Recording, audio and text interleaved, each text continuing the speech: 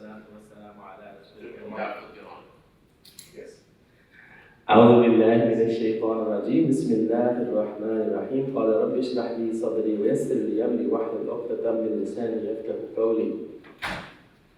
So I intentionally send slides after class.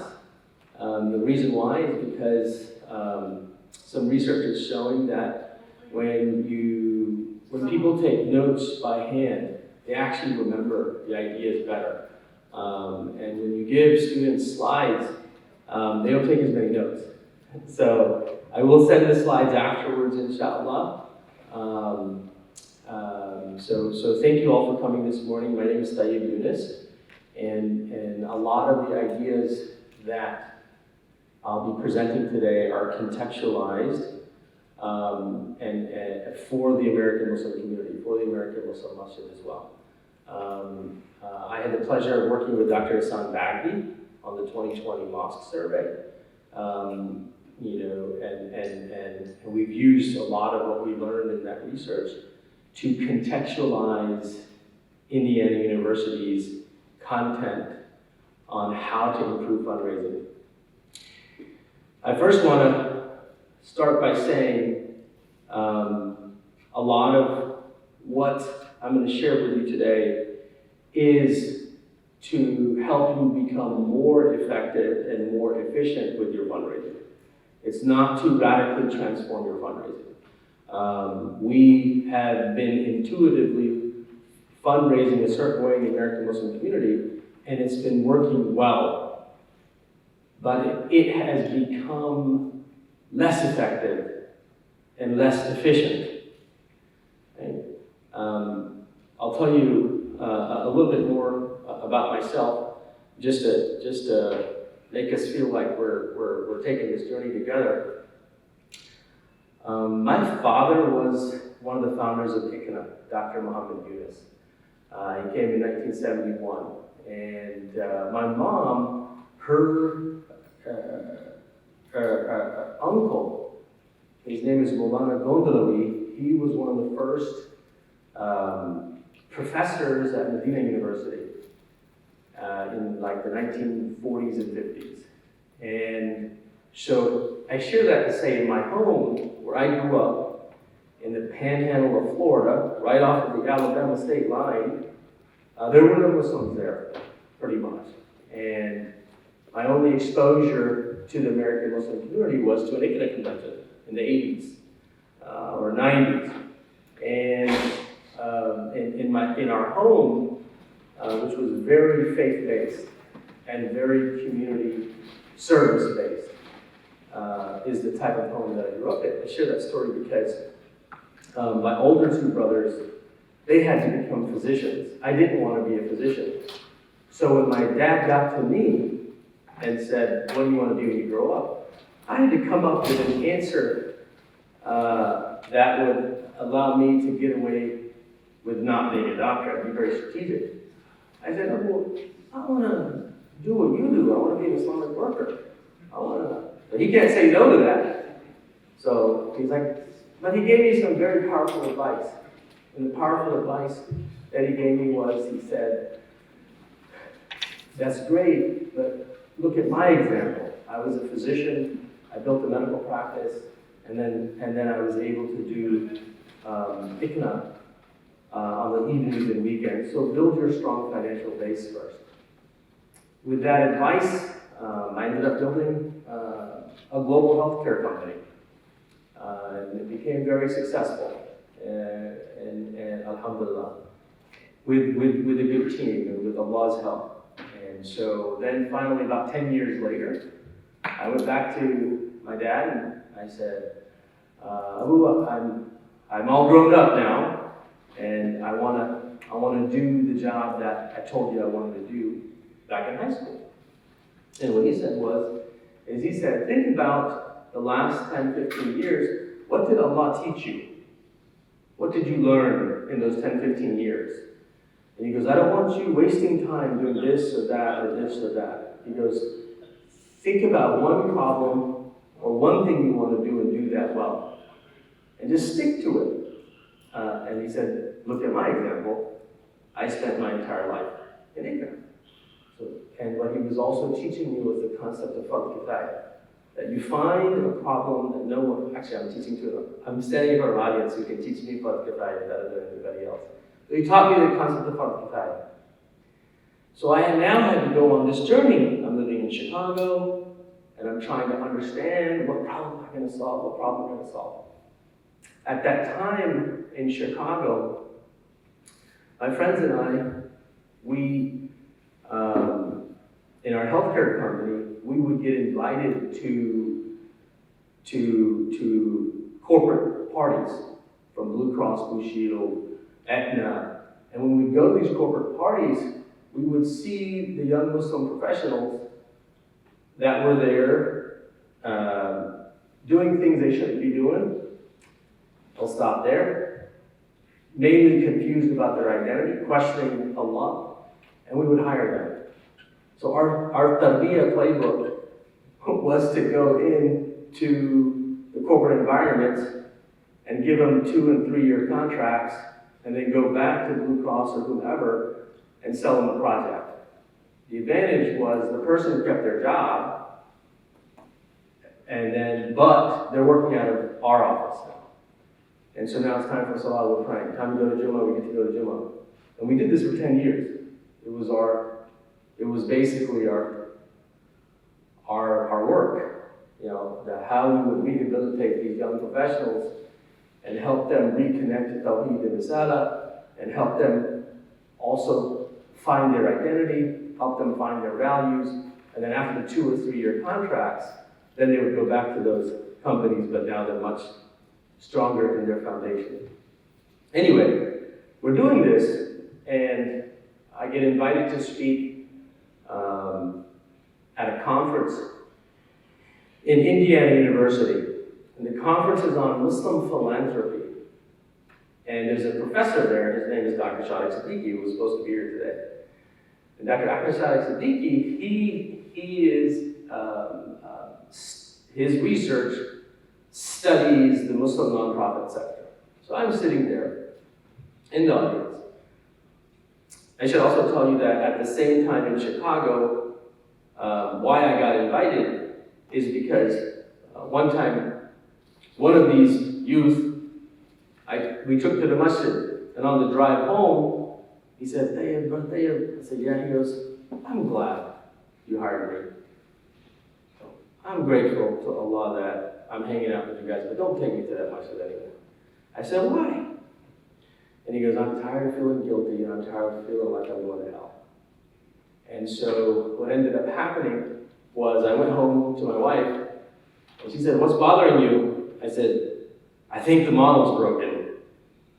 We've been doing this for 8 years, digging American Muslims out of a hole, and today, this guy tells me he doesn't want to go to the masjid anymore because he's tired of feeling guilty, and he's tired of feeling like he's going to hell." And she says, "Well, what are you going to do about it? What are you going to do about it?" So we ended up buying a building, and we ended up starting our own masjid.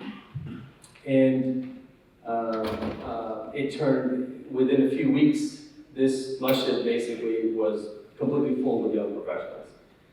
On the second floor, what we were doing was now asking them, what problem do you see in the world?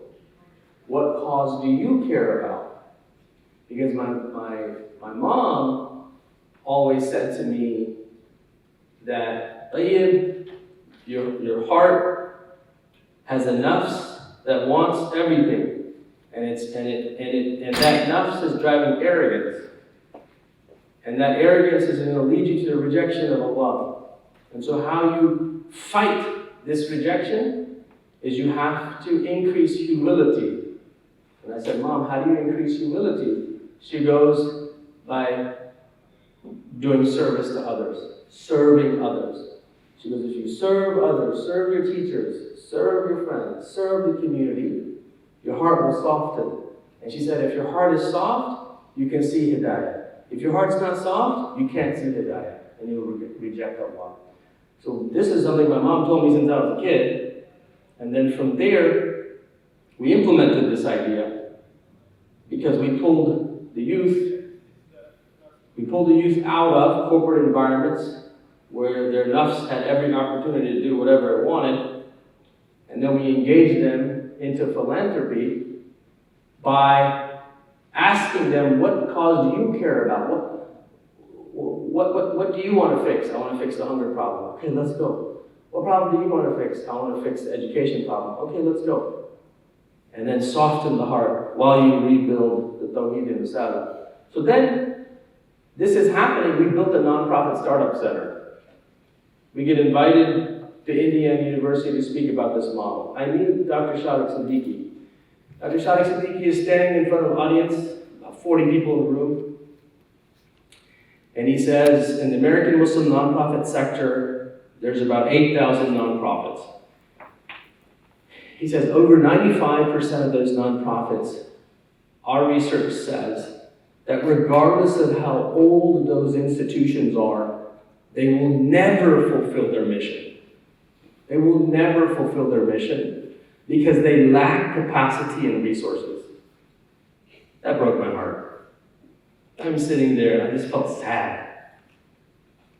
I said, out of 3.5 million Muslims in America, we've got about 8,000 that are organized or organizing fi sabilillah, and they will never fulfill their mission because they don't have capacity and resources. And so from that moment, then I went to Dr. Shadiq Siddiqui. I said, Dr. Siddiqui, how do we solve this problem? And he says, he's an academic. And so he says, through education.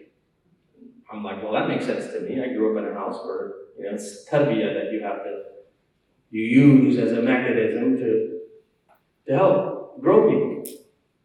I said, okay, what type of education do we need?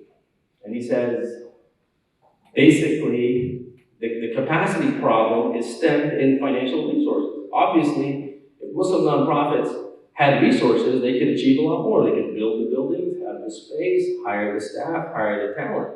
But because they don't have the resources, the leaders of these masjids are having to do everything and work 150 hours a week, which is probably everybody in this room. Right? So we have to help them with the financial resources and just show them a better way. Well, what's the better way? He says at Indiana University, we've got 30 years of research. Indiana University's Lilly School of Philanthropy is the only school on philanthropy. They've got the research. They've researched hundreds of thousands of nonprofits. In the US, there's 1.2 million, 1.4 now. So 1.2-ish to 4 million nonprofits. They've studied them. And they have, and I asked him, he said, Muslim nonprofits, the way we're fundraising is the way the rest of the sector has been fundraising for years, but they've moved on to more effective, more efficient ways. We haven't.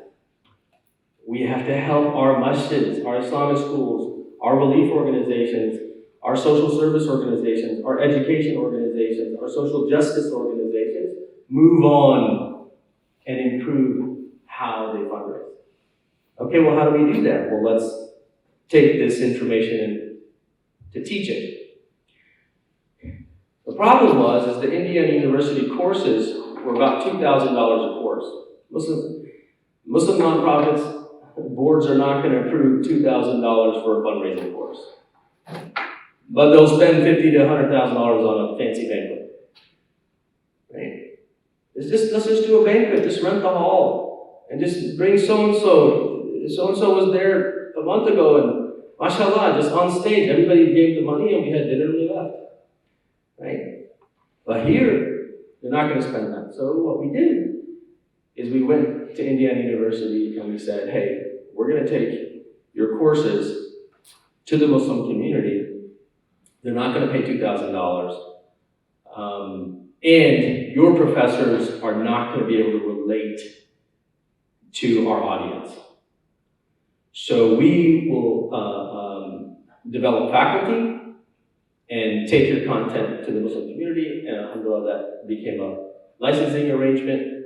And that started in 2017, and since 2017, we've now trained about 600 American Muslim nonprofit professionals on this, including Islamic Relief USA. Islamic Relief USA, moving them to the $120 million.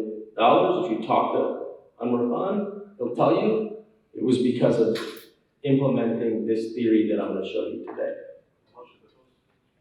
So the courses now through Center on Muslim Philanthropy are around 500. The reason why I say that is because we get funding, and we do our own fundraising to bring the cost down to less. So sometimes it's $250, sometimes it's $500 per course. There's 4 courses. Today I'm actually going to give you across the foundational components of the 4 courses. Right? So I and my staff went across all 4 courses and took pieces from each course. And that's what you'll get today. So you're getting the primary core knowledge today without the certification, without a lot of the details. That's what you'll get today. So now and I should tell you, after that, I was at that conference. I went to my father and told him, this is the problem I want to solve. He said, what's the problem you want to solve? I said, for 15 years, I built a global healthcare company that built capacity of small medical practices and grew them to specialty groups. That's what we did. I said, I feel like I need to do the same thing for Muslim nonprofits, build the capacity. He said, go do it. So that's what I do every day now. I sold my healthcare company, alhamdulillah. And now I do this, I get to do this all day long, every day. I was in LA yesterday. On Friday, I was with Muzammil Siddiqui at Orange Crescent School, met with Orange Crescent School Board. Maisa is the principal there, met with them on a fundraising strategy. They have a major gifts officer, Ahmed. Then from there, met with CORE, which is a refugee services organization. Met with MPAC, Muslim Public Affairs Council. Met with Jihad from Bayan Graduate School. And met with a few other organizations till Sunday. And it's always either a class like this, or it's a one-on-one, or it's a board development. But it's always solutions and training to fundraising. Since 2017, when now been working with about 400 to 500 nonprofits and masjids personally. There's a masjid two masjids in Las Vegas that my team is working with now to help them combine into one facility, raise funds for both masjids, as well as building a youth development program, as well as an educational program. So we're focused on helping the American Muslim, what I call social good sector, build capacity so that we can become more effective, inshallah. Good? You guys good?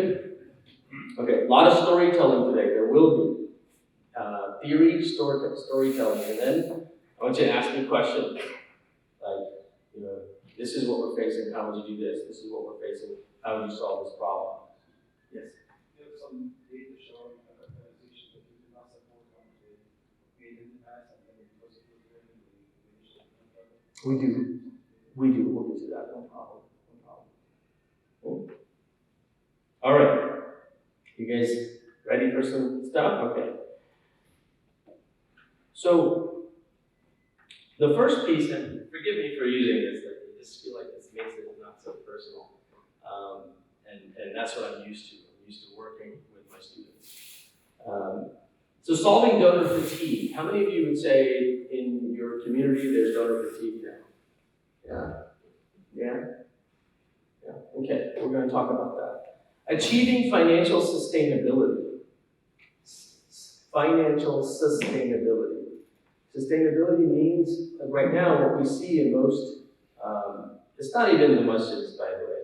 It is, we had a $500,000 grant to perform the first Muslim giving study. It's not published yet. It's not published yet, so I can't show the data. But I can speak to it because 2 weeks ago, our graduate students and our chief researcher, we have gone through the data. So I am going to speak to that. But the publishing will happen in the next month or so as the rollout schedule. Yes? Sorry, what do you mean by that? Yeah, fatigue. So, thank you. Please, I need help like that. Yeah. So sustainability, what we see when we look across all the masjids or nonprofits, is there's peaks and valleys. Peaks and valleys in their finances. I mean, overwhelmingly, and you know this intuitively, you know this from organizations, still today, the majority of giving in the American Muslim community is still Ramadan. However, majority of the money in Ramadan is still zakat. Whether the donors choose zakat as a bucket or not, our research is saying that they're still intending it to be zakat. The American Muslim community, let's say if you took all Muslims in America, how much would you say their giving is in a given year? Just guess, give me a number. All of American Muslims who donate, how much do we give a year? Nationwide. All of it. Yes. 100 million? 500 million? 2 million? It's 4 billion. 4 billion. A year. 4 billion. How much do you think are going to Muslim nonprofits? Muslim causes was the way that 20%. So on 20% of 2 billion, less than a billion, right? 4 million, something like that. How much do you think? How much of the 4 billion is going to Muslim causes? So that must be a question of more like I'd say about 1.5. Pretty close. It's 2 billion. So out of $4 billion, the American Muslim community is giving, 2 billion is going to Muslim causes. And why do I say the word causes? Is because, you know, when you register with the IRS, you either say you're faith-based or you say you're not faith-based. So someone could register, Muslims could register a nonprofit, but they don't say faith-based. So that's, you know, we still consider that a Muslim nonprofit in our research, right? Most of the relief organizations, they're not registered faith-based. So $4 billion to, I'm going to say social good, or philanthropy, they mean the same thing. Social good, fi sabilillah, right? And 2 billion is going outside. So what that means is there's a lot that we're actually not collecting for our organizations, right? By the way, one thing that we have to fix, inshallah, and we will, is Muslims in America give less than their faith-based counterparts. In other words, Christians and Jews in America are giving more than Muslims in America. Yeah. However, it's because one of my colleagues argues, and I agree with him to be honest with you, one of my colleagues argues that it's because we're a newer community and we have less money. So, this is one of the reasons. Really, because 55% of Muslims are living below the poverty line. Something exactly. That's exactly right. So he's saying that if we're going to say Muslims are giving less than Christians and Jews, we need to nuance that and say it's because of we're newer, right? We haven't been here as long, and we're not as richer. In other words, the Muslim community doesn't have old money. We don't have like 10 generations of money, or 3 or 5 generations of money, for example.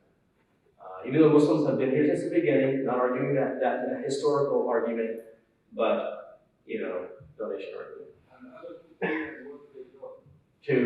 They're going to We're going to talk about some of that. I have some of the data I'm going to show.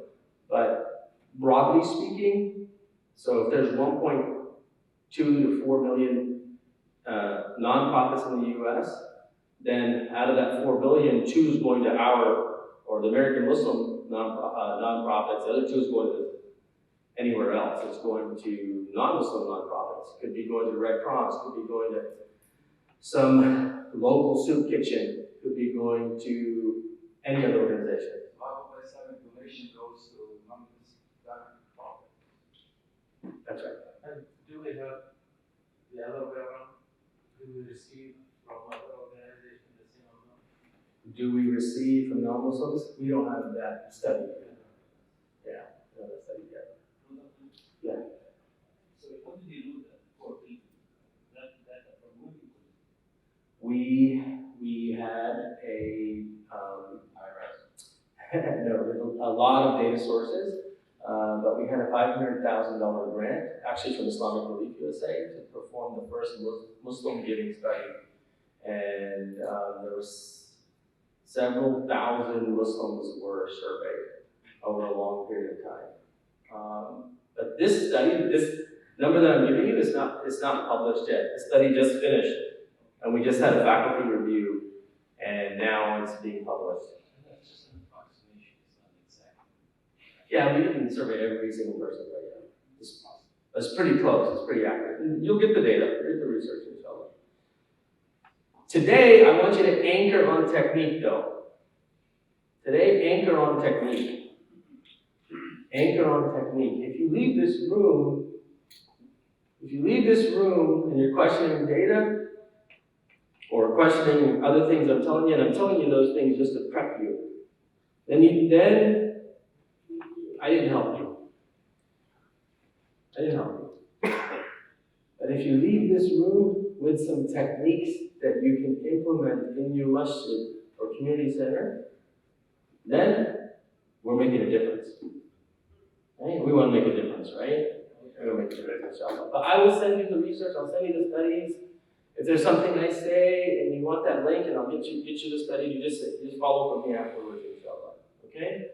I don't want to leave you without the knowledge, but I definitely want to make sure you leave with techniques. All right. So,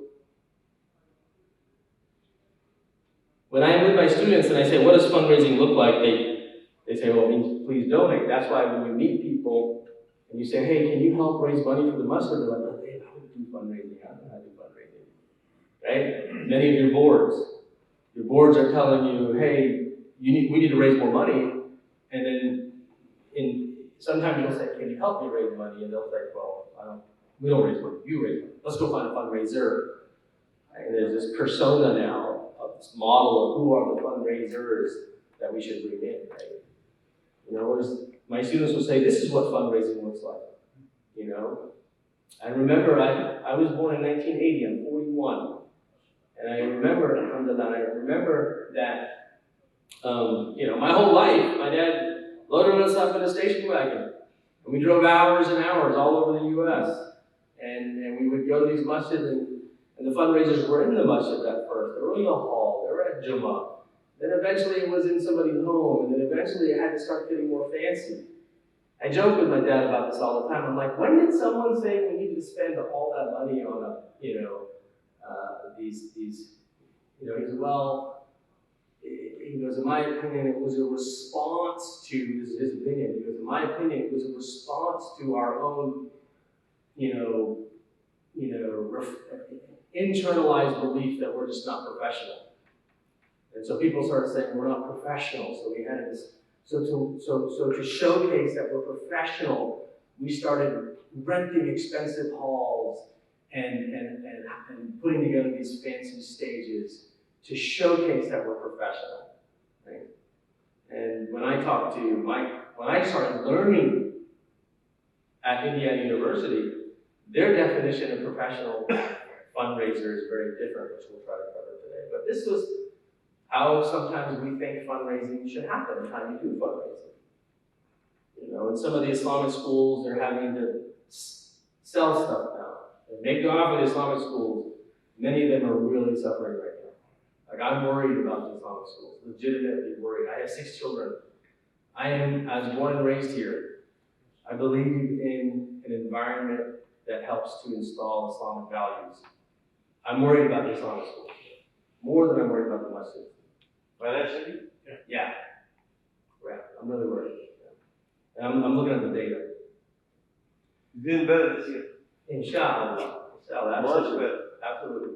And then sometimes we think about, oh, that one rich family, if we could just grab their collar, if we could just grab that brother, that sister, mashallah, every event they're the first to raise their hands.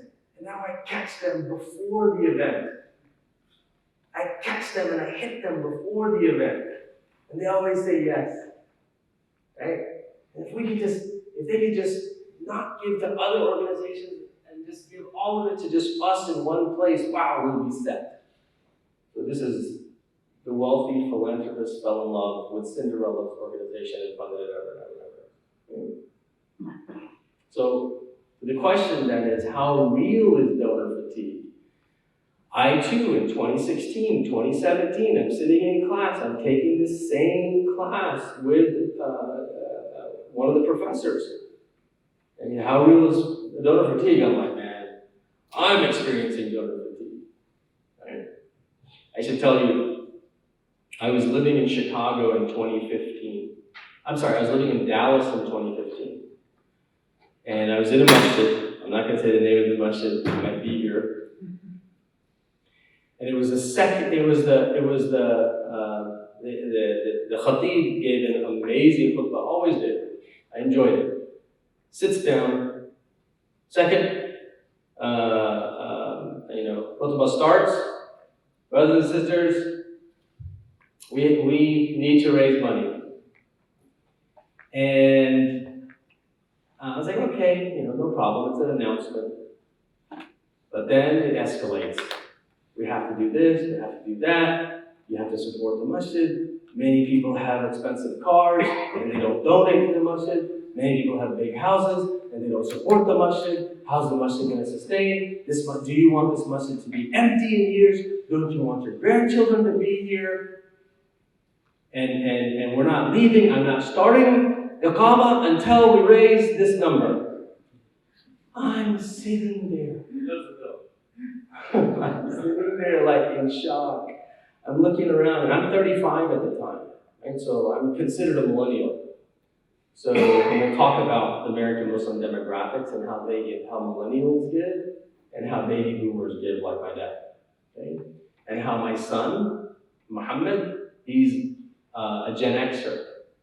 So my son's a Gen Xer, I'm a millennial, dad's a baby boomer, and we have some of the research. I'll show you their giving habits also. So I'm sitting now, and I'm looking around, and everybody's like, oh my God. Right? And then the khatib says, oh, I already spoke to so-and-so, and they have committed to this, mashallah. Because this is the pre-hit, right? Yeah. That's the pre-hit. It's the primer. So then continues, we are not leaving. But then what ends up happening is everybody's got to get to work. So now the pledges go up. People pledge to get their meal and leave at a banquet, or pledge to pray the salah and get back to work before they get fired. Right? They're already struggling with their bosses who are like, why are you leaving on Friday? I gotta pray. Is prayer like 2 hours? Right? So then what ends up that day I left, and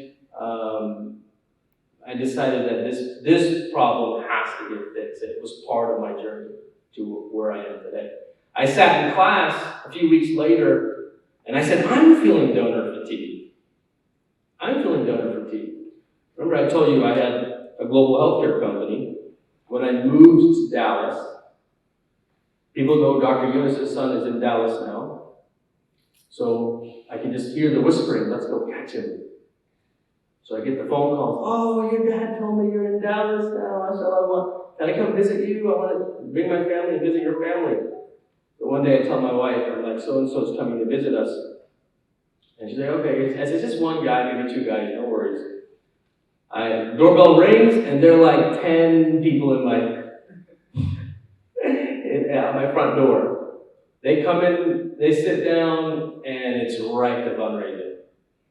And right to, whether they have, because if you look at my LinkedIn, you can find some stuff out. If you go to Zillow and look at my house, you'll find some stuff out, right?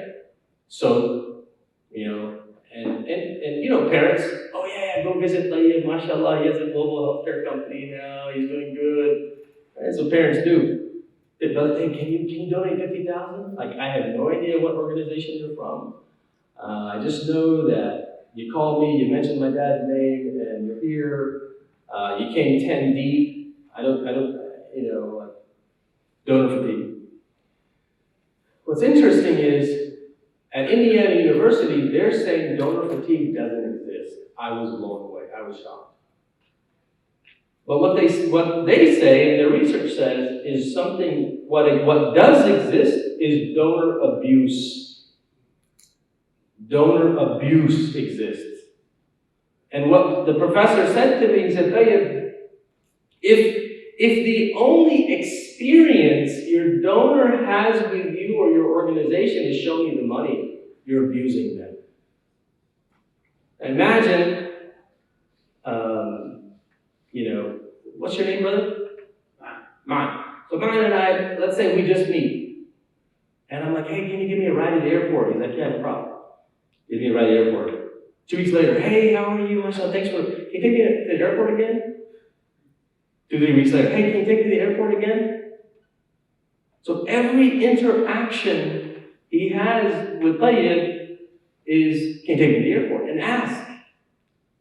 Then now this means I'm abusing my relationship with my brother. Right? We know this intuitively in the concepts of brotherhood in Islam.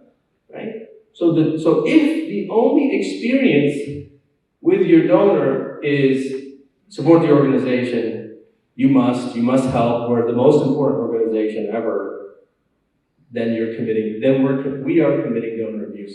I'm going to give you a prescription for this, inshallah, later.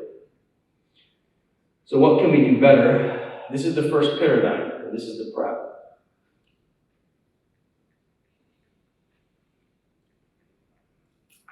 Fundraising is not an event. There's no event that single-handedly is going to magically raise all the money that you need. There's no technology that is single-handedly going to raise all the money that you need. There's no single activity or single person that's going to raise all the money that you need. Fundraising is a process. It's a process. There's steps. Just like tarbiyah is a process, right? Accounting is a process. Marketing is a process. HR is a process. Fundraising is a process. That's the first paradigm in your mind. Paradigm means you thought of something one way, and now you need to think of it differently. You thought of something one way, and now you need to prepare yourself to think of it differently. So you have to think of fundraising from being an event, someone who just asks on a stage in front of a lot of people. How do we get as many people as we can in front of the best person who can ask and who knows all the hadith and the ayats and speaks well, and how do we achieve that? This is how we think of fundraising today. And then this model gets deployed in a banquet, at Eid, at Jumu'ah, wherever. And unfortunately, this is anecdotal, this is not research,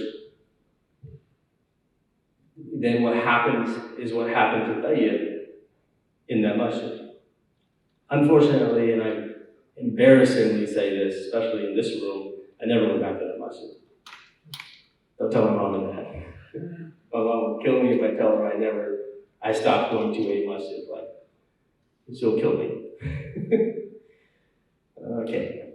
So a process that ensures the right person is asking, the right prospective donor for the right gift, for the right program, at the right time, in the right way. These are called the 6 Rights of Fundraising.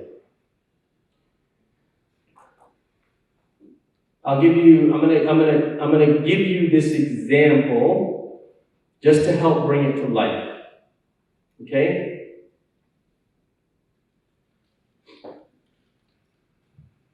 If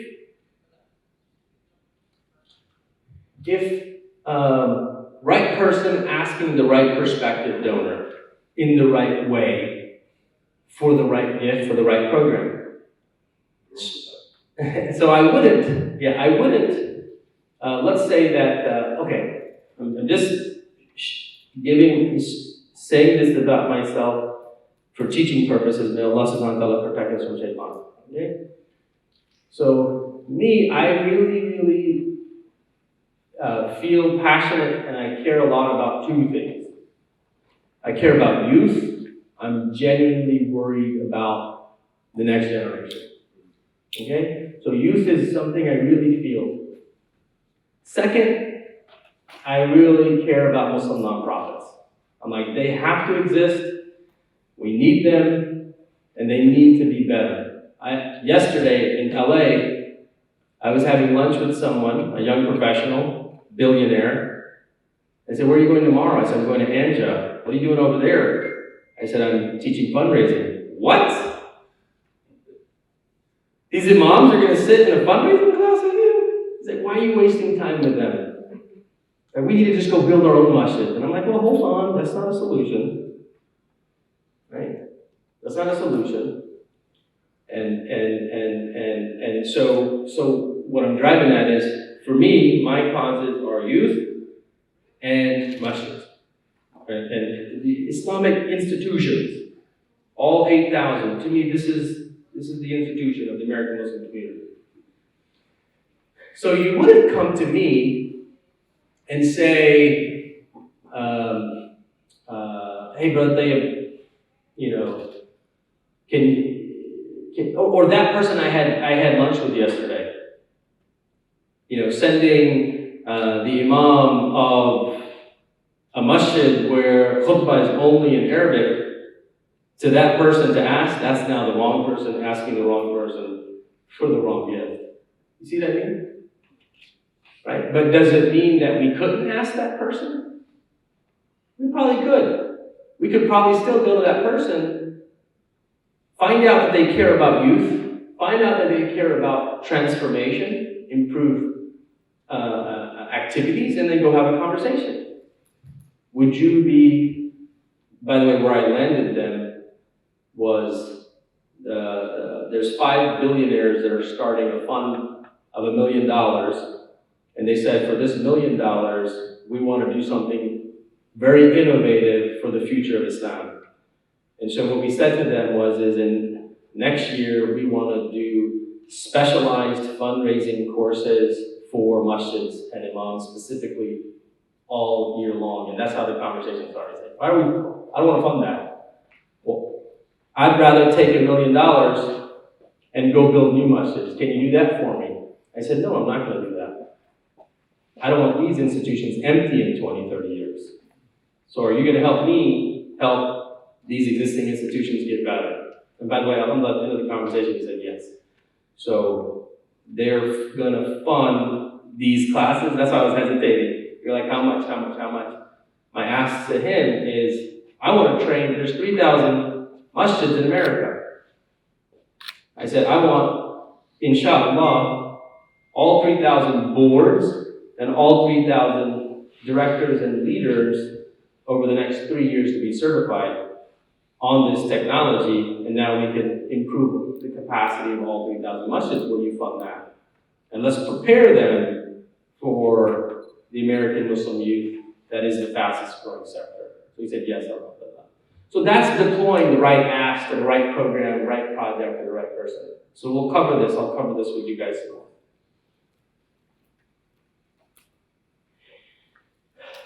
So the next paradigm shift is, you always hear this word developing. When you think of fundraising, think of it as developing, and developing is a process.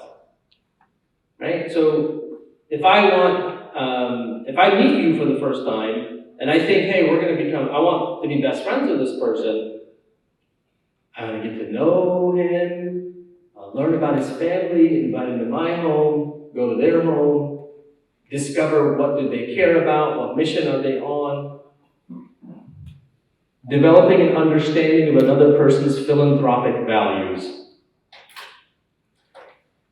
How many organizations do you think a major donor donates to? How many? Yeah, in 1 year. 10. Anybody else? A major donor in the community, 50? 10? $100,000? Okay, dollar amount. It's actually 7 to 9. You're very close. A major donor, so in your own banquets, you all know that one family that always you can just pick up the phone and call them. That person, according to this research, is giving to 7 to 10 organizations. I had one brother and sister, husband and wife couple. They're billionaires, Muslim, and mashallah, they give a lot. Most Muslim billionaires I know give a lot, mashallah. He goes, Tayyib, I give to 60 organizations. And in my 60 organizations that I give to, he goes, the majority are $5,000 or $10,000. But there's a few that I write anywhere from $1 to $5 million. And he goes, you know why that happens? It's not because, I value that organization more than my masjid. He goes, it's because my masjid invites me to their banquet, and the guy keeps calling me and asks for $5,000. And the guy on stage starts with $10,000, not knowing that I'm writing $2 million checks. So the reason why, the research says, this is not our research, this is IU research, the reason why people don't give, the number one reason why they don't give is because they weren't asked. Yes? How do you know where to ask? nobody gets asked, right? Just share with us.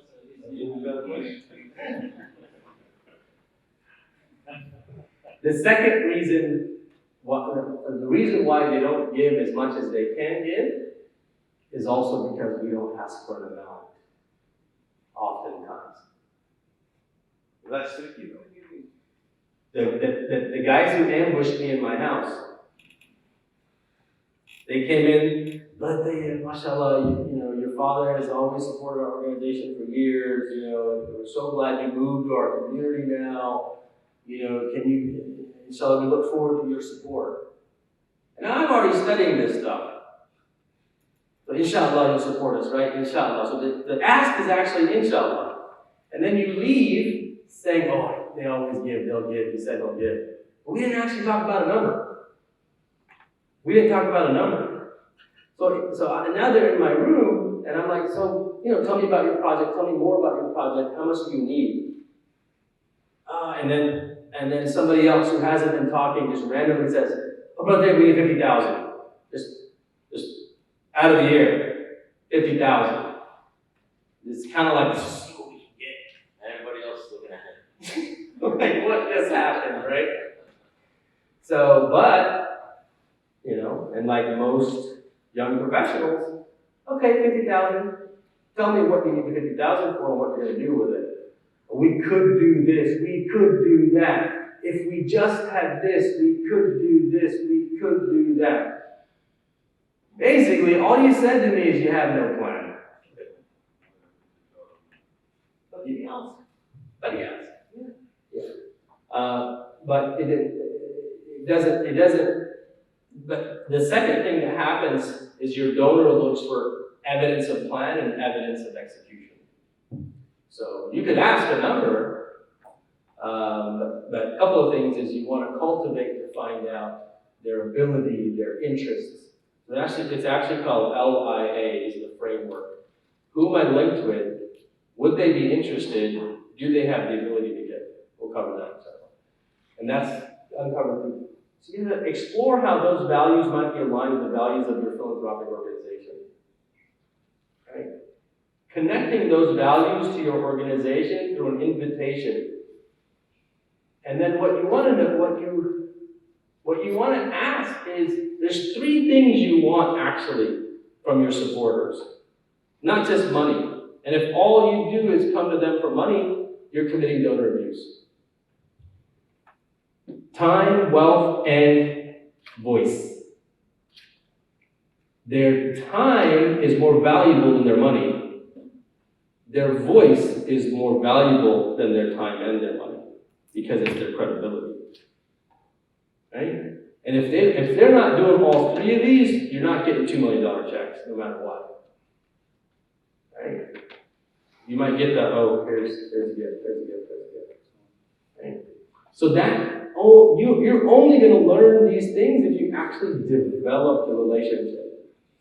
For me, when I tell my students, you guys, we can take a break in a little bit, but for me, what I tell my students is this: I want you to delete fundraising from your mind. I tell my students, delete fundraising from your mind and focus on relationship raising. Build relationships with individuals to the mission of your organization. Where is your organization going? What difference is it actually making? Yes? This point actually will work very well with the local fundraiser for the local community. How about the one who visit more than state, or how to build a relationship with individuals in different states or different places? Yeah. Very good question. So, what we'll cover a little bit later today, but I don't want to leave you hanging, is we look at an organization's donors, supporters. So if I say donor or supporter, I mean the same thing. So we look at an organization's donors, and we segment them by base donors, mid donors, and major donors. And then the technique to build relationships with your base, the technique to build relationships with your mids, the technique to build relationships with your majors is different. For most of my Islamic centers and my community centers and my masjids, most of the masjids for me, I think it's the community center, supporting the whole community. So the masjid, usually the board or the imam have nationwide relationships. And they're usually bigger donors. They're spending more time on large donors who are around the country. So those, we deploy a major gift strategy, a major donor strategy. And if I were to simplify how you do that, really simplify it, is like, I'll use Islamic Relief for example. So Islamic Relief, last year after Shahada, said, we want to expand our major gifts program. Because what we did was we looked at their data and we saw that they had very few major donors and many small donors, which is true for many Muslim nonprofits I'm studying. That you have 1 to 2% of your donors are contributing big checks, and many donors that are writing small amounts, right? So they wanted to grow the major donors. So what we did is we expanded their major gift team from 3 major gift officers to 15. And then took all the donors at the top and put them into lists and assigned them to each of the 15 major gift officers and said, this is the relationships that you're managing for Islamic Relief. We do the same thing with masjids. With masjids, what's happening is the same imam or board chair is responsible for all the donations and all the donors. And it's not sustainable. Not sustainable. So what we do with masjids is we take the top donors and put them into a portfolio and assign them some to the imam, some to the board chair, and if you can get other board members involved, you're assigning them to them. The rest of the donors, it's basically, there's different techniques which we'll cover today. So that's how you kind of handle that, the nationwide. Yes, sir. So they're already donating, so why not assign somebody to them since they already are donating? Because we want to upgrade them, we want to renew them, we want to make sure that we don't lose them. Show appreciation for them too. We want Thank them for this. Show appreciation, stewardship, and we'll talk about that. Because what will happen, yeah, brother? I'm trying to understand what would be a good example of asking a major donor for their time. Yeah, great question. Great question. So, what's that? Also their voice, absolutely. So, Of course, like, asking them to advocate to their friends and others. What would you ask them for time? yeah, so a couple of things. What we do is, with the masjid, each of you, the masjid leadership, they know who are the families, what I call founding families, or founding funders. There's actually a crisis that one of my colleagues is predicting right now, that the founding families and the founding funders are actually dying off right now. And he's comparing the American Muslim community to a Swedish Christian community that came to Chicago and they established something called Andersonville. And so in the early 1900s, these Swedish Christians, this is not my research, one of my colleagues, the Swedish Christians came to north of Chicago. They said, we want to be in Chicago because there's bootlegging, drinking, and problem. We'll go just a little further out. They did what we do. And they built their first church. Then everybody moved in. They built neighborhoods, kind of like in Dallas, urban Dallas. They built neighborhoods. Everybody moved in. The businesses started. They built clinics, turned into a hospital. They built schools, turned into a university. And they did that in 2 generations, kind of like us. But then what happened is by the second generation supported the institutions largely because of they saw their immigrant parents work so hard. And then by the 3rd generation, they moved away from the Andersonville. But they would visit. By the 4th generation, they stopped coming, and now the churches, the businesses, the homes are all sold off. But Andersonville, they also studied by the 4th generation, they didn't lose their Christian faith. This is happening in the Muslim community too. They didn't lose their Christian faith, right? But they stopped visiting those institutions. They actually started doing 3rd spaces. Kind of sounds like us. Those same kids that were 4th generation, they started meeting in other spaces. And so they're actually called church-less communities. Church-less communities. It's happening to us too. We're becoming a masjid-less community. The unmosque, yeah, of course. So, so how do you get your major donors involved? Well, a couple of things. One is what we do is we look, your founding families, your founding funders, they have expectations and habits. And their expectations and habits are largely a response to our expectations and habits to them. Right? So to change their expectation and habits, we have to start with our expectations and habits that we deliver to them. That's one. Now, my prescription is bring your founding families to a conversation. In that conversation, you start off by saying, thank you for supporting us for all these years. But we believe that this burden now needs to be expanded beyond you and your family. They're going to say, yes, thank God.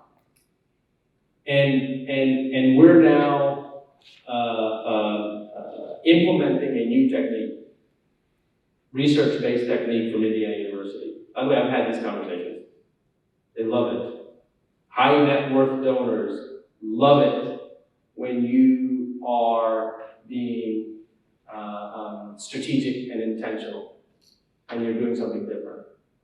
So you say, hey, we're doing this now. Can we, first of all, you say, what do you think about this plan?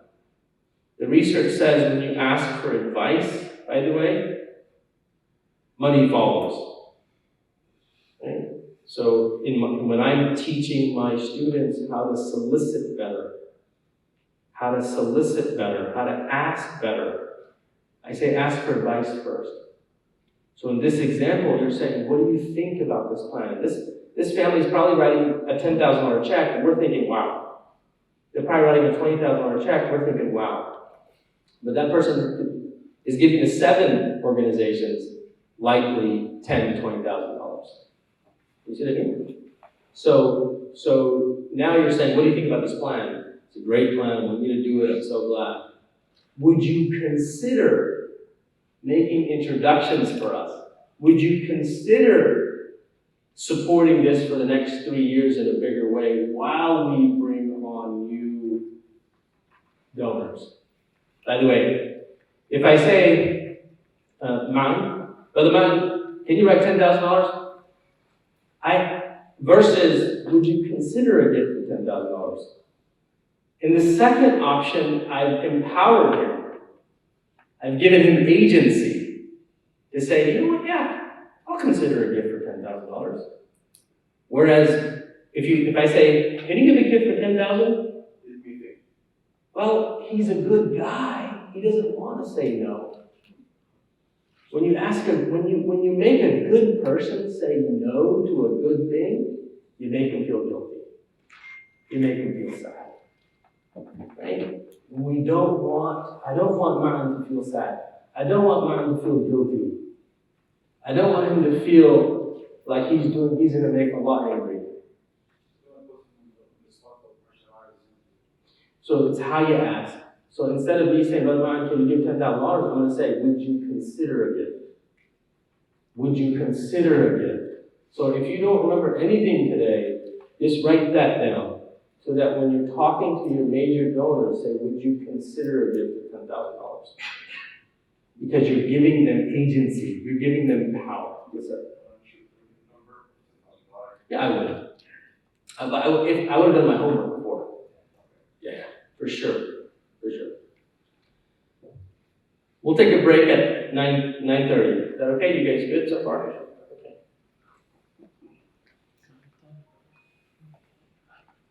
One other quick piece. Yeah.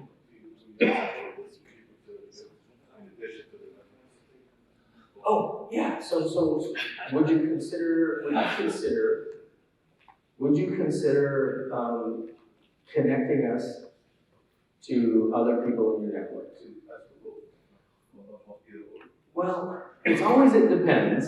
It always depends, but typically when major gift strategy, until you're going to take the class, I'm going to see you in class. In the major gifts class, there's actually 8 steps to work a major donor. In those 8 steps, on average, you should have at least 10 to 15 interactions with your major donor in a year. Every interaction should not be an ask. You can have up to 3 types of asks.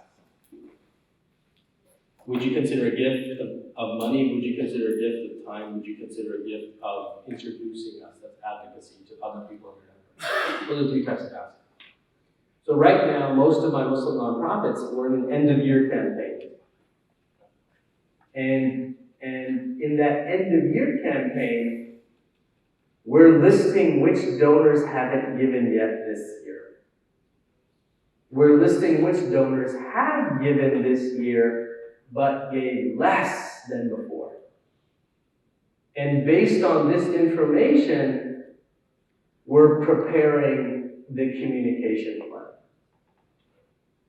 In the old way that we did fundraising, we would just plan an end-of-year banquet and drag everybody to an event and start an auction. You see the difference? Option A, this is more strategic and intentional. Identifying the folks, knowing what they gave or haven't gave, planning your interactions, planning your asks. Good? That's good. Before the event.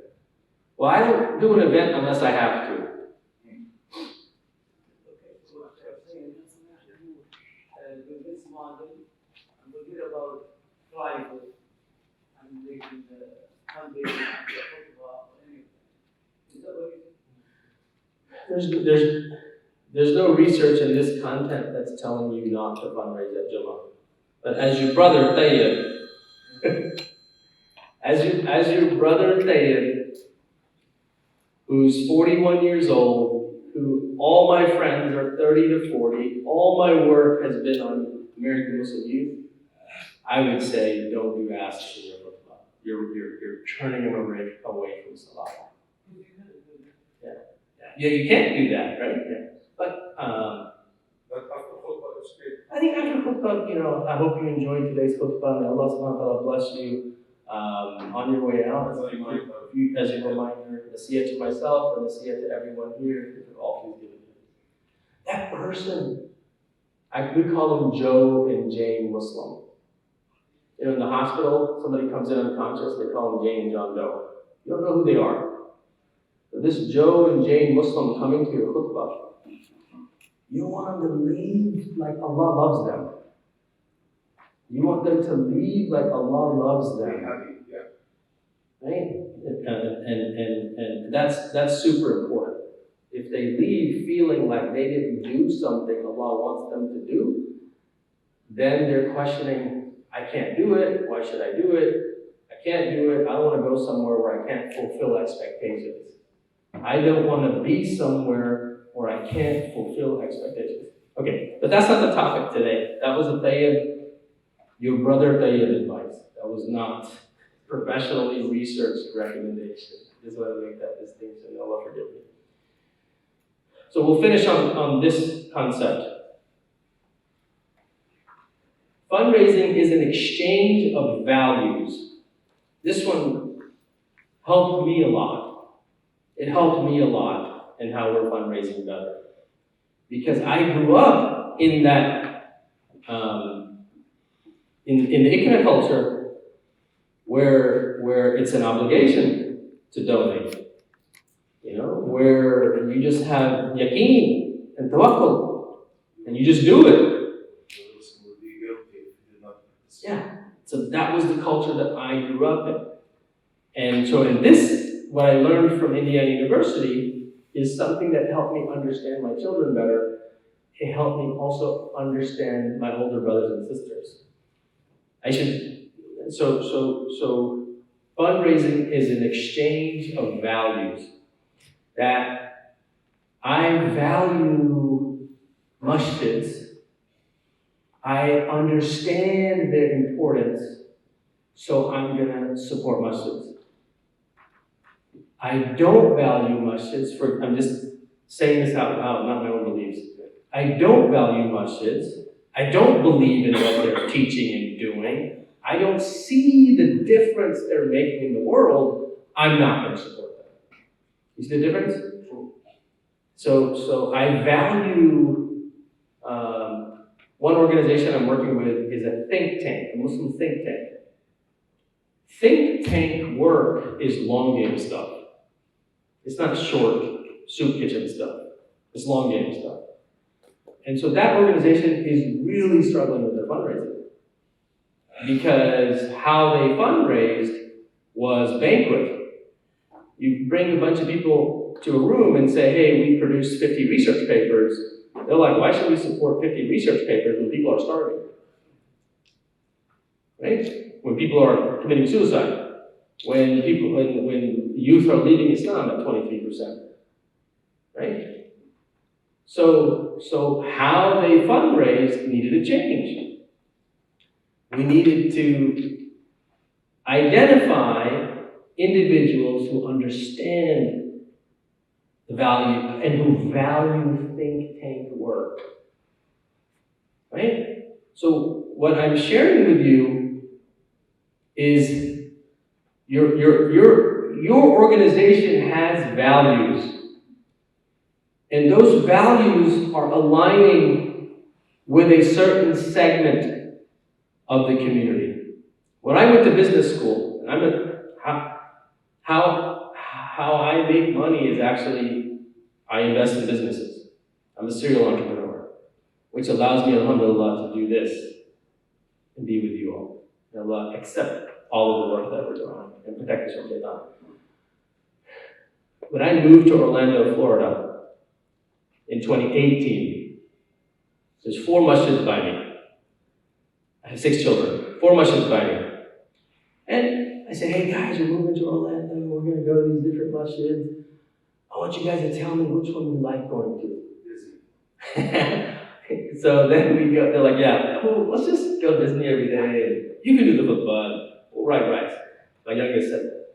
So first we went to one masjid, and the khutbah is basically 100% Arabic. 100% Arabic. Get in the car. Abu, we can't go to this masjid anymore. I have no idea what they said. It's my 8-year-old. Such a waste of my time. I'm like, your time? Yeah, the youngest gets spoiled. I don't know what to do about that. The older guys are like, she gets away with murder. We go to another masjid. It was Arabic, English, Urdu, Arabic. Yeah, no, maybe Pashto, I don't know. Same thing. Kids are like, can't go there anymore. And this happens again and again. We get home, and they're like, Abu, you work with nonprofits, you need to get on the boards and change these masjids.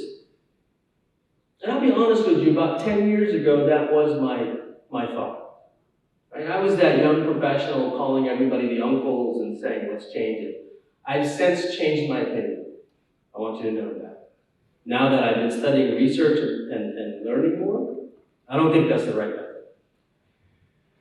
However, what I said to my kids was, I said, guys, if I jumped on these boards and started a campaign to change them, which people do sometimes, I said, your grandmother, my mom, she enjoys hadith and tafsir and Urdu. Where's she gonna go? Yeah, you're right. So don't jump on that board, jump on the other board. Nobody speaks Arabic in America anyway. I was like, yeah, I could do that. But your grandfather, he speaks Arabic and he enjoys Fusha Arabiya. He likes to practice that. My dad's 80 and mashallah, he's speaking it now. He's taught himself and went to classes. They're like, yeah, you're right. He goes, so what are we going to do then? Where do we go? Right? So what I'm driving at is, what I'm learning in my research is the American Muslim community is not the same all the way around. And it's okay. It's okay to know your audience, and it's okay to bring your audience along and develop your audience. The fundraising research says if you know your audience and you develop your audience really, really well, you'll be successful. The business theory that I study says if you think everyone is your audience, then no one is your audience. You gotta have a niche, you gotta have an audience. And that's a good thing. So if your community center's core competency is you can deliver tarbiyah really, really well in Arabic, and there's an Arabic speaking community around you, do it well. Do it really, really well. If your core competency is that you can deliver tarbiyah. Tarbiyah is molding, right? That's what somebody told me. That's what it is. Self-development, right? There's some molding and development happening. And if you can do that really well in Urdu, then do it. Connect to that community and develop that community, right? So, and if you do that, you're aligning with an audience that's going to experience value. Right now, your audience probably has no clue the difference that you're making. They probably looking around saying, I have no idea where they're going. It's just a masjid, it's just salah, it's just knowledge. So having clarity in your values, you will connect with a supporting audience that will be better for you.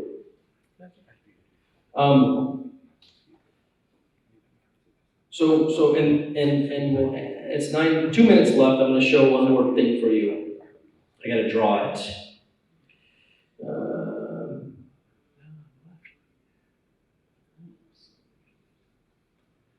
Nonprofits have something called the value exchange problem. The value exchange problem that corporations don't have. Okay? And if you understand this value exchange problem, you'll be better equipped to build value-driven programming. Value-driven programming. And programming that donors value supporting. You want value-driven programming that your donors value supporting. With me? Okay. So this is the value exchange problem. This is not it. Go back.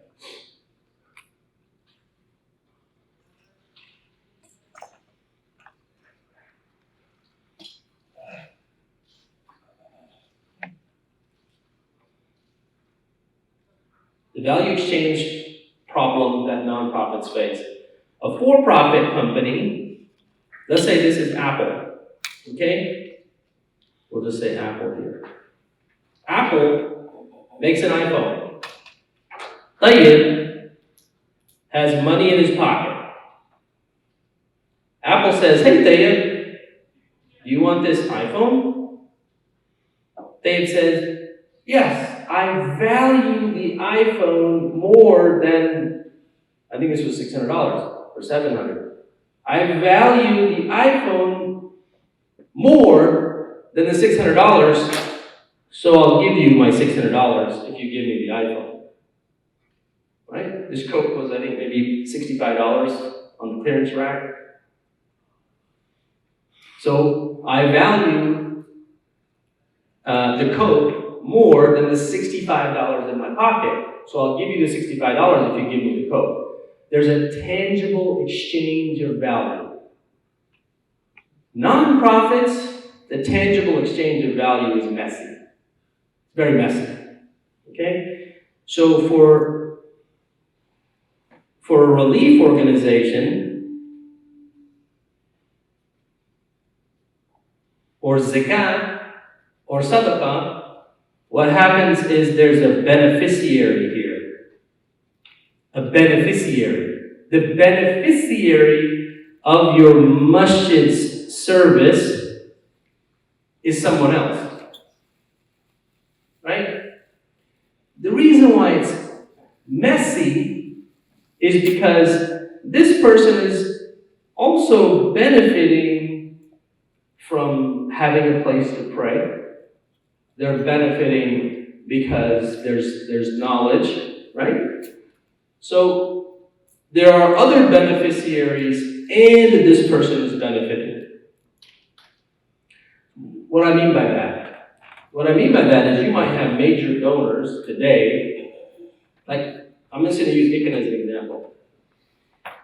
Ikana has a major donor, like my dad, who is experiencing value and also supports it because he sees the value of how Ikana is benefiting others. But, and hopefully he never sees this video, but my son Muhammad, there's a very low chance he's going to support Ikana.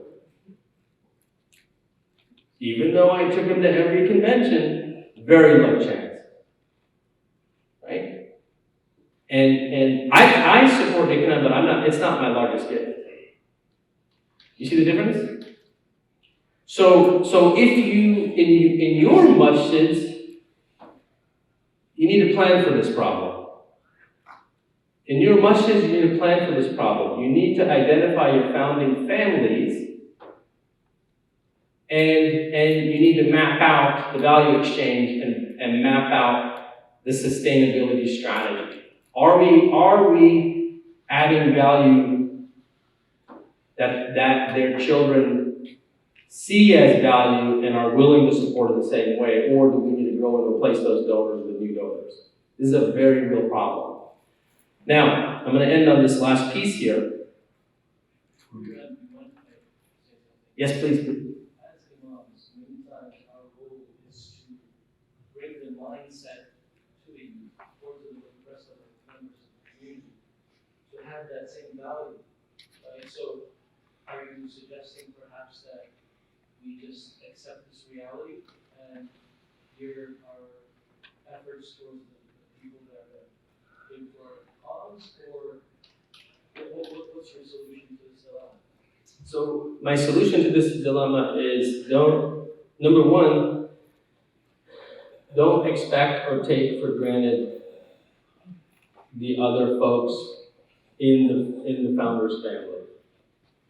Treat them as individual constituents that I need to build a relationship with. Right?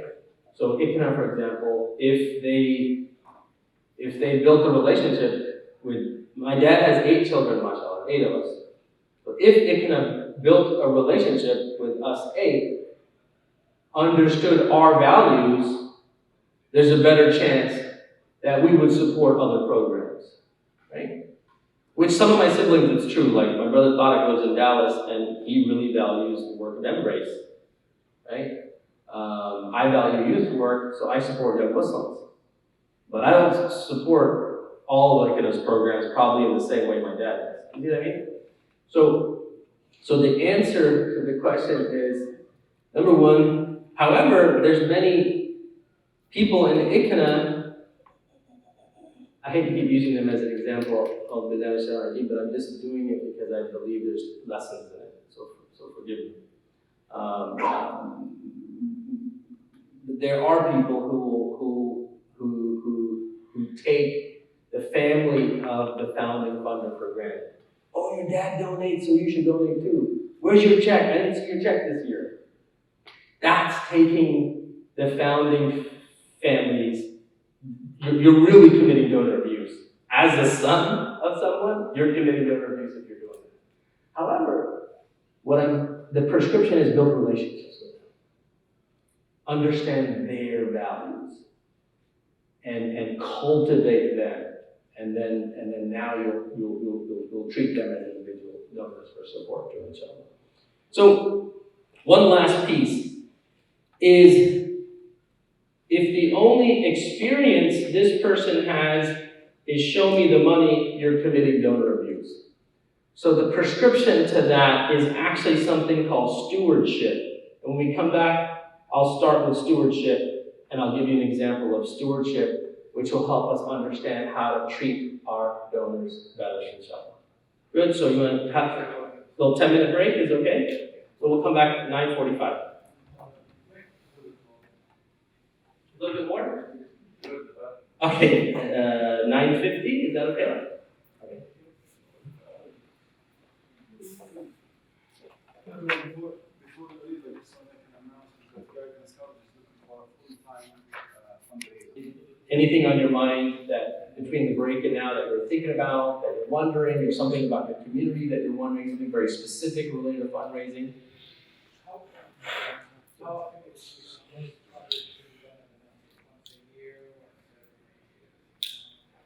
Yeah. Can I answer what I think you're explaining? Yeah, go for it.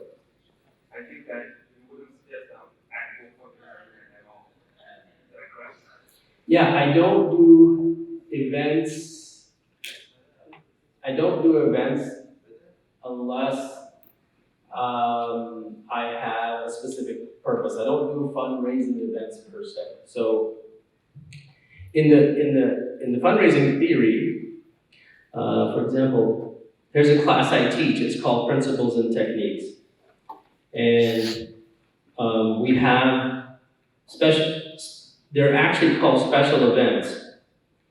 And the special events By the way, if you look here, there's a concept, oh, you can't see my screen, whoops. Let me switch over. The question was, when do you do a special event?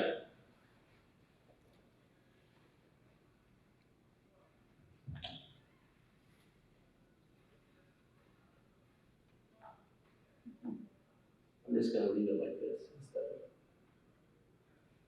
So this is a class we teach called Principles and Techniques. It's an 8-week course. And in this 8-week course, there's a section called Ladder of Effectiveness. And the reason why it's called Ladder of Effectiveness, it's basically saying here's tactics and here's where they are in terms of effectiveness. Your special event is actually not at the top of the ladder. What I tell my students is a special event or a banquet is a tool. It's a tool. It's not fundraising. Remember, fundraising is a process. So fundraising is a process.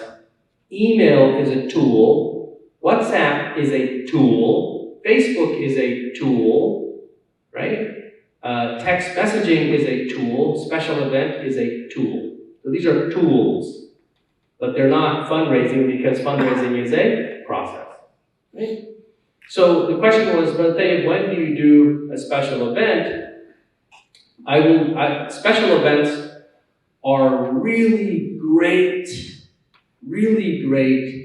for base building your base of first-time donors. They're not good for upgrading donors. I don't use them for major gift work. I don't use events for major donor work because you actually end up under-asking your major donors. You under-ask. So, for sharing these tips. Being that a fundraiser is a process. Okay. Where we want to get is passionate giving, rather than robotic and obligation giving or guilt giving. Right? You want passionate giving. You want them to believe. You want your donors to believe in the mission of your organization. Understand where you're going. You want your donors to know that the thing that is top of mind for you is you're solving the youth problem, or you're solving the elderly care problem. I have a masjid in what's happening, mashallah, in the American Muslim community. I think it's great, especially for me when I get older, is now you have these adult Muslim communities now, retirement Muslim communities now. I think it's great, especially for me when I get older. We have some. I think it's phenomenal. And that's a niche. That's a niche, right? So what you want to achieve is you want to achieve passionate giving. And passionate giving, there's fundamentally two components to that. One component to passionate giving is aligning values, which we spent a lot of time on that. The other component to passionate giving is continuous alignment, which happens with stewardship. Continuous alignment happens with stewardship. Stewardship starts with a thank you. Stewardship starts with a thank you, ends with a renewal. Starts with a thank you, ends with a renewal. Okay? And I'm going to give you just to warm you up a little bit, I'll tell you, this is a fictitious story, but it brings the concept of stewardship and donor abuse to life a little bit better. So I have two older children, Muhammad and Alia. And Muhammad, he goes to NYU, and Alia goes to Hofstra, both in New York. I live in Orlando, Florida. He's nodding his head, New York. So let's say Muhammad calls me, and every month, this is true, I put an allowance in their account every month, the Zelliot transfer. So every month I put an allowance in their account. I bet many of you probably do that for your kids too. Muhammad calls me, he's like, hey, Dad, Abu calls me Abu. Oh, I need another $100. Okay, no problem. I'm in a meeting, I'll do it, catch up with you later. And I just, put my class on hold and send him $100. He's like, hey, Abu, I need $100, right? A week goes by, he's like, hey, Abu, I need another $100. Okay, give him $100. Another week goes by, Abu, I need another $100. All right. I go back to my wife and I'm like, what's going on with Muhammad? Is he on drugs? Is he got a girlfriend and all the that? What's happening? Why is he every week he's $100? Is he trading on the market? Is he gambling? What's happening? Allah protect him. I'm in sujood, right? Then next week, oh, I need $100. Dude. Whoa. Like, son, what is going on? We need to have a conversation. What are you doing with this money? I put an allowance in your account every month. You asked me for $100, I give you $100 every month. Every week, I'm at like $1,000 now. I don't even know it. Okay. Let's do the same story with my daughter. And I make my bias known to my children. That there's a bias to the daughters, right? And so Alia calls me. She's like, hey, Abu, first of all, thanks for letting me come to Hofstra. Thanks for sending me to Hofstra. I can't imagine how much of a big deal it was for you to let your baby girl go all the way to New York. Woke up this morning, started my day at Fajr. I had an awesome day. Thanks, I'll call you. When's your last meeting? 5. Okay, I'll call you after 5. This is all in a text. After 5, she calls me. She's like, hey, I had a great day. She's like, Dad, by the way, I thought I packed everything to live in New York. Turns out my friends are telling me about these snowstorms. And what do you think about snow boots? Do you think I should have had some snow boots? I'm like, yeah, I think it's a good idea. You probably do need some snow boots. She's like, okay, where do you think I could get some? Which was? Would you consider? Yeah, it comes later. It comes for sure. So she says, what do you think I could get some? I said, I don't know, maybe Walmart has them, maybe, I don't know, what are the other, find out what the other kids are doing. Honey, and see what they're doing. Oh, that's a good idea, Dad. All right, I'll find out. I'll get back to you. Next phone call, a few days later, he says, oh, all right, so here's the deal. Walmart has snow boots. They're about $50 or so, $35. A little rubbery, a little plasticky, but they'll get the job done. There's also these really cool Timberlands that are durable, lifetime warranty. They come in every color that'll match all my hijabs. They have a gray that's a little universal. I could get one that matches about 60% of my closet. I don't know, what do you think? Which one would you consider? I'm like, honey, you know what? Why don't you get the Timberlands? All right, 1 matches half my closet. 2 might cover all of it. What do you think? Would you consider maybe both a good idea? Yeah. So she goes and buys both. Now, here comes stewardship. Okay? Stewardship is, she's like, oh, I just got the funds in my account. Thank you for sending that over. I'm gonna go this weekend to shop after my exam that I'm studying for right now. Really hoping for that A. Serious stewardship. She's doing her homework. Then Saturday, she's sending me pictures. Decided to stop by Walmart anyway, just in case. Although she has no intention to buy the Walmart shoes, right? But just in case, she sends me the picture, and then she sends me right away to Timberlands. Are you sure we should still get the Timberlands? Like, yeah, the Timberlands look great. Then she sends me, oh, they have a 2-for-1 sale, but I might need an extra $50. Guess what? She just upgraded me. But I was happy to do it. I didn't think she's irresponsible that all of a sudden the prices of construction and wood went up and we need an extra $100,000 above our construction project. You see the difference?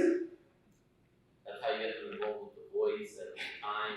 Get them involved in the voice at the time. Then she buys them, and then just to continue the story a little bit more, now she wears them, and the first snow happens, and she sends me a picture And she's like, takes a picture of her feet in the snow, and she's like, my toes are so warm because of my amazing dad. And lots of blah, blah, blah. Of course, it was a fictitious story, so I added that in. Right? But that's stewardship. And then she sends me a video with her and all her friends. Like, thank you, Uncle. We're all matching, and all their shoes are in the picture. Now I feel so good that my daughter's being left out. That's stewardship. That's stewardship. Stewardship is bringing your donor along on the journey, not treating them like a customer. That's what corporations do. Corporations have a brand problem. Their brand problem is that they only exist to make their shareholders wealthy. That's the brand problem. Nonprofits, we have to delete brand and return to mission. Our missions are worthy for support. Actually, Harvard's research says people are more purposeful than profit-driven today. They're purposeful. So if you highlight your purpose and clarify your mission more, and you connect people to your mission more, they'll be more tied to it. So stewardship starts with a thank you. Research says, and I can't tell you how many nonprofits, they have the annual receipts wrong every year. The annual receipts, if you can't get the annual receipts right, you know what major donors look for? Evidence of good management. So you basically miss that one big time if you just can't get the receipt right. It shows that you do not have good management right away. Research says that for major gifts, within 24 to 48 hours, they should have a receipt by email. And for all my nonprofits, I also send a physical letter, receipt to the house. Every once in a while, I get the phone call from someone like my mom who says, why are you wasting money? And I say to her, Mom, you're right. Are you happy to only receive the receipt by email? Yes, thank you for saving us money. Make the offer the rest of the donors. Many of them like to have it physically because it helps them with their account. You see how I educated Mom? What I hear most of the time with my nonprofits is we get advice from one or two close donors and we think all of our donors feel the same way. And that's not true. Right? So start with the receipt and then share the impact. That's stewardship. Now, did you get any stewardship templates? Muslim entrepreneurs, more philanthropists. Let's foster that. Let's nourish that. Right?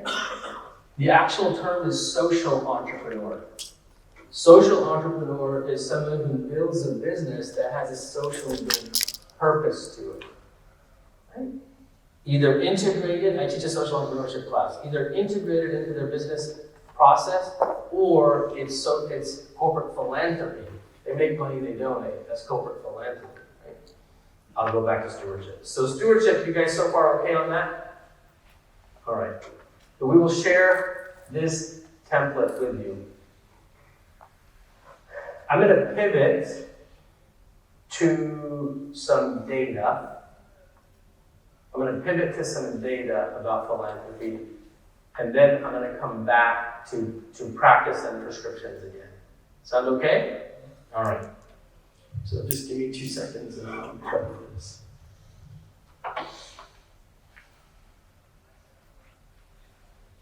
While you're doing that, Yeah. How can we stay in touch, or how are you gonna send this to us? So 2 things. One is I'll give you my email address. Number 2, I'll send it to the Amgen program so they can share also with everyone. So you may know you will send it to us. Yes. And Valentina, who's my executive assistant and special project manager, she manages my email, so she'll send it right back to me. She'll also she gets it. What you'll get now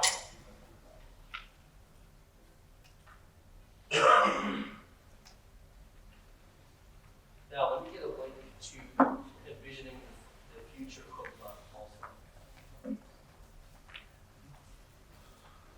I'm going to try to do this in 10 minutes. I'm going to try to go through some data real fast in 10 minutes. Because some brothers are saying they want to leave tonight, and I know you guys, mashallah, brilliant, and I'm going to send you the deck too.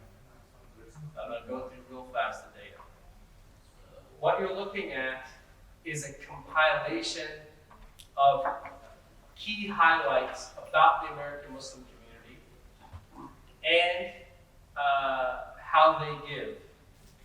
And what Valentina's pulling for me is new data, new data points that aren't in my slide deck. That's brand new. So I'm going to try to cover both. And what I'm trying to do is give you a broader macro picture of the American Muslim community, and then bring you down into how and why they give. Okay? Because after that, I'm going to take you to techniques to solicit, techniques to cultivate. Okay? All right.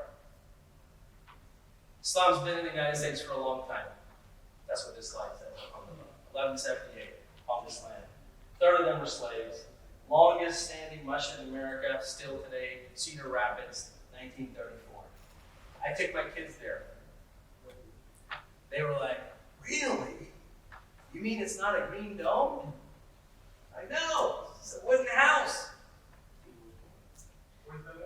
That's Cedar Rapids. Do a road trip. It was fun. Do a road trip with your kids to Cedar Rapids. Iowa. Iowa, yes. Yes, sir, sorry, yes.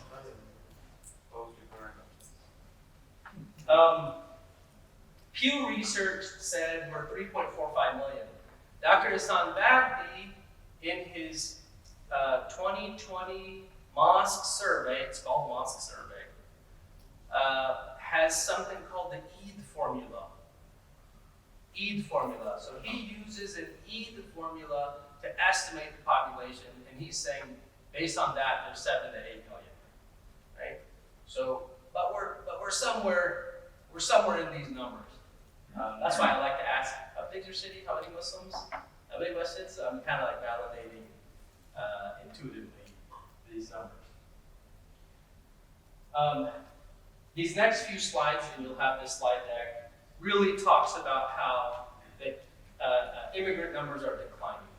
And remember, I'm on the philanthropic, academic, and practitioner side, as well as I'm a social entrepreneur and business investor. I build businesses. When I build businesses, I look at product market fit. Product market fit. When I build nonprofits, I look at mission audience fit. What's our mission? Which audience cares about our mission? So this data matters because you want to think about who's my audience and how do I really serve them, connect them, partner with my audience. If you do that really well, then you'll go great. So the immigrant numbers are declining. Temporary visa issues, travel ban, Muslim refugees, 91%, although it's increasing now. We don't have data yet, but it's increasing now. My meeting tomorrow is with Amana Refugee Services here in Houston. Alhamdulillah, we had a $900,000 grant to mentor and train 1,000 Afghani youth that are coming into Houston area. And we're using something called positive youth development theory and to install Islamic values, beliefs, and engage them in philanthropy. And so if we can do this, inshallah, we think it's going to work. But talk to me in 5 years. So this next few slides, which you'll have, decline. Most Americans say Muslims are subject to discrimination. Americans are saying, yes, Muslims are subject to discrimination. Black Muslims account for 1/5 of all U.S. Muslims. So one thing to think about is, am I targeting Black Muslims? Right? One of the only educational institutions that I know of, and one of the reasons why I'm working also with Bayan Graduate School, is they have the Muhammad Ali Scholarship, and they're intentionally focused on Black Muslim communities. Dr. Hassan Bahdi's mosque survey, one of the sad things about that survey is saying African American or Black mosques are closing. When I meet with people like Zaid Shaker, when I meet with Dr. Jimmy Jones, and I meet with these individuals, and I have conversations with them, they tell me, brother, when we built masjids, we were in neighborhoods and we didn't have resources, we rented space. You know, when your dad and all his buddies came, you guys built mega centers in the suburbs and are still supporting them. So this is the problem that has to be solved. And I'll tell you, when I speak to third space communities, when I say third space, you know what that means? Third space community means that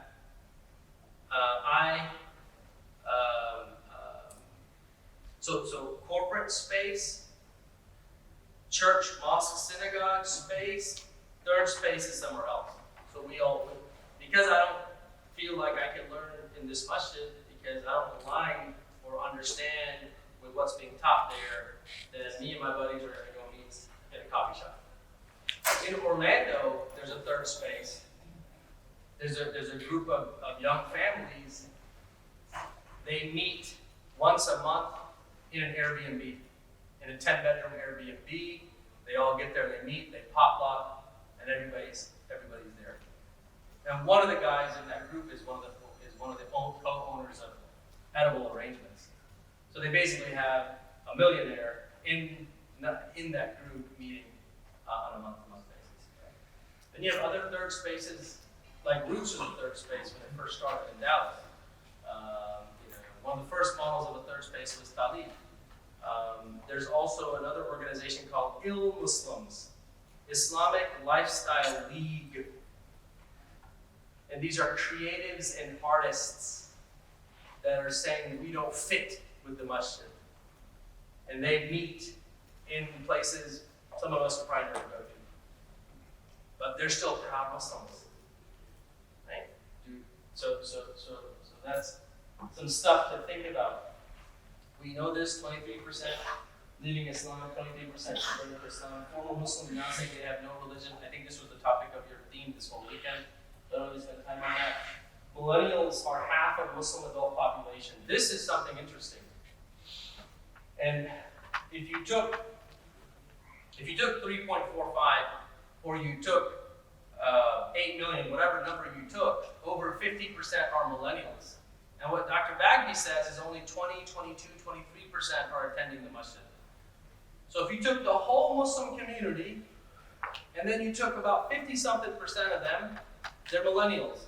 Of this segment, so this is now the new pie, of this segment, only about 20% are coming to our masjids. Right? Millennials are 1981 to 1999. 1981 to 1999. You just barely need This is the market to watch. This is the market to watch.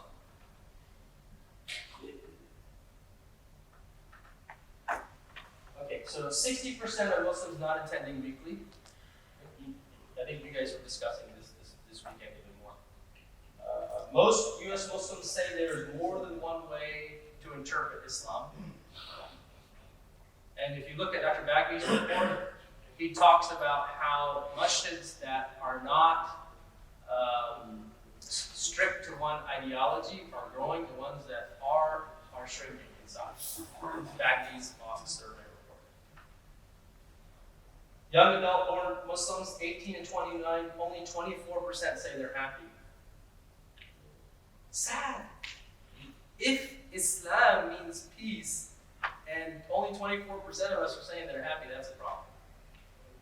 The least likely to report they smile or laugh regularly, report the highest levels of anger, sadness, and worry. 3/4 of U.S. Muslims are immigrants or the children of immigrants. I am. That's cool. Nothing wrong with that. That's a good thing. Now let's take a closer look at American Muslim philanthropy. The reason why I shared all that is because you are community leaders, organizational leaders. You want to know your audience and know which part of your audience is growing. Right? And really be in tune with your audience. and find out what they need, what they're saying, and lead your audience where you think they need to be led. And if you're not doing that, then it's gonna be a challenge. You know, Wayne Gretzky was a hockey player. Wayne Gretzky was a hockey player. And when they said to Wayne Gretzky, "Why are you so great? What are you doing different?" He said, "I don't go where the puck, the black thing is called the puck. I don't go where the puck is. I go where the puck's going." So what I'm saying to you is that this data here, this is where the puck's going. Get it out. This is where the puck's going, right? So you definitely want to pay attention to that as much as you can. It's the fastest growing segment and the largest segment. And then right underneath that is Gen Xers. So Gen Xers are born after 1999. So my son was born in 01, he's a Gen Xer. Let's talk about philanthropy. Philanthropy is their giving habits. Okay? I'll send this to you guys, inshallah. So, Muslims giving motivated by religious obligation. So, mashallah, alhamdulillah, we're still giving because we understand that in Islam, we learn from Islam that we should give. Everyone is overwhelmingly still saying that. I think that's a good thing. And then the largest segment, 20%, they say feeling that those with more should help those with less. So there's this sort of, I have more, they don't, I need to help them. It equalizes somehow. Second was religious duty or obligation. I give because Allah asked me to give, I gotta do it. Giving makes me feel good. Right? So when these three things, now I'm taking these three things and I'm working with my khatibs who are like, Brother Dave, we're trying to build, we're trying to cultivate in our khutbahs for a later one-on-one ask. Okay, then in your khutbahs, I want you to touch on these three things. No guilt. Don't guilt them to give. Guilt to give is a terrible strategy. Guilt to give is a terrible strategy. Right? All right. And then number 4, giving can make a change and bring about desired impact. That's interesting. They told me, talk about giving guilt. That's the problem. That's not a guilt. It's a duty. So how do you want to do it? Yeah. So number 2, religious duty obligation.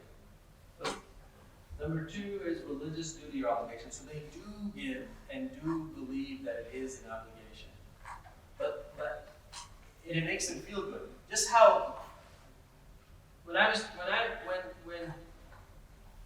my mom would say, you have to pray, you better pray. My mom is the mom who, in my salah, if she sees I don't do this, while I'm in salah, she will yell at me. That's my mom, right? My father, he'll say, how does salah make you feel? You feel like you're in a good connection with Allah? And I said, well, I'm struggling with that.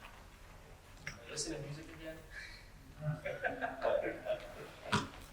That's my dad, right? But what he's doing though is he's talking to me about my experience in salah.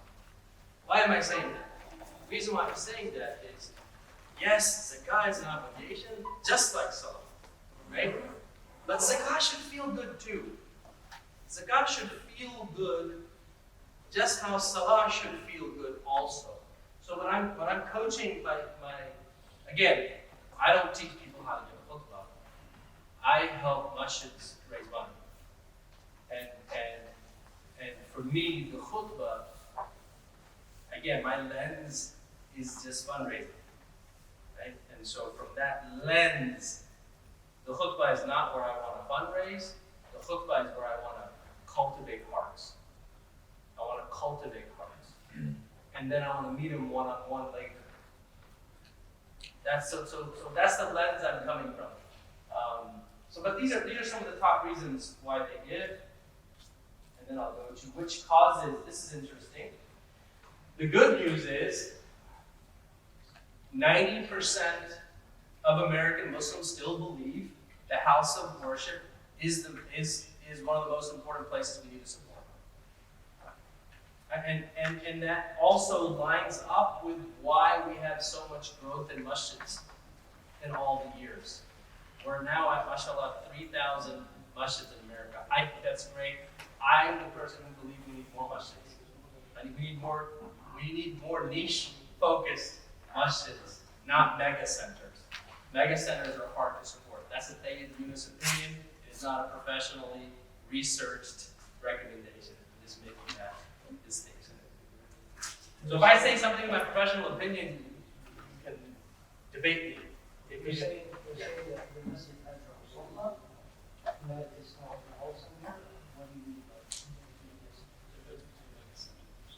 Oh, let me unwrap that. So, for me, this is later. This is not this. And I'll just take 2 minutes on it. We can talk later too. But for me, a mega center is a place where they have capacity for funeral services, capacity for marriage services, capacity for mental health services, capacity for education, right? So for me, there's like this anchor mega center where it's got everything the community needs and it's serving maybe 50 miles. But within that 50-mile radius, we have musallas or spaces where Tayyib can take his boys to just go pray Salah when the other guys who live a couple of miles from each other, and we go home. Or during the day, my wife can go with the other moms and they can have conversations and have their own sessions or whatever they need. So these mini locations. I'm not using the word musalla intentionally because you all know the definition of musalla better than me, but I'm just saying that a mega center that has all the community services built in, and then these mini musallas or mini spaces where I can just pray with my boys. Spiritual. Yeah. So you're saying that these small mosques are getting more support than the mega center? Is that what you said? Oh no, I'm sorry. No. This was just what I was speaking to is masjids as a whole, prayer spaces as a whole are still priorities at 89% of giving. So good? We're all good? Okay. And then number 2 is domestic poverty, which is contrary to international relief. We typically think, the relief organizations have it easy, the relief organizations can raise any time. The truth is, domestic poverty is growing. And when I'm meeting with international relief organizations, I'm telling them, that's where the market's going. That's where the market's going. That millennials and Gen Xers are not giving as much internationally as their immigrant parents are. See what I mean?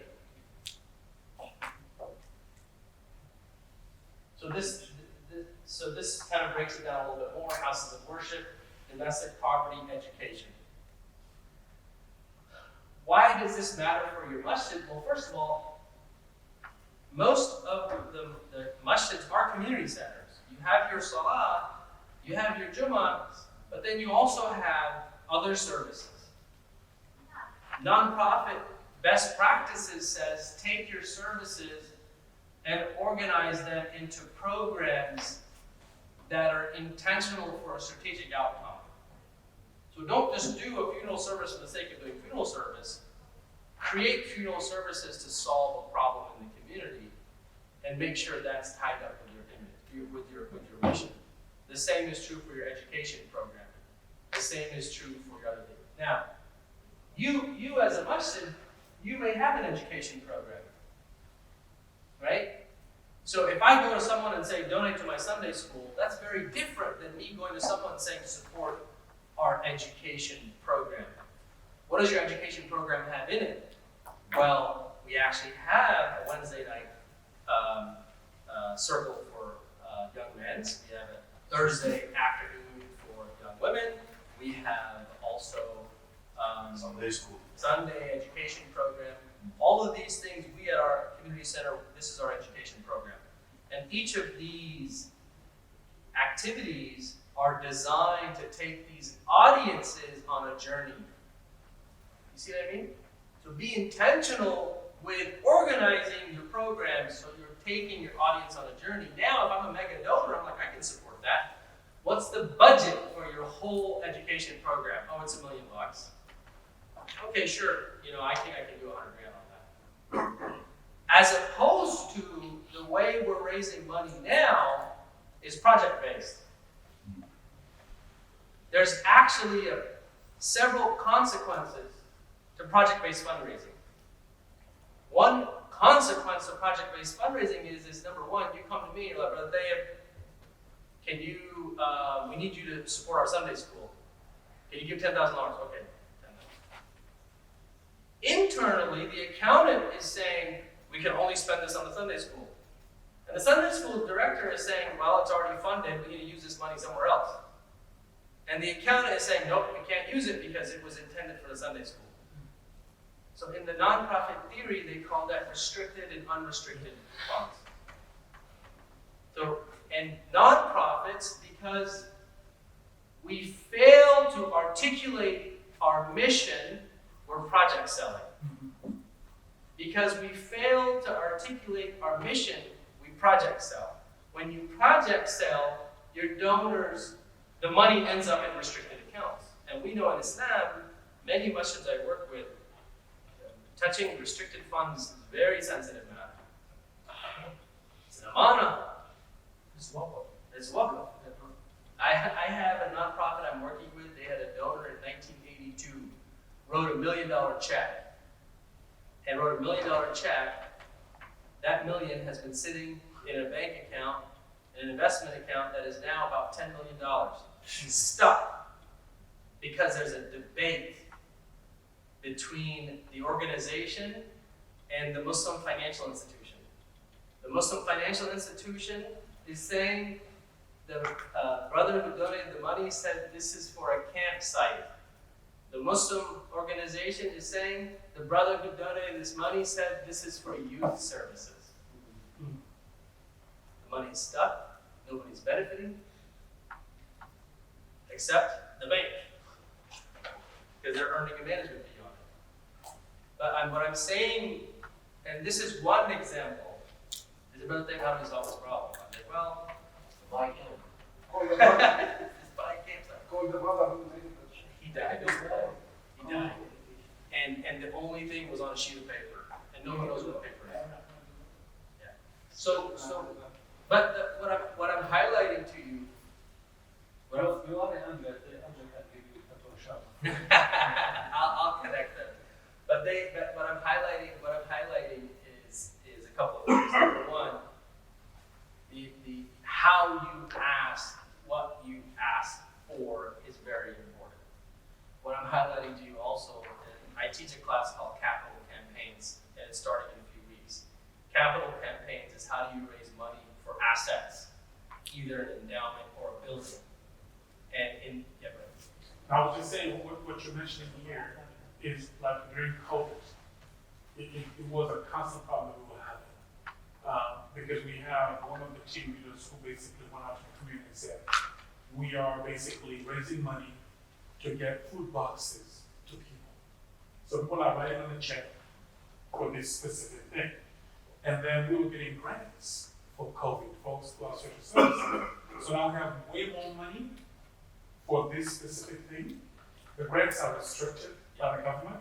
And now we get these donations from the community members, and we cannot use it for anything else but food boxes that are already being given by the grants of the government.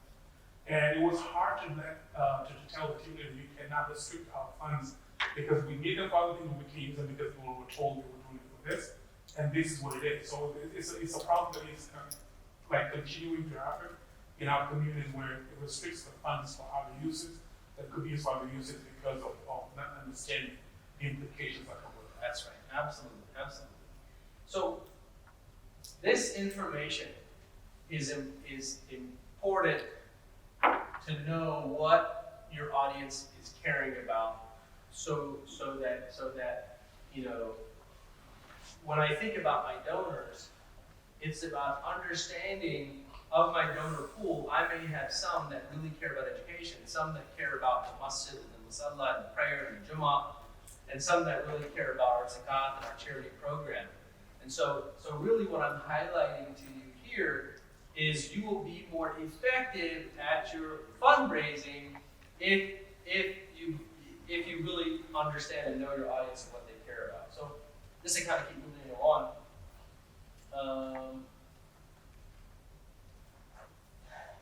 This is the data that shows about how we're giving less than our other faith groups that are with us.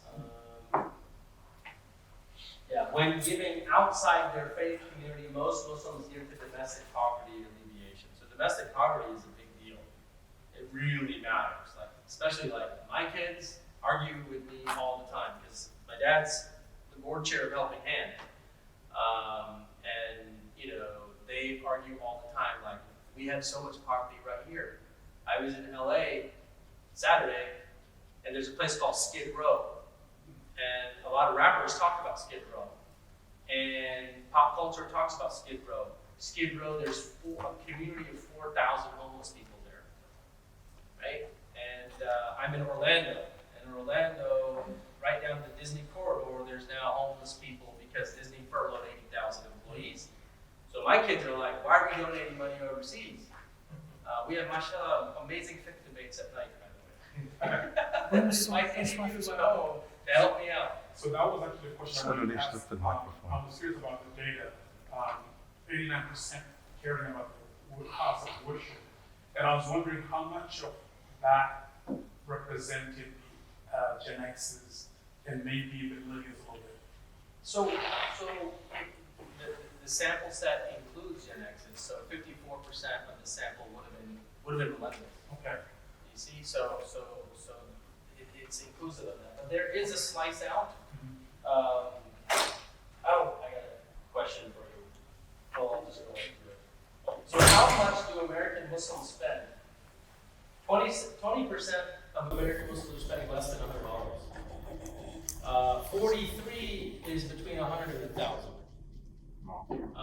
Look, 10,000 or more is only 3%. And 21% is between this 1 to 5K mark.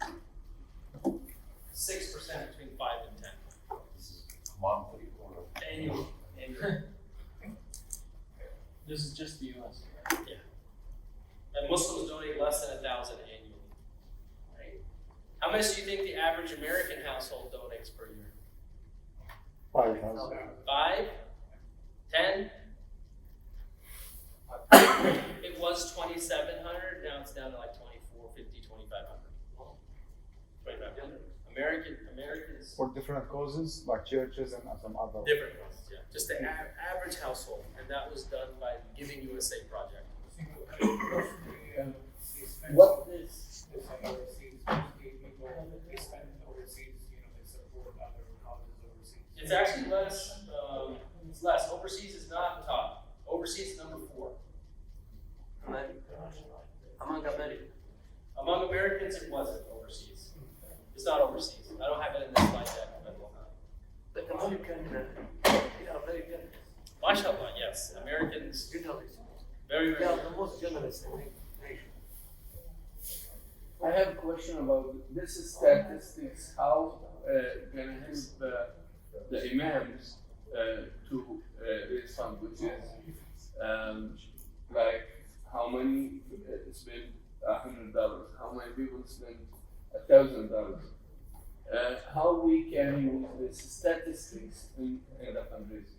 Really great question, and you're segueing me to my next step. The next step is for imams in your masjids. Number 1, the prescription is you need fundraising software. Because the fundraising software will tell you who's giving how much. To know your audience. And to know your audience. And what causes in my masjid they're donating to. Is that smoking? Oh, it is one. I don't use it. Love the guys. I don't use it. There's a honestly like a simple, easy get up and go system is called Boomerang. Boomerang. BLOOMERGANG. It's a simple get up and go software. It's got email communications built in, and it has all the reports you need, and it's not expensive. And multi-language. multi-language, no, it's just English. But we'll come back to software, and I'll show you examples. Okay, so I don't want this wrap this up. There's a couple of things. Women donate more. Muslim women donate more than Muslim men. So if you want to raise more money, hire a sister or have a volunteer sister responsible for fundraising. I tell every masjid that. You need to involve your sisters. You have to. Even in the family pieces, wives, they encourage their husbands to donate. Yeah. Yeah, if you can. Sure. If the husband has a chance to make the donation by himself, his wife will elevate him or will make him down. And the second reason is right now there's dual family income now. There's dual family income. I mean, I have 5 sisters. All 5 of my sisters are master's or PhD level degrees, and they have mega careers, just as equal as their husbands. May I say something that may not be popular? Is that ladies tend, because this is a process, they tend to be more organized than men.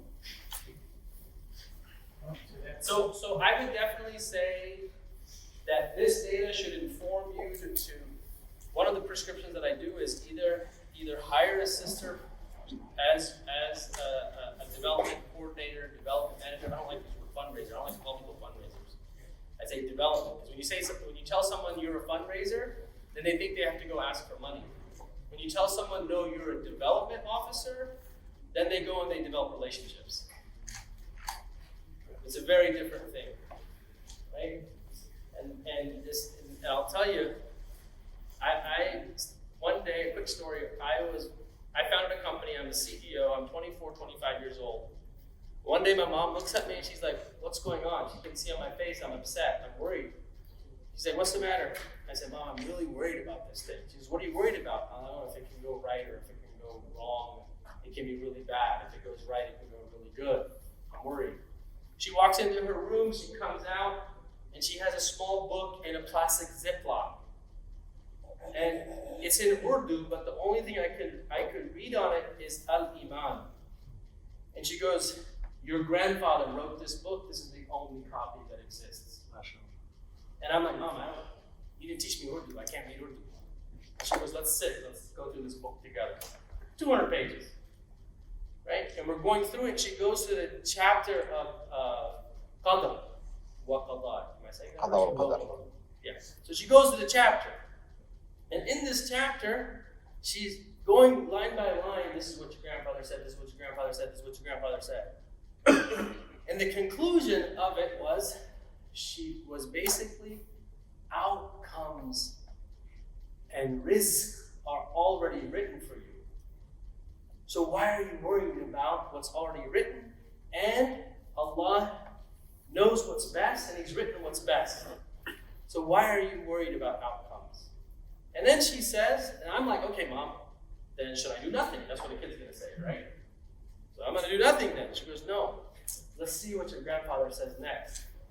And in the book he says, Allah expects you to plan and execute with ihsan, with excellence.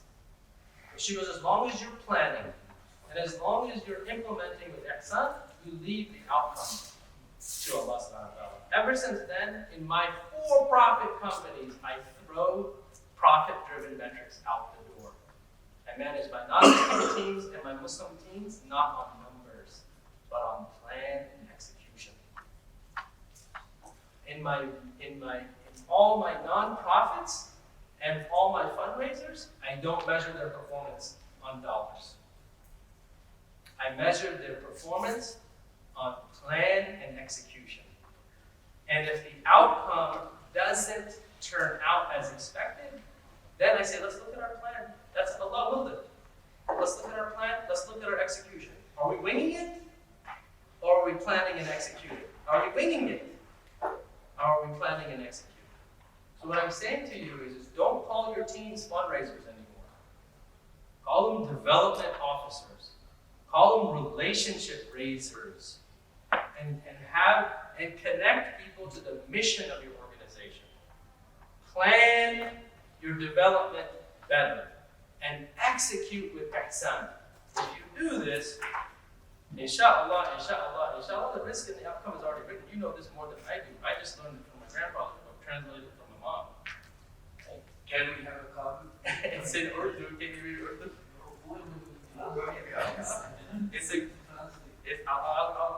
She gave me the copy. I have the copy. It's sitting in my safe at home. I'm trying to find a copy. Well, let's do it. Let's do it, inshallah. I would love to translate it. I'd love to play it. From this family. I go out for my mom. I'm in dad too. I give my dad a hard time not making it, but I love making it for the record. Yeah, I have fun with it. So here's some of the things that really matter. Young Muslims, this is interesting and we'll move on after this. Youth, they give more than their non-Muslim counterparts. I was really excited about this because it's basically saying our youth are still giving, mashallah. They're giving, they're philanthropic in their heart, mashallah. And I see this with my kids too, right? Muhammad and Aliyah and Zara, Zainab, and Rafaya and Yunus, I see them like they're quick to, hey, let's go help, let's go give.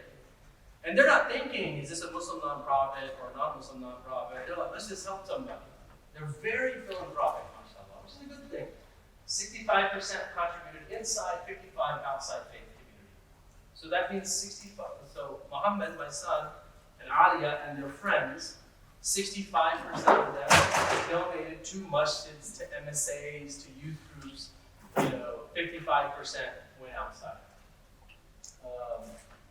And I have line of sight to their bank account, so I can see which organizations they're supporting, and I'm trying to study that anyway. But I don't know if that's a good thing or a bad thing. But I can see like they're supporting like to their masjid, their MSA, their relief organizations.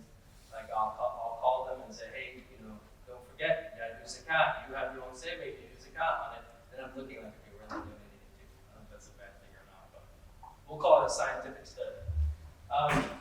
So that's the big piece regarding the studies. She gave me one more quick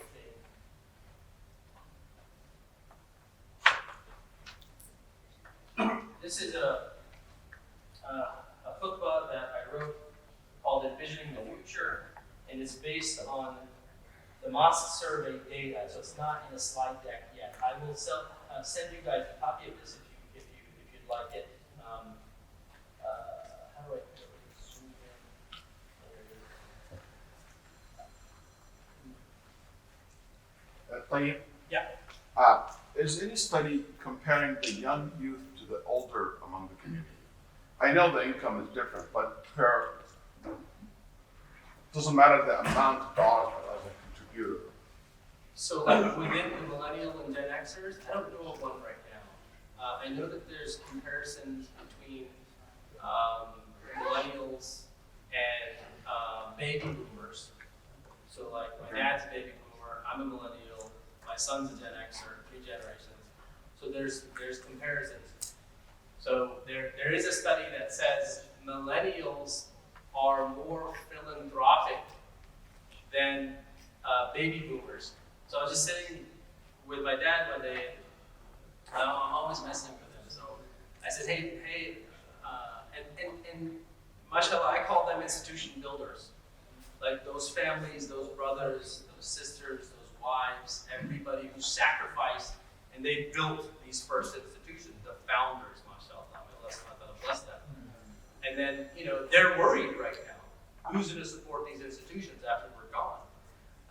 And so I was just like, hey, so, actually, the next generation, the research says they're more philanthropic than you and your peers. And so he's like, really? Because intuitively, we think they're not. Intuitively, we think they're not. We think they play video games, they don't care, and they don't give. But the data says they actually are philanthropic. However, how much they give is less, but that's because they have less money. And that's because of spending habits. So they How often they give? Do they give more? They give to more organizations and they give more frequently.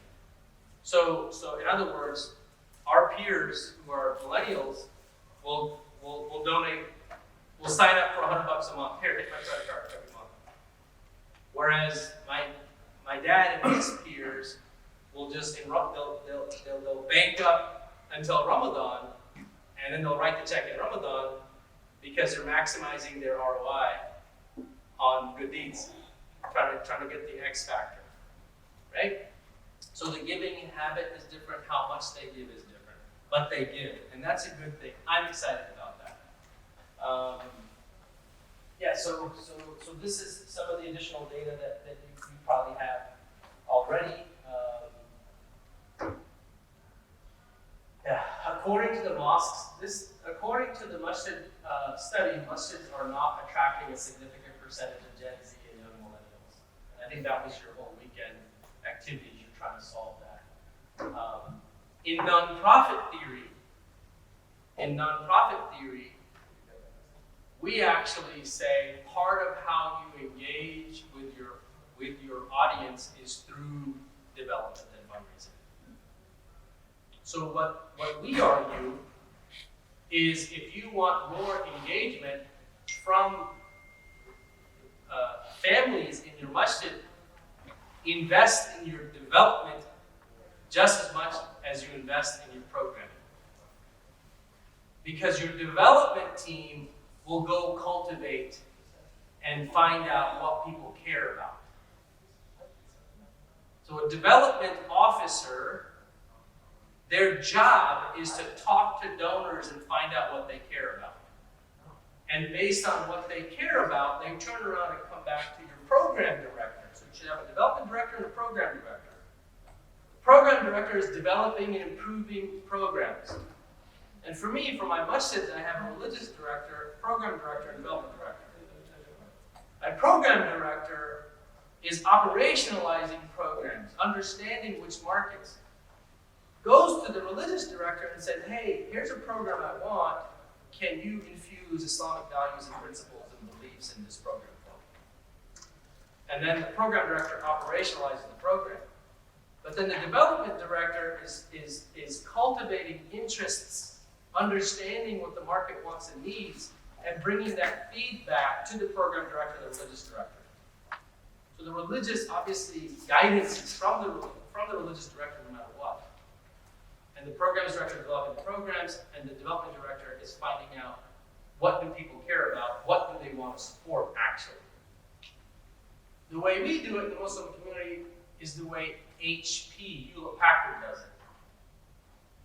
it. HP, there's a case study on this.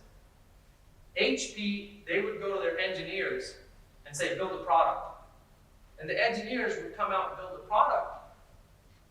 And go to the sales team and say, go sell it. And the sales team would be like, nobody wants this product, it doesn't work. HP has thousands of products nobody uses because it came from an engineering perspective. You are engineers. You're engineers in the heart and soul. Right? And so if you build products for the heart and soul without knowing what the heart and soul is asking for, you might have products no one wants. Right? On the other hand, Apple, they use design thinking as a process. They dig deep into understanding how a user needs to based on how a user needs to accomplish a task, they give solutions. So that's user design thinking based on audience feedback. Your development department gets you that feedback. So if you want to get information from your audience, then invest in your development team just as much as you invest in your programs. Okay. All right. So we will come back to that stewardship template and.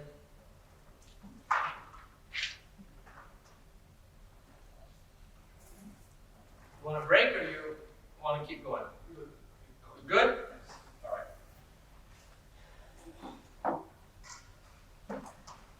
So next. Brother Leah, Yeah. you just made a mistake in stewardship. You assumed from one person the opinion of them. Yes, I did. Yes, I did. Are you guys Fully good? agree. If you do need to take a break, you can step away. Zach the left hand. If you do need to step away for a break, please go and come back. It's totally okay with me. Right now, I'm moving fast because some brother said that they are looking for a flight. I'm still booked in till 5. So if some folks do stay back, we can continue and spend the rest of the afternoon Q&A or do a round circle. And I can take out the whiteboard. If you could give us in general lines, most of the significant lines, and more details will come later on for the one who wants to stay longer with you until the end of the day. Okay, sounds good. So let's get into developing annual sustainability. What's happening I'm getting more and more phone calls from masjids, from leaders, from imams saying, Brother Dave, we want to set up an endowment. This need to set up an endowment, I'm saying, how come you want to set up an endowment? Well, people aren't donating as much anymore. The research says people are still philanthropic and still giving more. Other organizations. And so the reason why we're trying to set up endowments is because our ineffectiveness and inefficiencies in how we fundraise. And you will never succeed at your endowment until you build a strong base of supporters.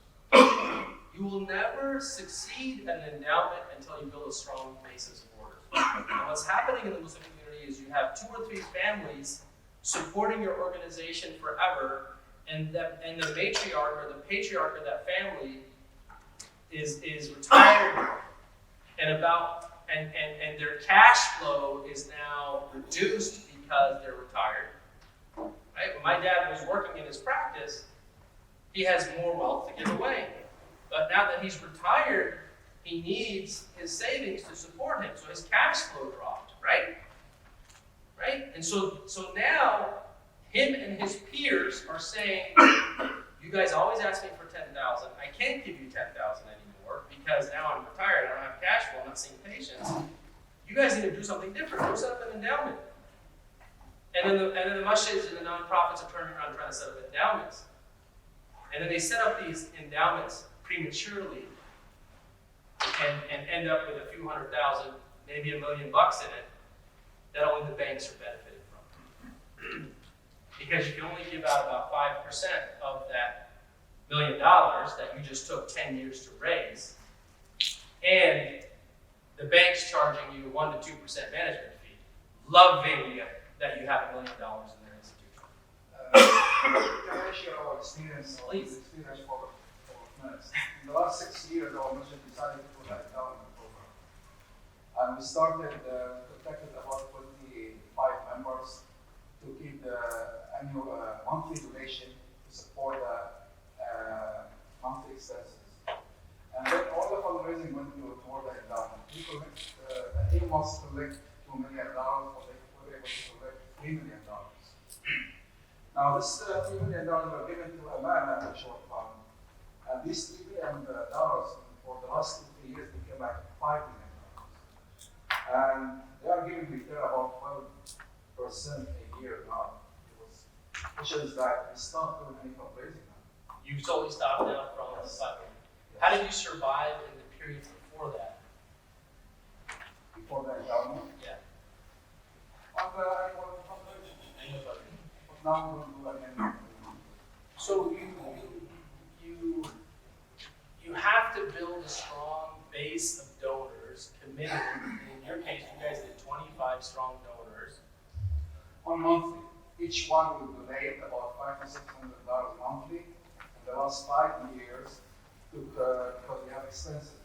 So we cover the expenses, and now all the fundraising will go toward the endowment. Right. So we build the endowment, whatever we return we get from the endowment will go back to the endowment. Yeah. Because DC will are continuing, and the endowment is growing, and that we did not even expect to grow this way. Right. So what I hear you say is the model that you guys deploy. This is our capital campaign class.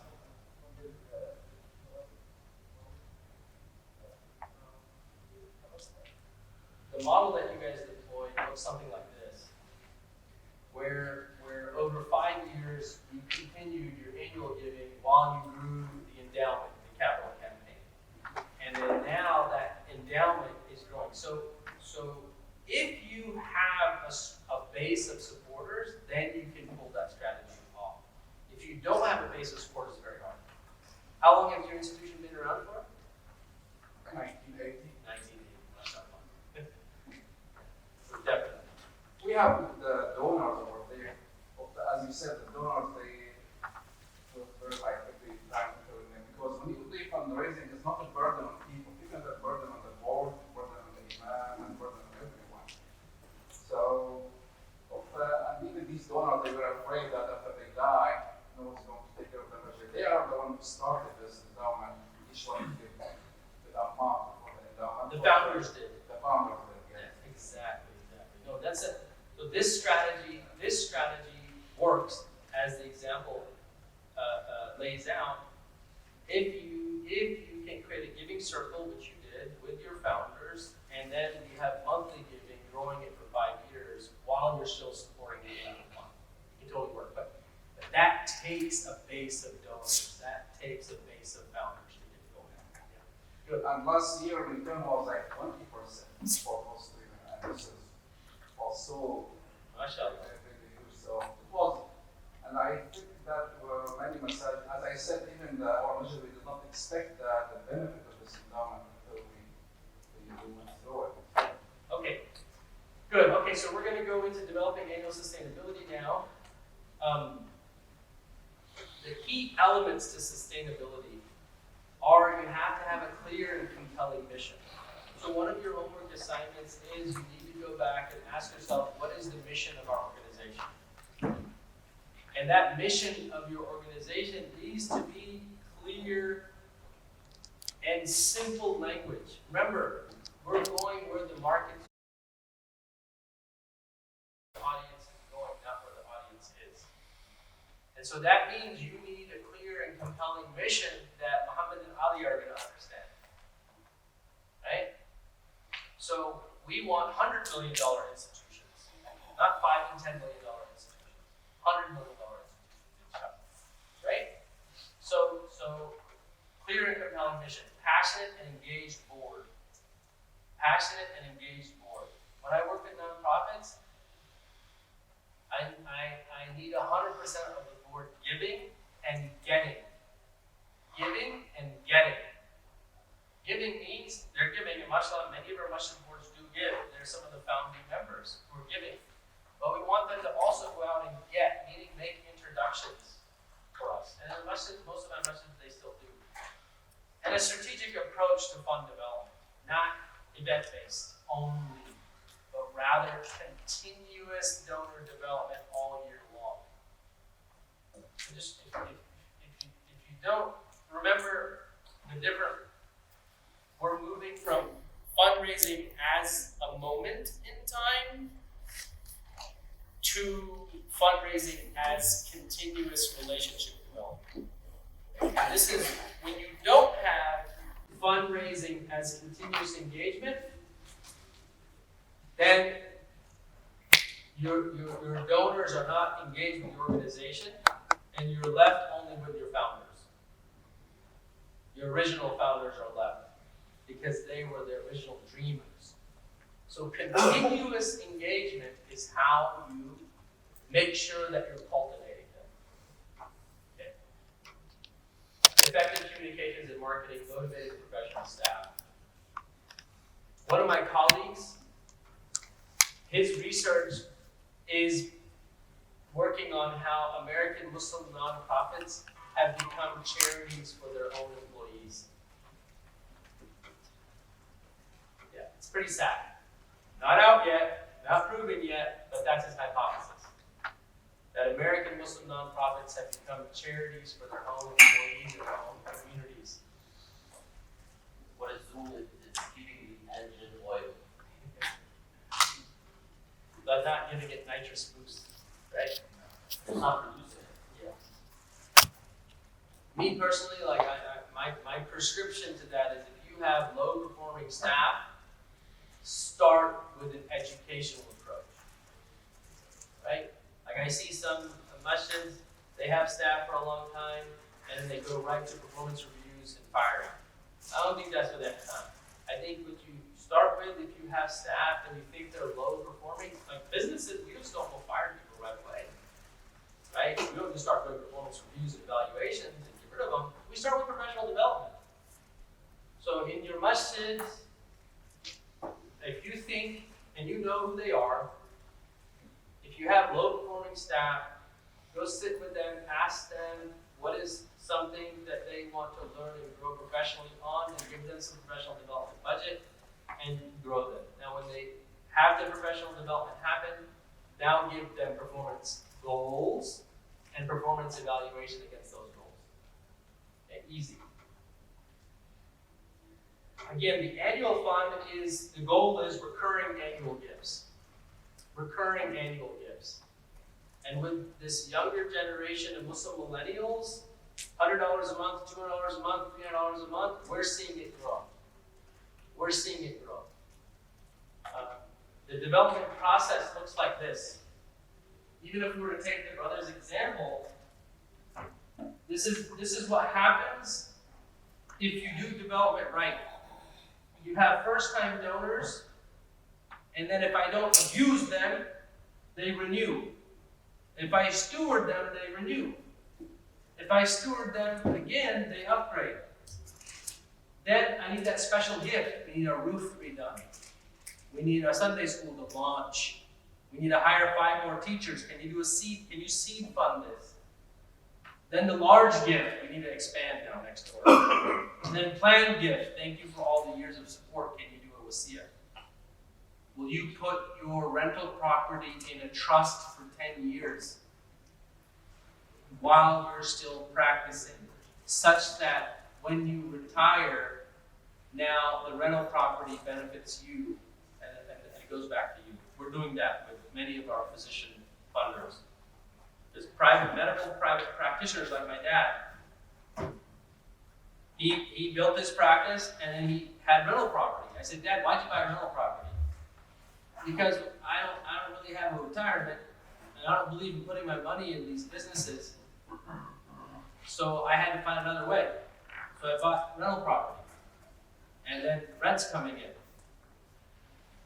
So that when I'm not seeing patients anymore, the rent can take care of us. Now if we go to him and say, hey, how many more years are you planning on working? I'm making this part up now, this is not the true part. He said, I'm going to work for 5 more years. Well, Dr. Yunus, in those 5 years that you're still working, what are you doing with your rental income? It's just sitting there, spend it, I guess, donate it.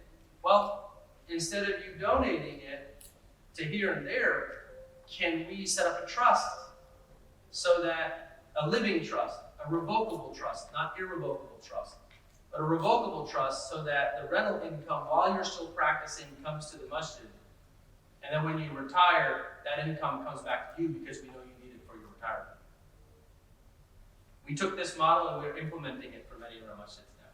But you're only going to know that if you're actually cultivating relationships and you know your donors. Otherwise, you're relying on your founders, right? So that's what planned gift means. And the reason why this is a triangle is because you need a lot of first-time donors.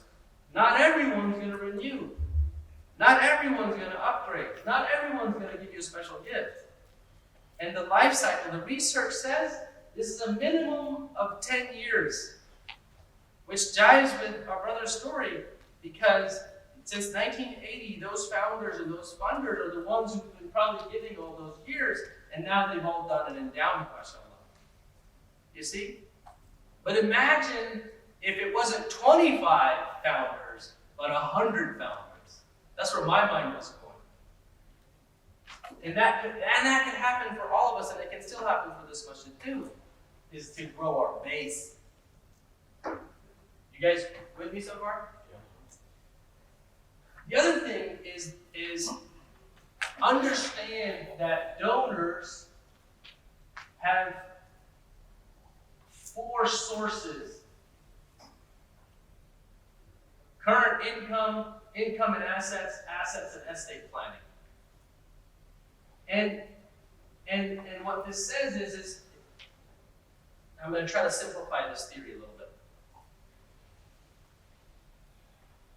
The way we've been fundraising and how we ask for money, we're actually only accessing someone's current income. Most wealthy people, their wealth is not in current income. Their wealth is not in cash flow. Their wealth is largely in different assets. And in a proper, well-developed strategic major gifts program, you're actually understanding where that donor's wealth is. You're understanding what their interests are, and you're making the right ask for the right program in the right way, at the right time, in the right amount. You see what I mean? So here, and then for your capital campaign, which is for buildings, equipment, and endowment, it's about knowing where my donor's assets are. And the research says that when you ask someone for an asset, in their own mind, they think asset to asset transfer. But when we are doing fundraising, we get small amounts because we're accessing cash flow through fundraising banquets. So fundraising in banquets and how we fundraise is not effective for bigger assets. I don't get that. How do you arriving or benefiting capital assets from their assets? So, for example, one of the nonprofits I'm working with, we got $1 million donation. Okay? Then we took the $1 million and we created a press release and a personal memo, and we sent it to all the major donors who had been supporting that school for many years. It's a graduate school. And we said, thank you for supporting this graduate school for this many years. Because of all the years of support, we've now been able to prove efficacy, and we're able to secure $1 million gift. Right? So we got $1 million from someone, but then we went back and we thanked all the other major donors. Now here I'm going to land you somewhere. Okay? And this $1 million was from a billionaire. So that's like giving $100. Right? So to you and I, $1 million, like, there's he liquidated an asset to pull $1 million out. But to him, it was just like no big deal. Right? Now we go back to all the major donors, and there's an endowment strategy, and we basically bring some of the major donors in, and we're like, we want, because the board says use the $1 million for endowment. Because we got the $1 million unrestricted. The board says, don't burn the cash in payroll, put it into an endowment. The school called me and said, Brother David, how do we solve this problem? So then we came up, the strategy was steward the donors, invite them, inform them next of, we're going to use this $1 million for an endowment. What's your advice? Top donor said that's a good idea.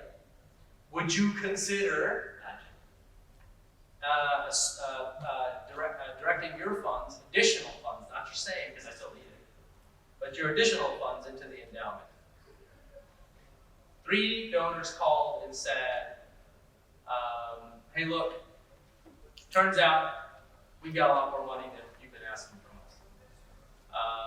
If you can find... Does anybody actually say that? They do. It turns out that if you can find a real estate project for 10 to 15 million, 3 of us are going to put the other 9 to 12 million in, buy a property, and we'll endow all the benefits of that money to the school. So, and then they said we're going to do asset transfer because we don't have that liquid sitting around. We're going to do an asset transfer from our stock accounts to offset our capital gains, to offset our other tax implications.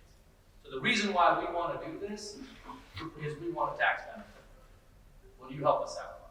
That sounds good. We can solve that problem for you. So that's an asset-to-asset level conversation. And another example to you is there was another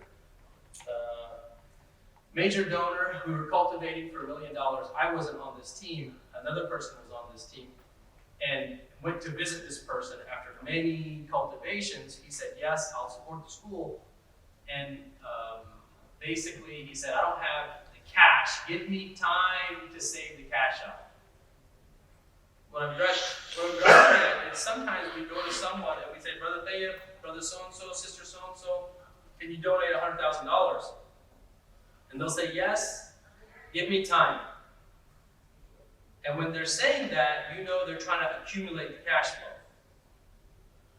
So in this instance, it was, I need to accumulate the cash flow. Well, we don't want to burn your cash. You know, do you have an asset that is not benefiting you right now that perhaps we can talk about that? And the guy said, I got a car collection. I could donate one of my cars and auction that off. Why don't you take that? That'll help me on the tax side too. So they auctioned the car and sold for $1.8 million, and that was the organization. This is a Muslim guy. So what I'm driving at is you can't get to that conversation unless you invest in major donor development.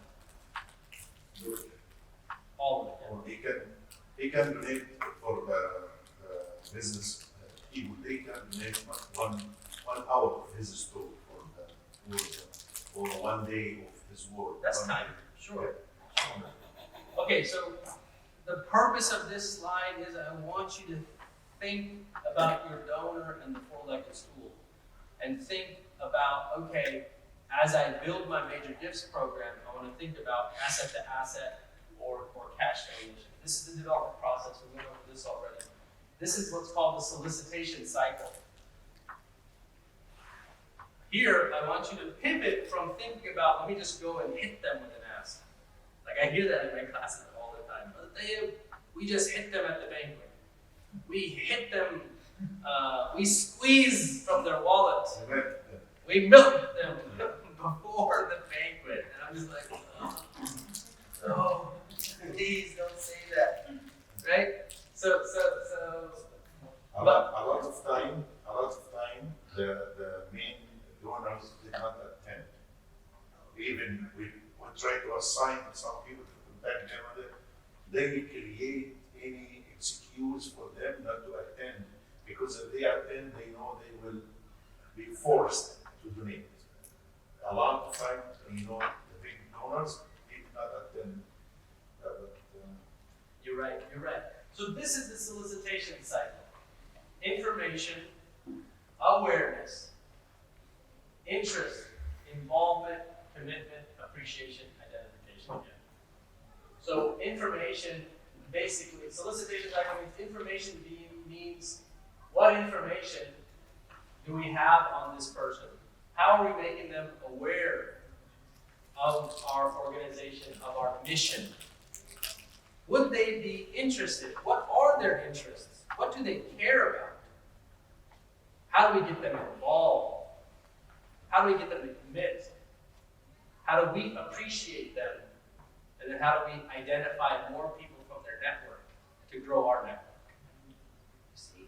So the solicitation cycle, I'm just moving along because I want to give you some prescriptions.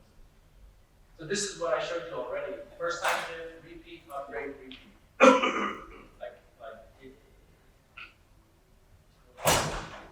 What did identification mean in the solicitation cycle? Identifying more people from their network, identifying their time and their other assets. Okay.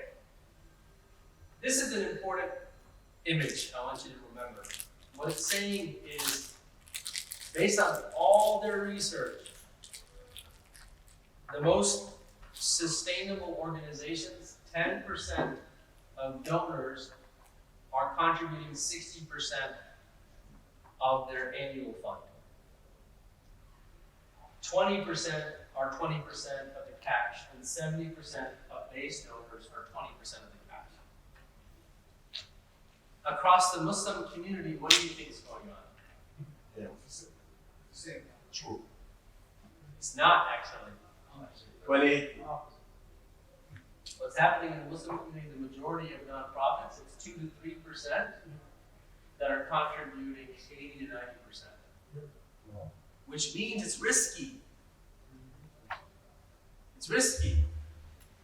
So I'm going to show you a real example, and I have permission for this organization. It's actually CARE Minnesota. CARE Minnesota gave me permission to share this for teaching purposes, so I'm just going to pull up the analysis. So we'll see how we do the analysis.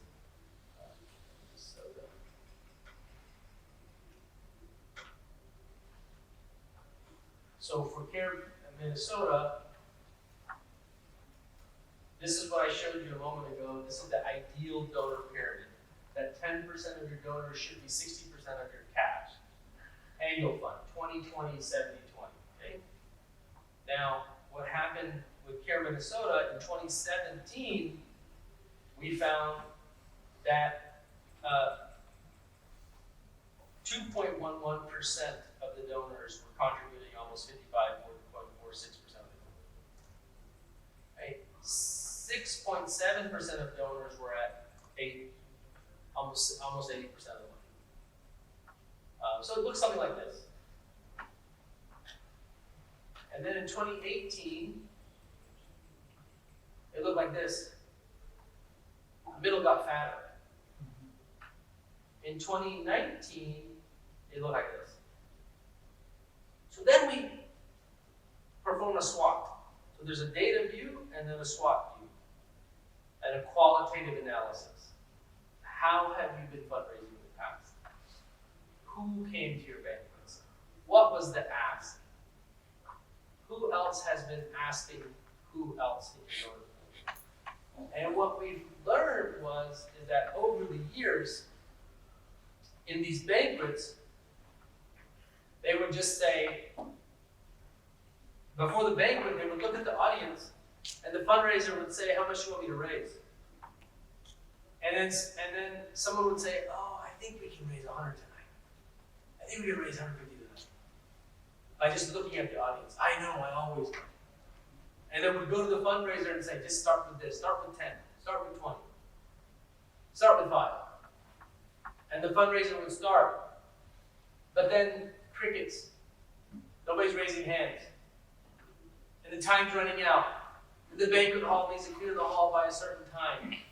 So the fundraiser all of a sudden says, brothers and sisters, if we can just do $1,000 each, I need 20 hands for $1,000. I need 50 hands for $1,000.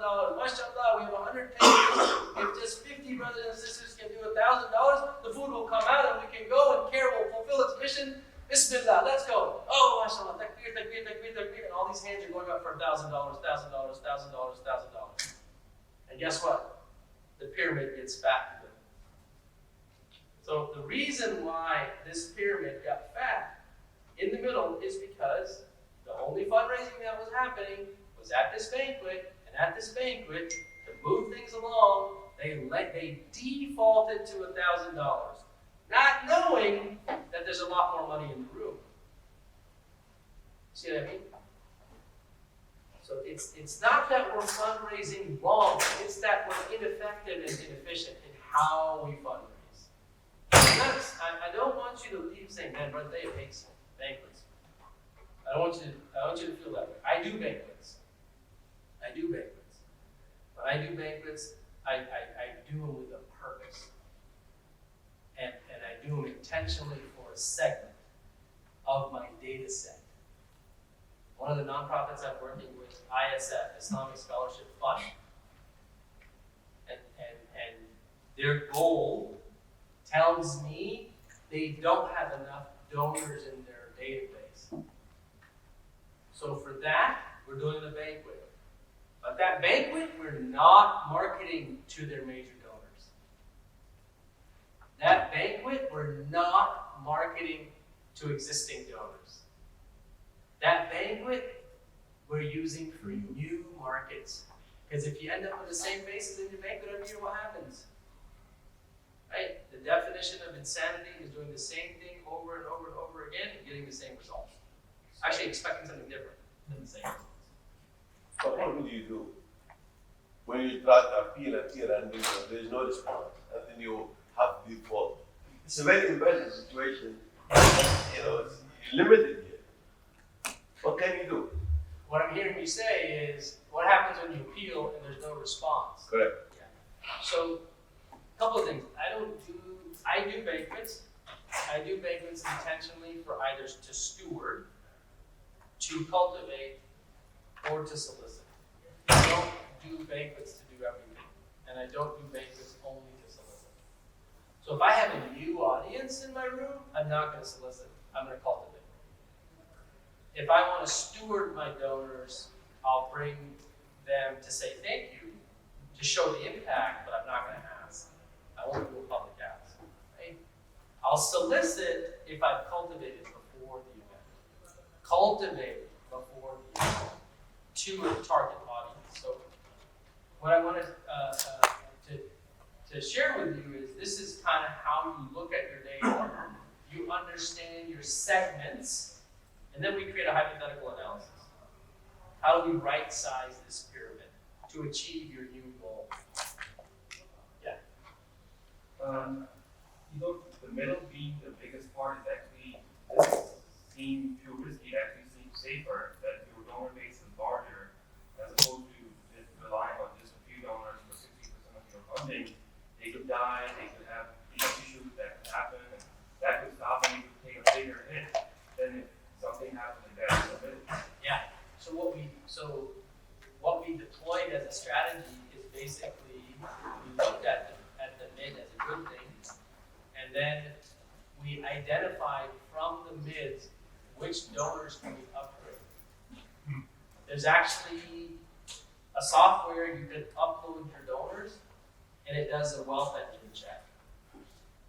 So if they have donated to you before, you can actually take that donation through Wealth Engine, and it'll come back in and tell you all my giving because it's public information.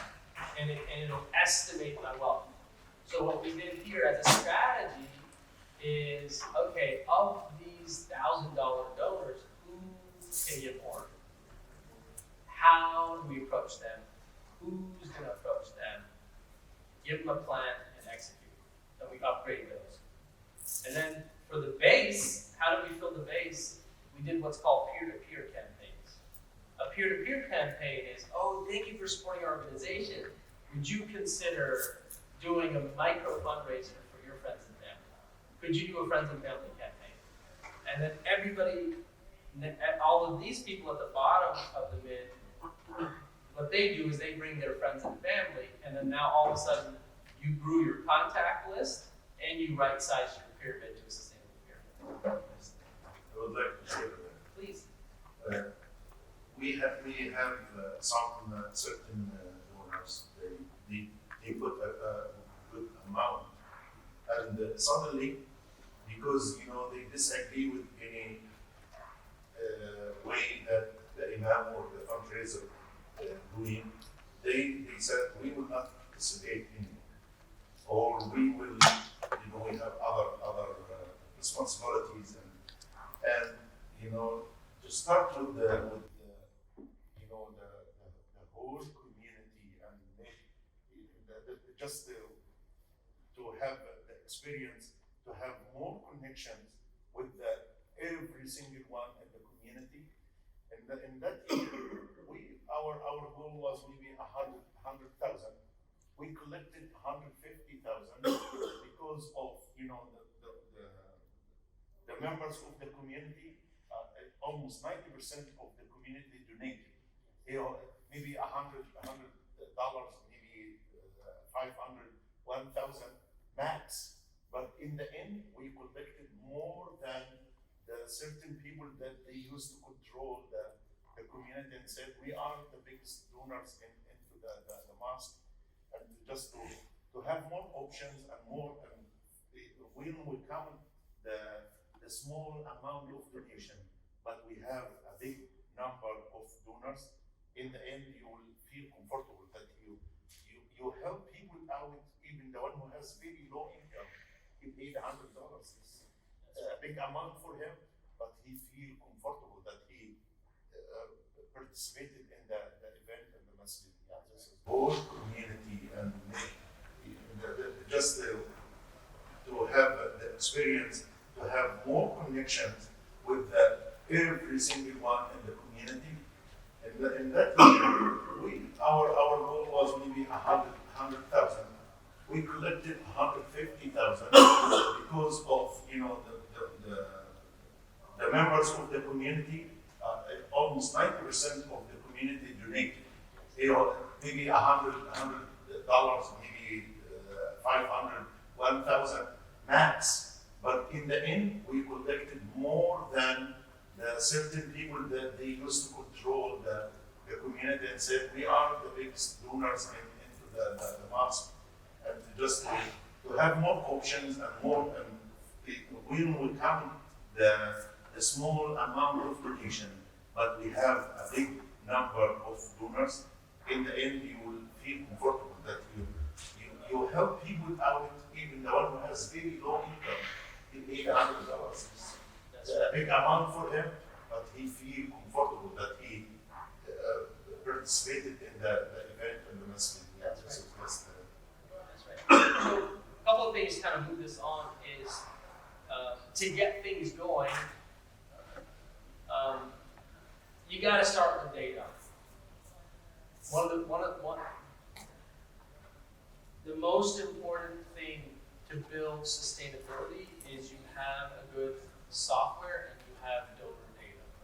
If you don't have good software and good donor data, and your donor information is everywhere, it's going to be very hard to build relationships. And the power of that is, here's an example of what I use when I'm managing development programs. This is an analysis that I do.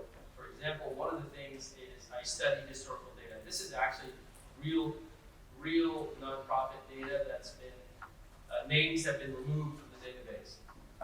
So for this nonprofit, in 2020, they raised $665,000 from 999 donors. And what this says is they should have had 100 major donors, which is 10%, giving $339,000. They actually only had 73 donors at $399. This says their major gift threshold is $2,000. You see, so it breaks down by category. The other thing, and then I look at 2019 and say, where were they? They were at 839 from 761. So they dropped from 2019 to 2020. So you're looking at relationships and looking at dollars. Looking at, here's 2018, they were at 1.3 million from 1180. So they dropped. Another thing that I look at when I'm studying is something called the retention rate. Retention rate says how many donors am I retaining year over year? Because it's a lot more expensive to acquire a new donor than it is to retain an existing donor. It's less expensive to steward than it is to acquire.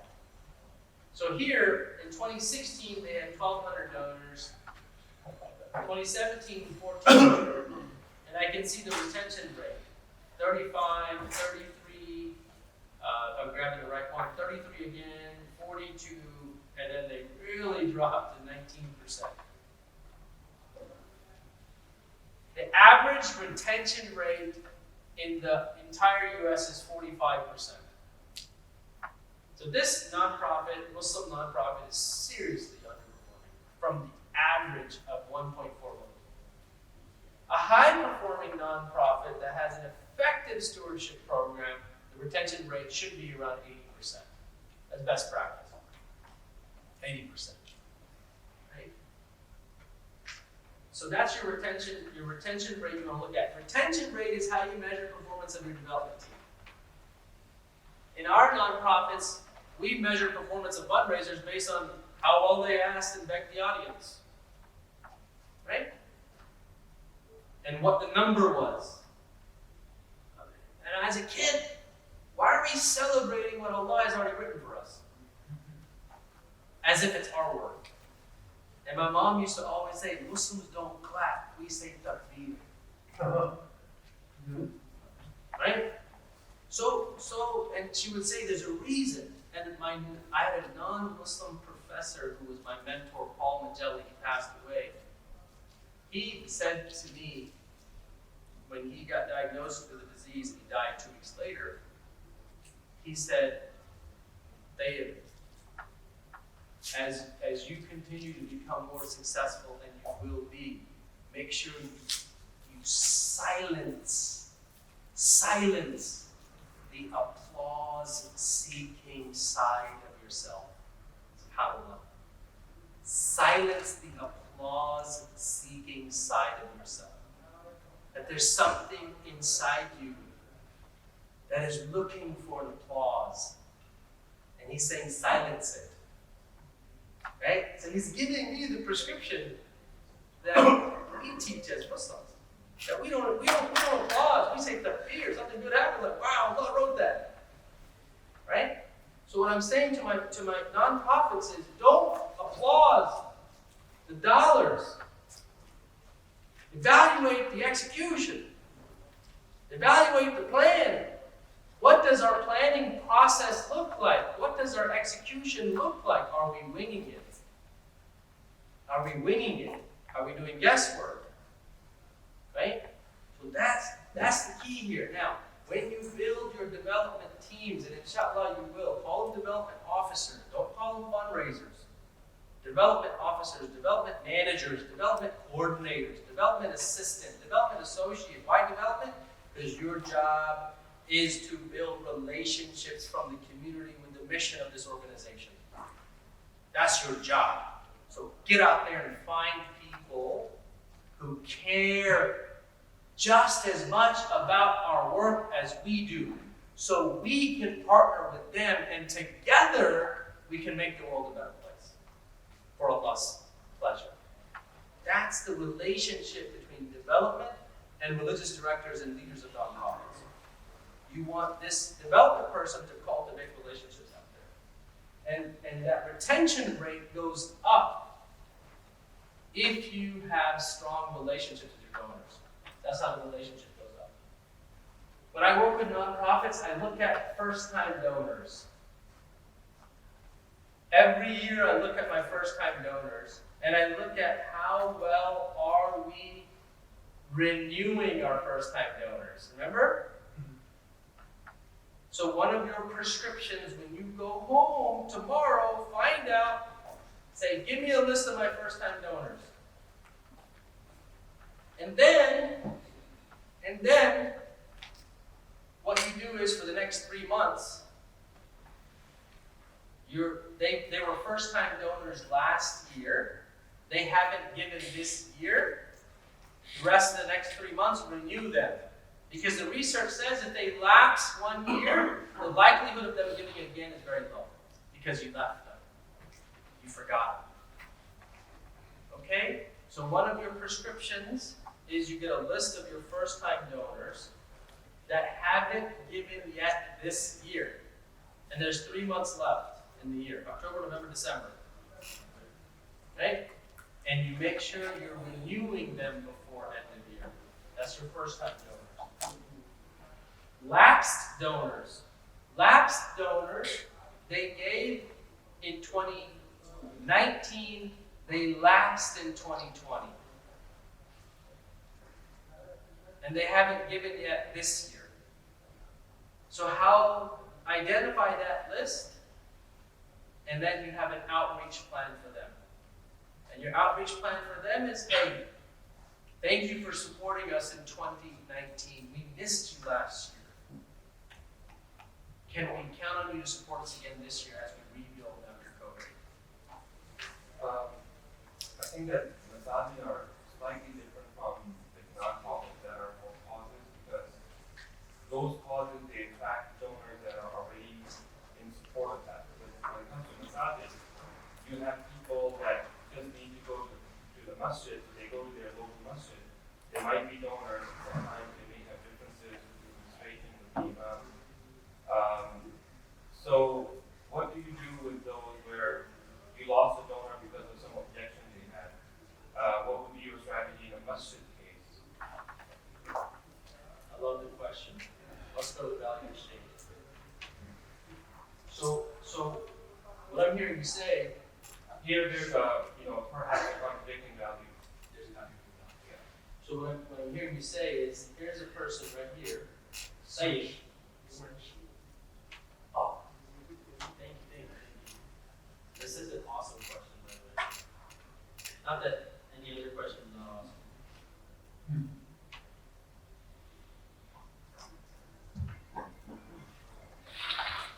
You are spot on in that a community, a mosque or a masjid or a church or a synagogue are nuanced from like a charity organization, because the difference is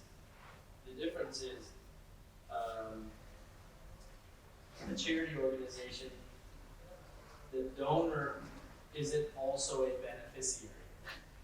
The donor isn't also a beneficiary.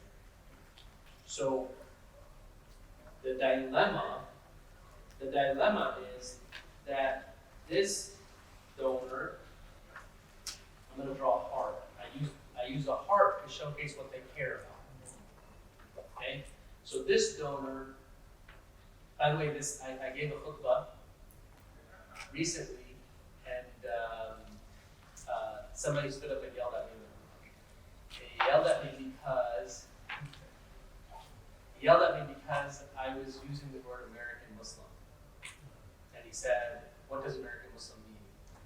He goes, aren't we all just Muslims? Isn't there just Muslim? And I said, Jazakallah khair, fair statement. I stand corrected. I won't use the word American anymore in this khutbah. I went on Muslim. But what I'm driving at is, American Muslim means something to me, it means something to my kids. Right? So there might be somebody who says, I value American values that align with Islamic values. And this person might say, I don't believe in that any masjid should impose an ideology.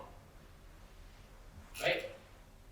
For example, in my town in Bonifay, Florida, my dad, his best friend was a Ku Klux Klansman who became Muslim.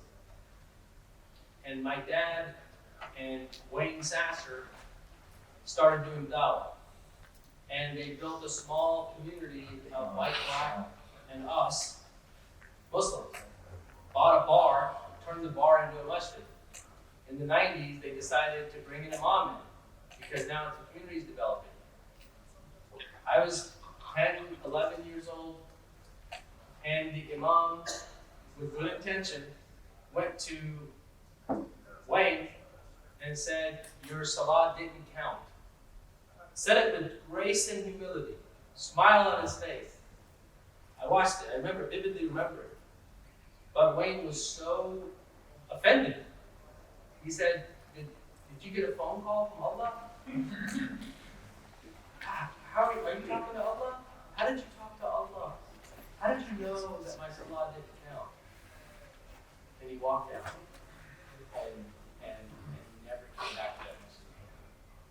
And was the Imam wrong? No, nobody can say he was wrong, right? But what I'm saying is that for me, that experience affected me so much that for the next probably 20 years until I hit about 40, like I could not walk into a masjid that was too ideological. And if I walked into a masjid and I felt like it wasn't ideological, I supported it. Big. See what I mean? So I'm kind of connecting my story to your example, forgive me, because if the masjid then turned ideological, I left it. Yeah. But the thing is that this perspective of a masjid being ideological or not can be subjective. Yeah. But those who love boxing, they say that boxing is fair and balanced. Right. Those who love NBC, they say NBC is fair and balanced because they tend to agree with it. So in a case of Wayne, and you being the fundraiser in that masjid, and you can't get Wayne to agree, so I'm not going to come back until you get rid of the imam or something like that, or you change the way you do business and whatnot, and you feel like I can't do that, you just let Wayne go. He's probably not your market. Okay. He's probably not your market. But the thing is though, is you as a masjid, you're going to have two types of donors. A donor who's also a beneficiary and a donor who also believes in the mission. So your data will tell you who they are. That's where I was landing. So where I was landing you is your data is going to tell you who are the donors who are also the beneficiaries and who are the donors who actually believe in the mission. And then the third piece is what we've arrived at is you got to know who your audience is. You know, I mean, Wayne's not the audience for that mission, and wasn't until that Imam left.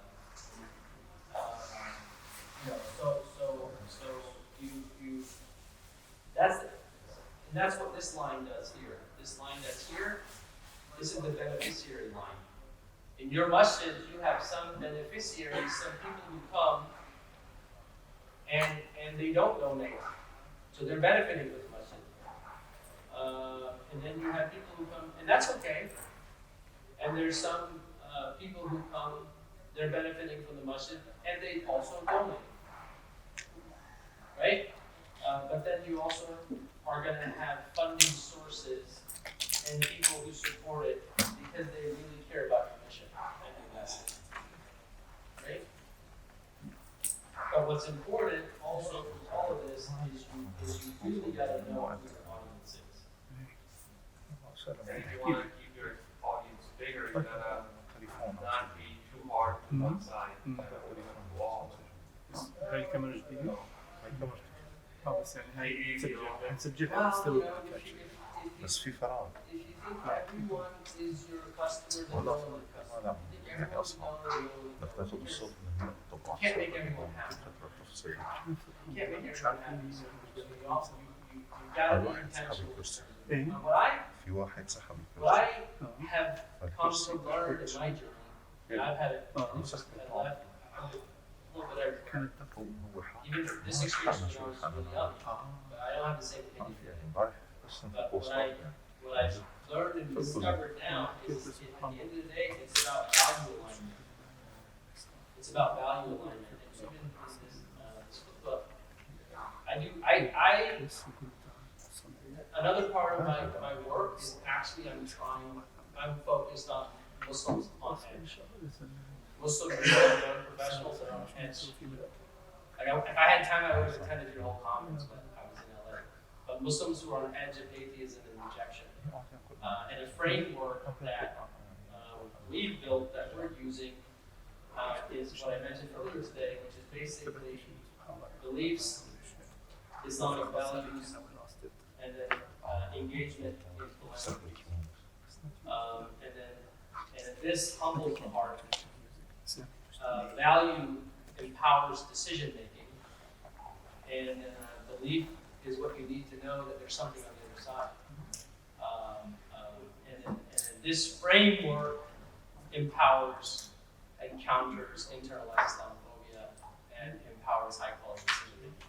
So, but all to say, if I'm a masjid and I want to go after a broader audience, for me it's about value alignment. I have an example. Could be it happened to us in our masjid. Some donors did not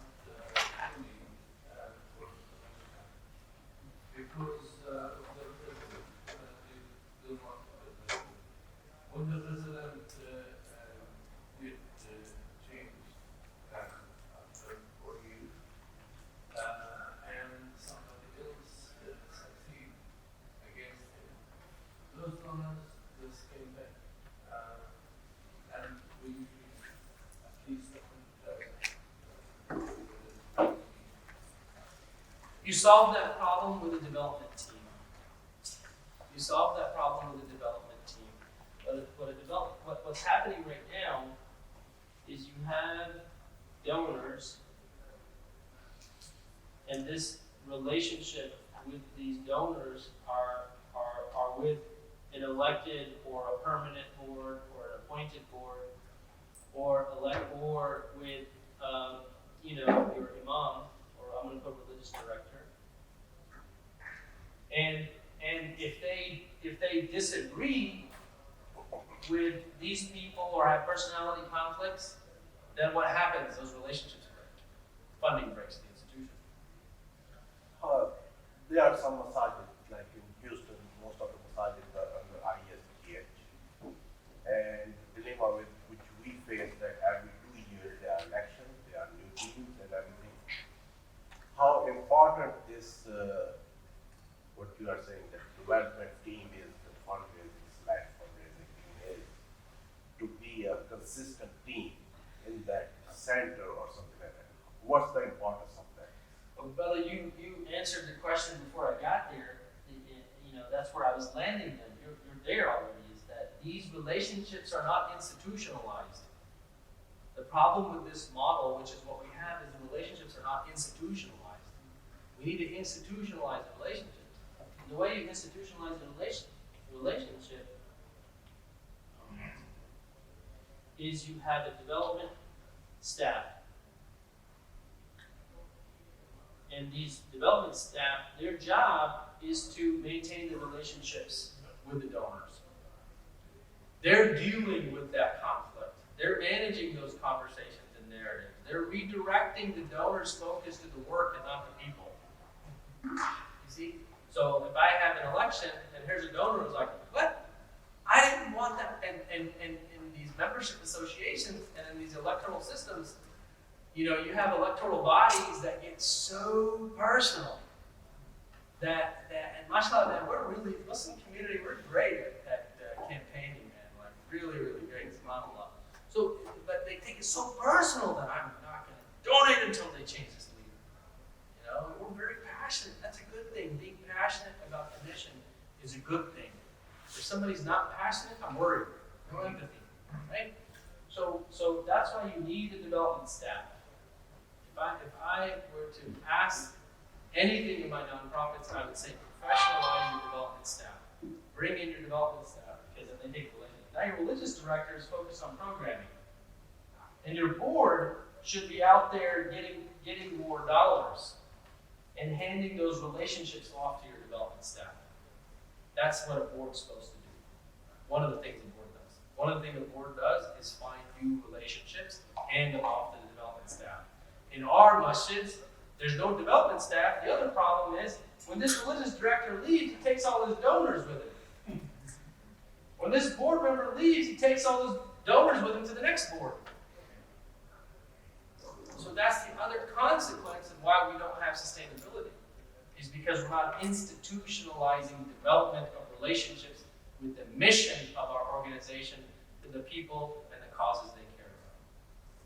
want to build development. Does that help answer the question? What's the best form of development staff? The best form of development staff. The ideal, I'm gonna lay out the roles. I'm gonna lay out the roles. These roles, depending on the size of your organization, it could be one or more people, right? So, somebody needs to do strategy and planning. Somebody needs to do strategy and planning. Development strategy and planning. Development strategy and planning is what I showed you. They're looking at the spreadsheet, they're looking at the pyramid, and they're creating the plan. For that, to be honest with you, you can hire consultants. You can pay $2,000 to $5,000. There's really good Muslim consultants now who develop. Really good ones. And they will tell you exactly how much do you want to raise next year? We're going to raise $5 million. Okay, give me your data, and I'll give you a plan. I do that all day long. Okay? So you have a plan now. So you don't need a full-time development director if you don't have the budget. I tell nonprofits, unless you're $5 million, you should be outsourcing some pieces that you can. Because most of the time, my nonprofits, we hire directors right away, and the director is sitting behind the desk, directing no one but themselves. There's no staff. Who are they directing?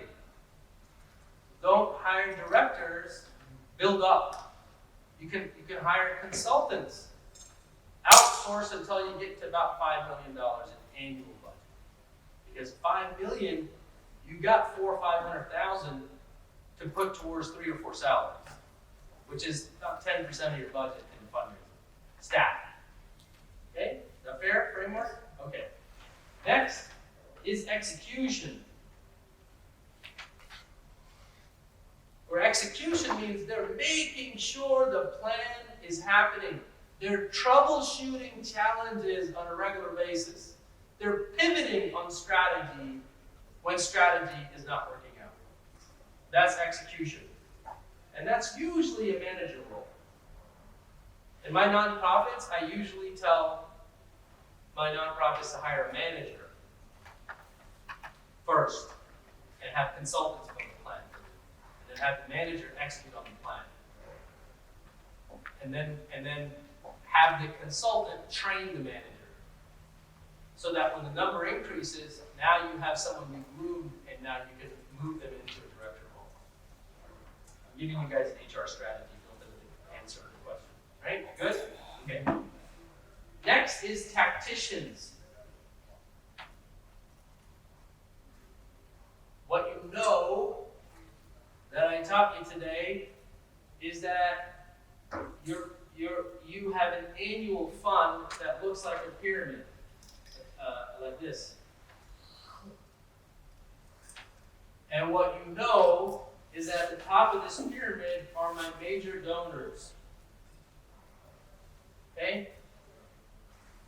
Major donor work, what you know, requires one-to-one interaction. And right now, you've been doing that on your own.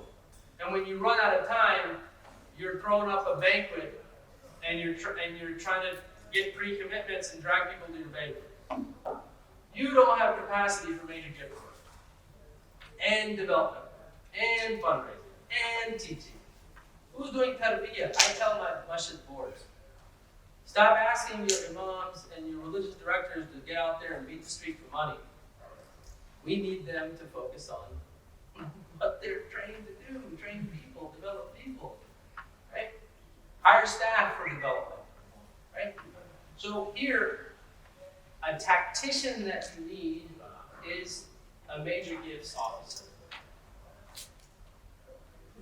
For my small nonprofits, if I have budget for one employee, the first person I hire is major gifts. Why? Because for my base work, I can outsource marketing.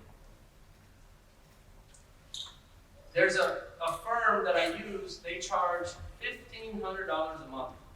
For $1,500 a month, they'll do all your emails, all your WhatsApp messages, all your text messages. They will also meet with you once a month and write blogs for you. And they'll do your social media posts. $1,500 a month. Instead, what most of my masjids do, and Allah subhanahu wa ta'ala bless them, is somebody lost their job who used to do marketing at the local, something, and we bring him in and this person knows marketing, they're going to do marketing now, and the person starts their job, and no one knows where the username and password is for Facebook. No one knows where the username and password is for the email system. And then the board says, we approve this budget for you to hire this marketing person, where's the marketing at?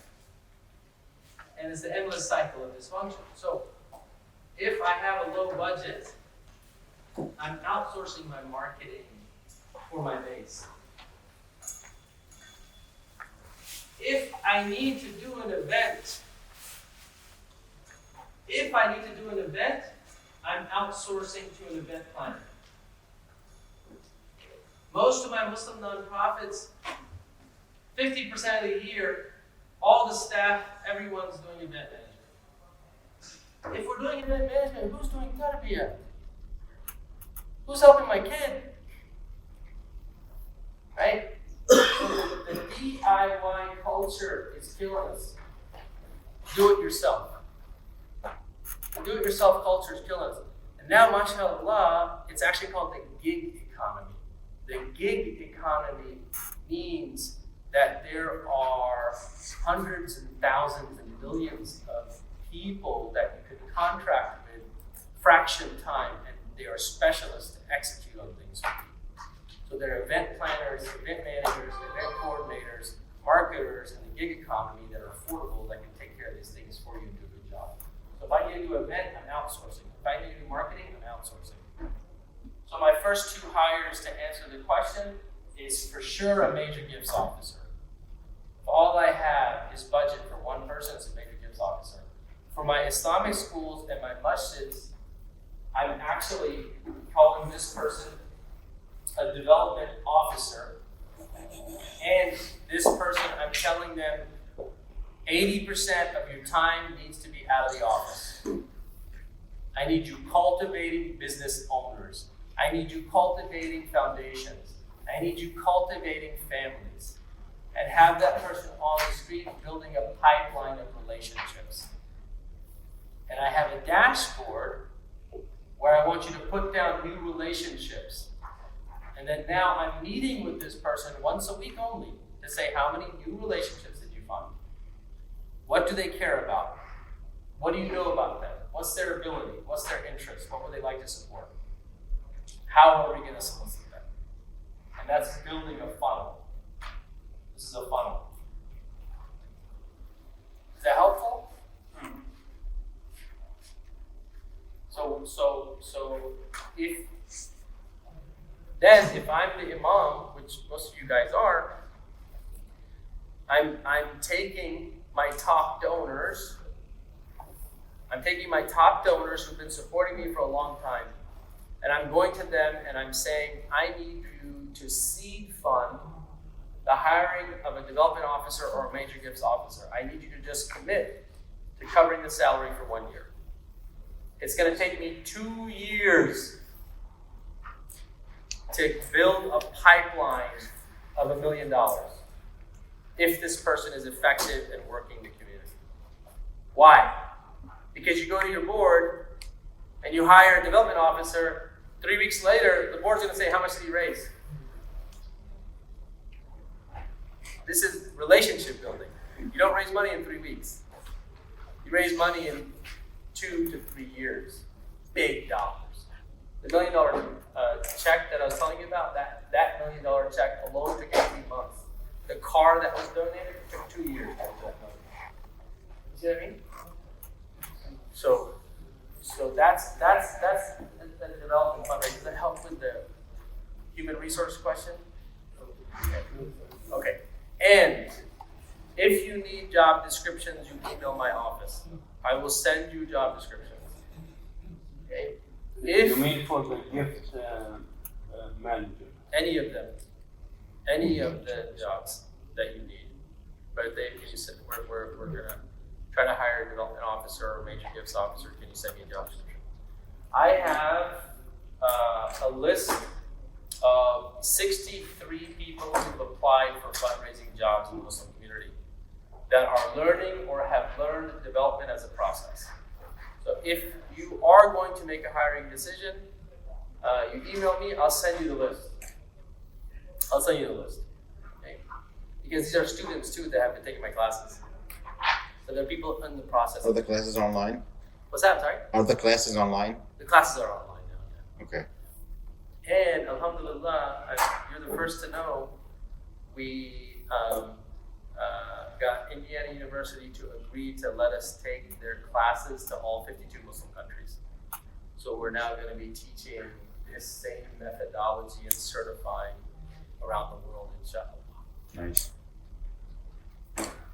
What's different about today than the classes is today I'm giving you prescriptions based on your context and your questions. You take the class, you go through the curriculum, and you have homework too, by the way. Like legit homework. How heavy is it? Sorry? How heavy is it? How many times? 2 to 3 hours of homework. Plus the 2 hours of classes. You get 3 to 5 hours. I'm sorry. How you send classes or how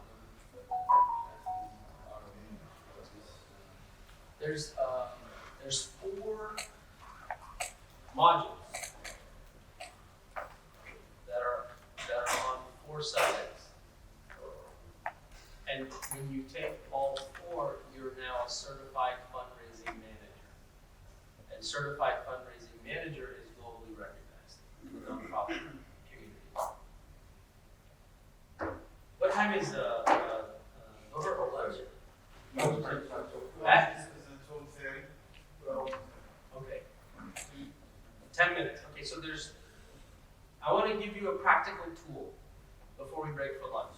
I'm going to give you a practical tool. If you have a pen and paper, this practical tool will really be helpful. It's called the gift range chart.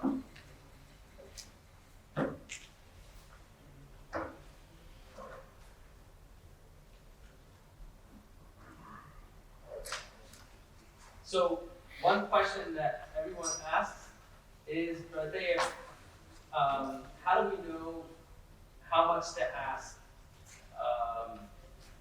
from our audience? How much should we ask? What should we start? What should we ask people? How should we plan? The single best tool I learned in all of this is something called the gift range chart. Yes, sir. So inshallah, in 10 minutes, all day, we're going to have lunch. It's going to be served in the Salon C for the brothers and sisters of the Sam Houston A. And Salah will be at 1:15. Check out one. Check out 1 o'clock. When? I have a feeling I won't see some of you guys after this, so let's do the gift range chart. This will be Yeah.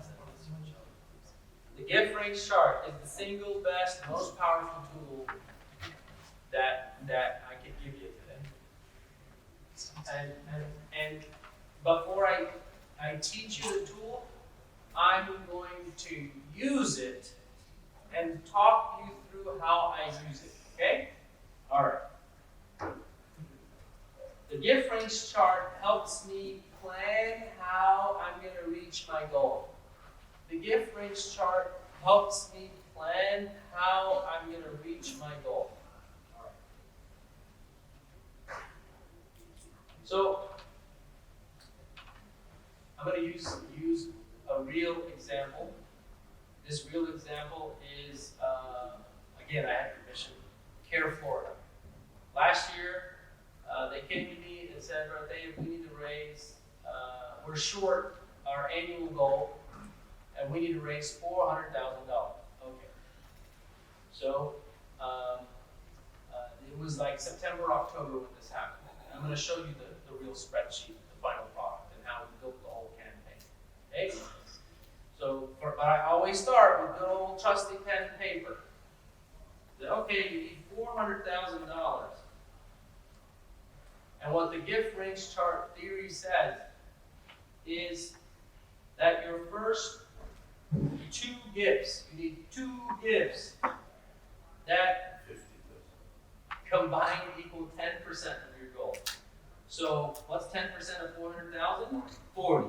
What's 2 gifts? 20 each. So I need 2 gifts at 20,000. And this needs to be 10% of my goal.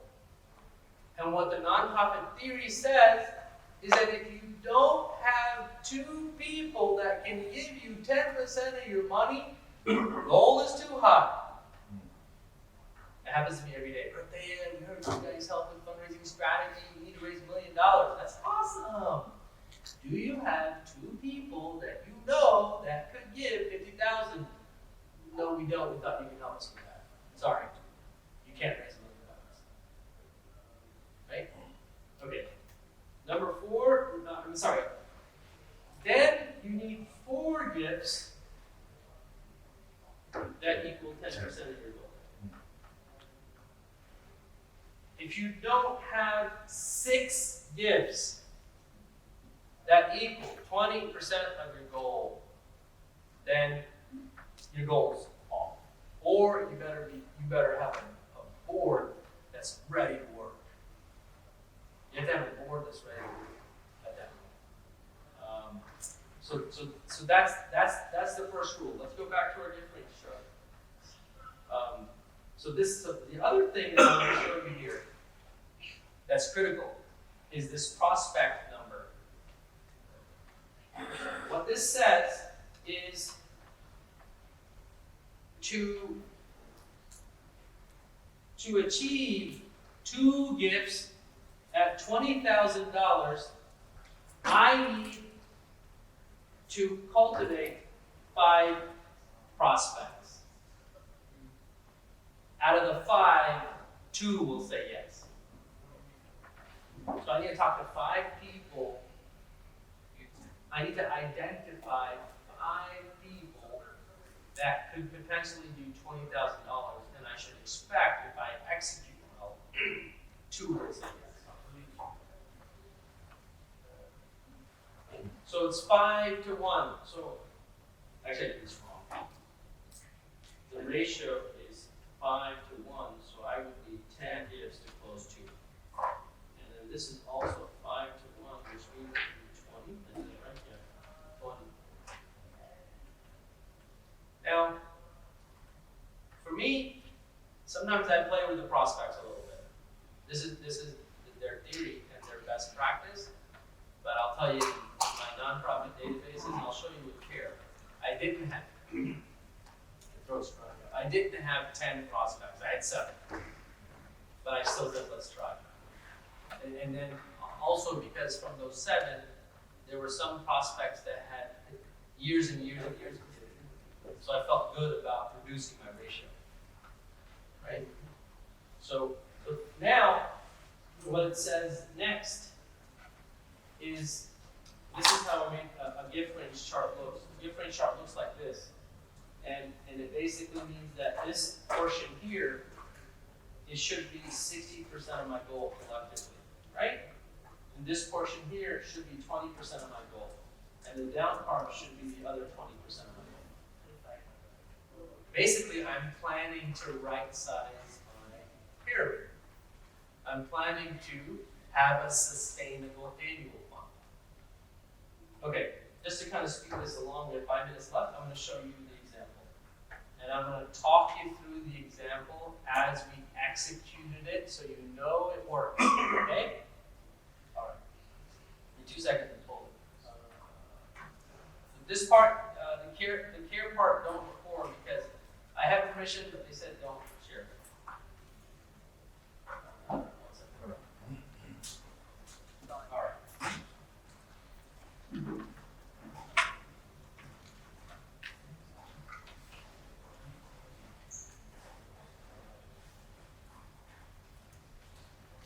All right, so in this example,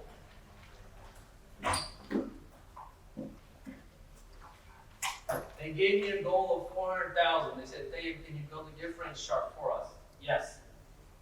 And then what I did is I pulled 4 years of their data. I was only able to do that because they had a software. When I have masjids and community centers that don't have software, life is really hard. Really hard. That's why Monday, implement software. Yeah. Your bank transaction. So then we're assembling, we can assemble data. We can assemble data. Are you talking QuickBooks? If you have QuickBooks, we can assemble data, but QuickBooks is not a fundraising software. You said Google. Yeah, okay. Okay, I'm gonna walk you through this process to help you see what I'm teaching come to life. This is a case study. I'm gonna click on the data sets, but I want you to know I've removed the names of the donors. Okay, we have to protect them. I mean, we have an amount to people who give, right, for organizations. I'm gonna talk you through these steps and how we built it and how we executed on this plan. So the first and the first thing is I got a $400,000 goal. The next thing is I pull my data, 2019, 2018, 2017 data. When I pull the 2019 data, it's hidden. Column A is the names. I hid column A. In column A, I had the donors, and I'm looking at their years of giving. You see why the data is important? Based on their years of giving, then I color-coded them based on where I want to assign them on my gift range chart. So here, for 400,000, I need 2 gifts at 20. I needed 10 prospects. I didn't have 10. So I went to 2019, and everybody yellow, 1, 2, 3, 4, 5 donors here. 2018, 6, 7 donors for my top of my chart. You see that? Same thing for my 10,000 number. Then my 7,500 number. Where did I get these numbers from? Based on the data. The data tells me what people can potentially give, what my brackets are. So here's a big chunk of 1,000s. Right? In 2018, same thing. Whoops, there's some names there, sorry. So in 2018, same thing. Then I built out the rest of my gift range chart. I know exactly who I need to ask and how much to ask. Isn't that great? That's a lot better than herding an audience into a banquet and pouring my heart out on the street. Right? A lot easier. If you know who to ask what for, it's a lot easier. Yes. I had a fundraising for masjid in Erbil, but they have a very good project for the community, and their goal 500,000, $500,000. And I asked, do you have one family or two family to guarantee 50,000? They said we have one family together. When I asked them, they started with 60,000. We end up with the 600,000 in 27 from Allah. Just us 27. And this is then,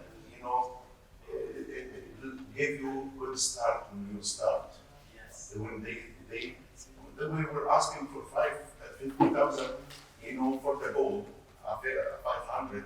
When they start with the 60, they add 10,000 extra, more than what we asked for.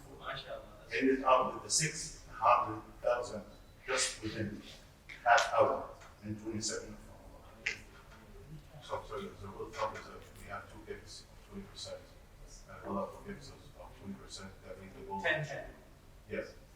Did you say 2 each gifts, one? 2 gifts needs to be 10%, and 4 gifts needs to be 2 gifts, 10%, and 4 gifts, 10%. 10%. So combined. So that means if you had that means the goal is achievable. Goal is achievable. Is that the rule of thumb? Yes, that is a rule of So, let's say, instead of four 10, you have like 8 of them, but you can only get one of the top two. Would you cumulatively say a safe? Help me do that one more time. So instead of having two, let's say 400,000 is the goal. You're looking for two top, but it's 20 each. Yeah. And then the next is 4 or 10 each. Yeah. Let's say you get like 8 or 10 each, but you couldn't get 2 of 20. So I'll probably still move forward. Okay. I'll probably still move forward, depending on what the rest of my data set looks like. But there's an art there to that. But let me walk you through this case example. So we identified the prospects per year. Then next, we created portfolios. This is important. So next, we created portfolios. So I took everybody who I prospected at 20,000 and I put them in a list. I took everybody who was in my 10K bucket, put them in a list. Everybody in my 7,500 bucket, put them in a list. Everybody in the 5K bucket. So this is called portfolio creating. We assign these portfolios to board and staff. How did you estimate $5,000 because some of them I see $20,000. Not all of their donations was $25,000 or $20,000. Some of them, for example, $4,500.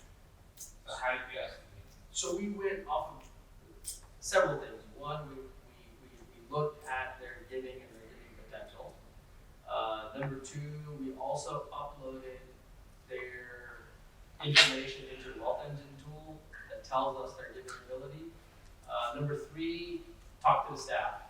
When I'm working with a nonprofit, everybody in the organization knows these people already. They know something about them already.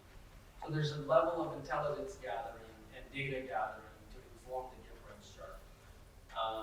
Now I'm moving this to execution now. So my gift range chart helps me identify who I'm going to ask, how much I'm going to ask. Now I turn them into portfolios. My major donors, I'm assigning them to board and senior staff. The rest of my donors, if I have capacity, I'm assigning them to lower level staff. Okay? If I don't have capacity, then I'm outsourcing or I'm using mass texting tools, mass email tools, mailers. Guys, mailers work still. Mailers work. For your messages, do mailers. Okay. Now look, I have the comms guide. The comms guide is where I'm building communication, and I have a calling guide where I'm putting in the talking points. So one thing to improve execution, yes, give your board 5-10 names each, but give them talking points. Coach them on how to have those conversations. And then what we did in this case was I had one person every week who was doing touch points.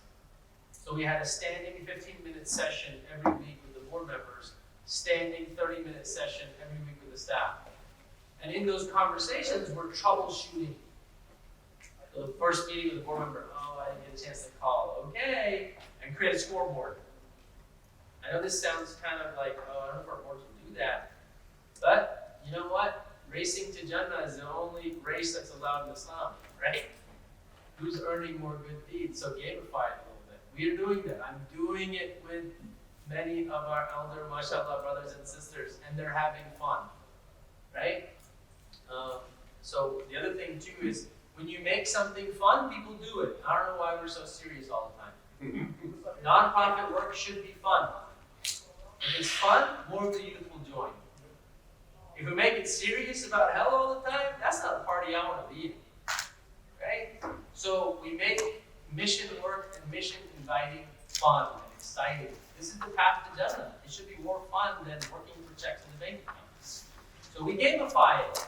We make it fun, and we troubleshoot.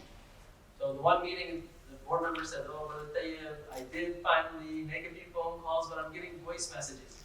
I I say, that's a good thing, no problem, leave a voice message. At least you got the right number. At least you got the right number. And then I always tell them, I always tell my development teams that really what we're doing, what I learned at the end of the day, what they're teaching is how to invite people to our mission and how to give the nasiha. It's the best job on the planet. That's what I love fundraising, because we're inviting people to support a mission. And if you think about it that way, rather than we need to raise money, which is scary. Raising money is scary. All these kids can't decide on their careers because they're terrified to be broke. Like, why are you worried about what Allah's already promised you? Right? Why are you worried about that? So just focus on this, just you're doing a nasiha. So I'm telling my board members, all you're doing is reminding them. The text message is a reminder. The email is a reminder. The phone call is a reminder. The voice message is a reminder. And then I tell them the best way to remind people to give is to thank them for their support. The best way to remind people to give is to thank them for their support. Guys, what I'm telling you is based on data. And it's working. My team right now is on a project raising $30 million for the CARE network using this principle. With Islamic Relief USA, these principles move the needle from 80 million to 110 million. Your masjid, inshallah, if you use these principles, we can move them over 5 million to 10 million to 20 million to 30 million. Because that's what it's going to take for the growing American Muslim population. If I said anything not correct, forgive me. I know some of you are leaving. I'll put my email on the wall. You can. I'm here till 5. I'm going to start again after Salah. After Salah, we're going to start here. Lunch, and we'll come back. 2 p.m. 2 p.m. Start at 2 p.m.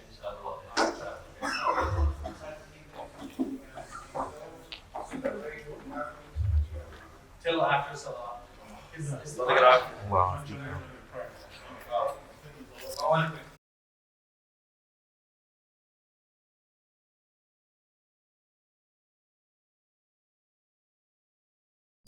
End of last section.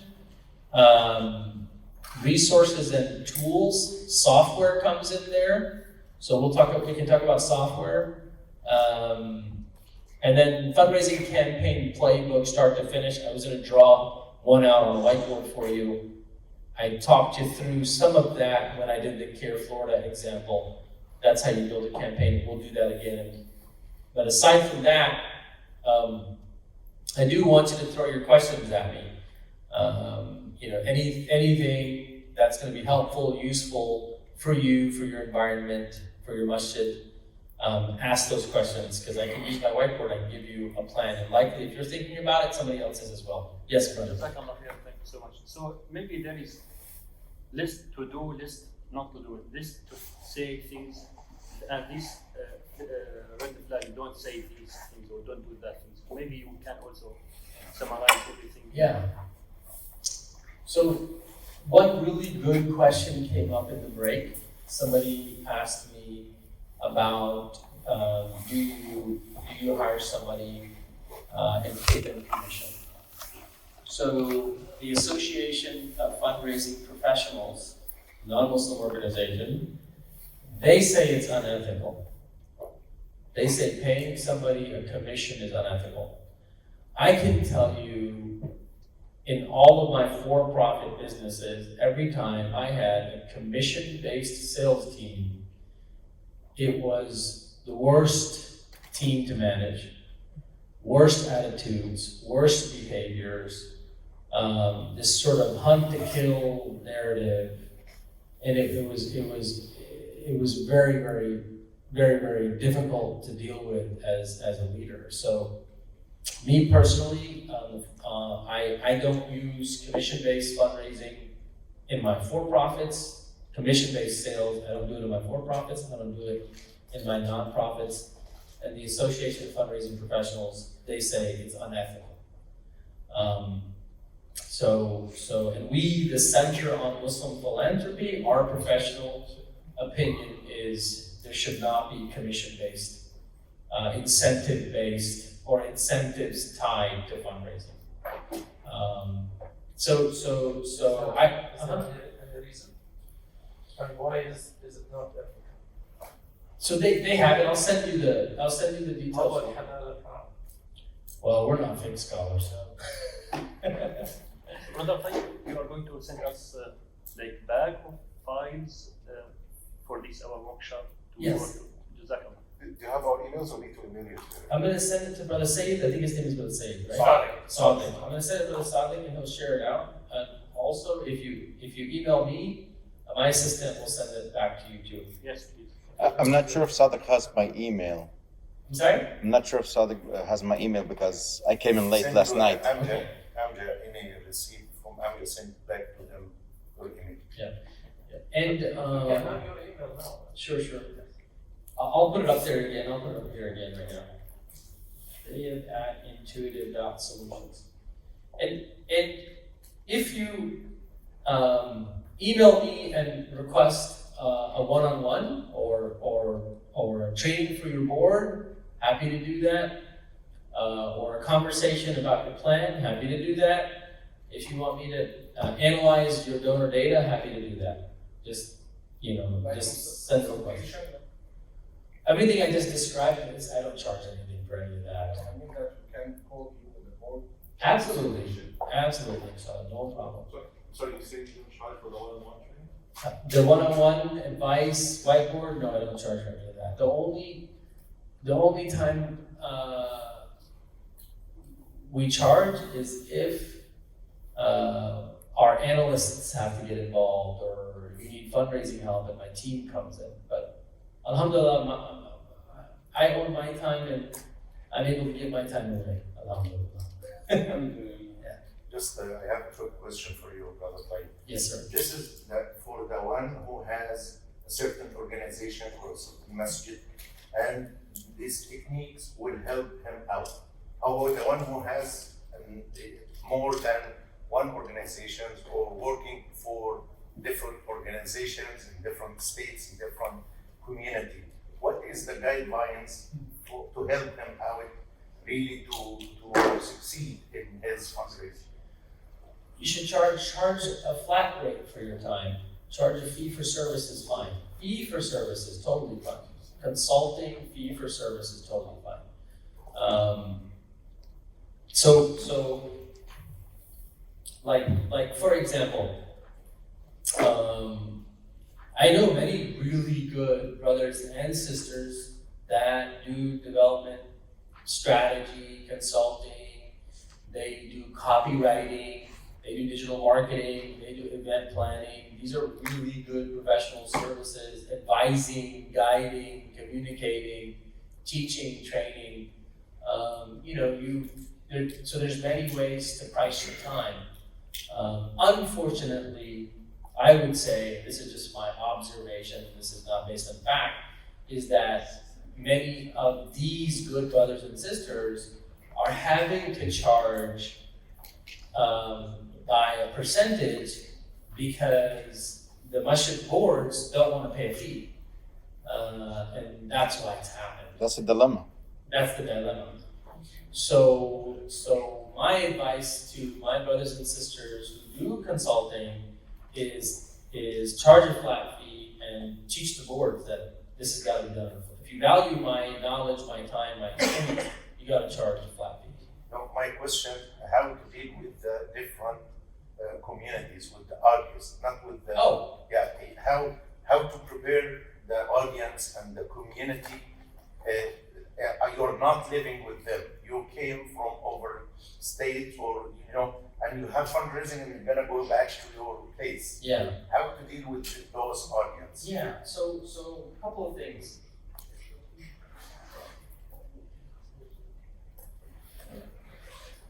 What we know about annual sustainability is that our donor mix should look like this, right? And our corresponding money should look like this. So events great.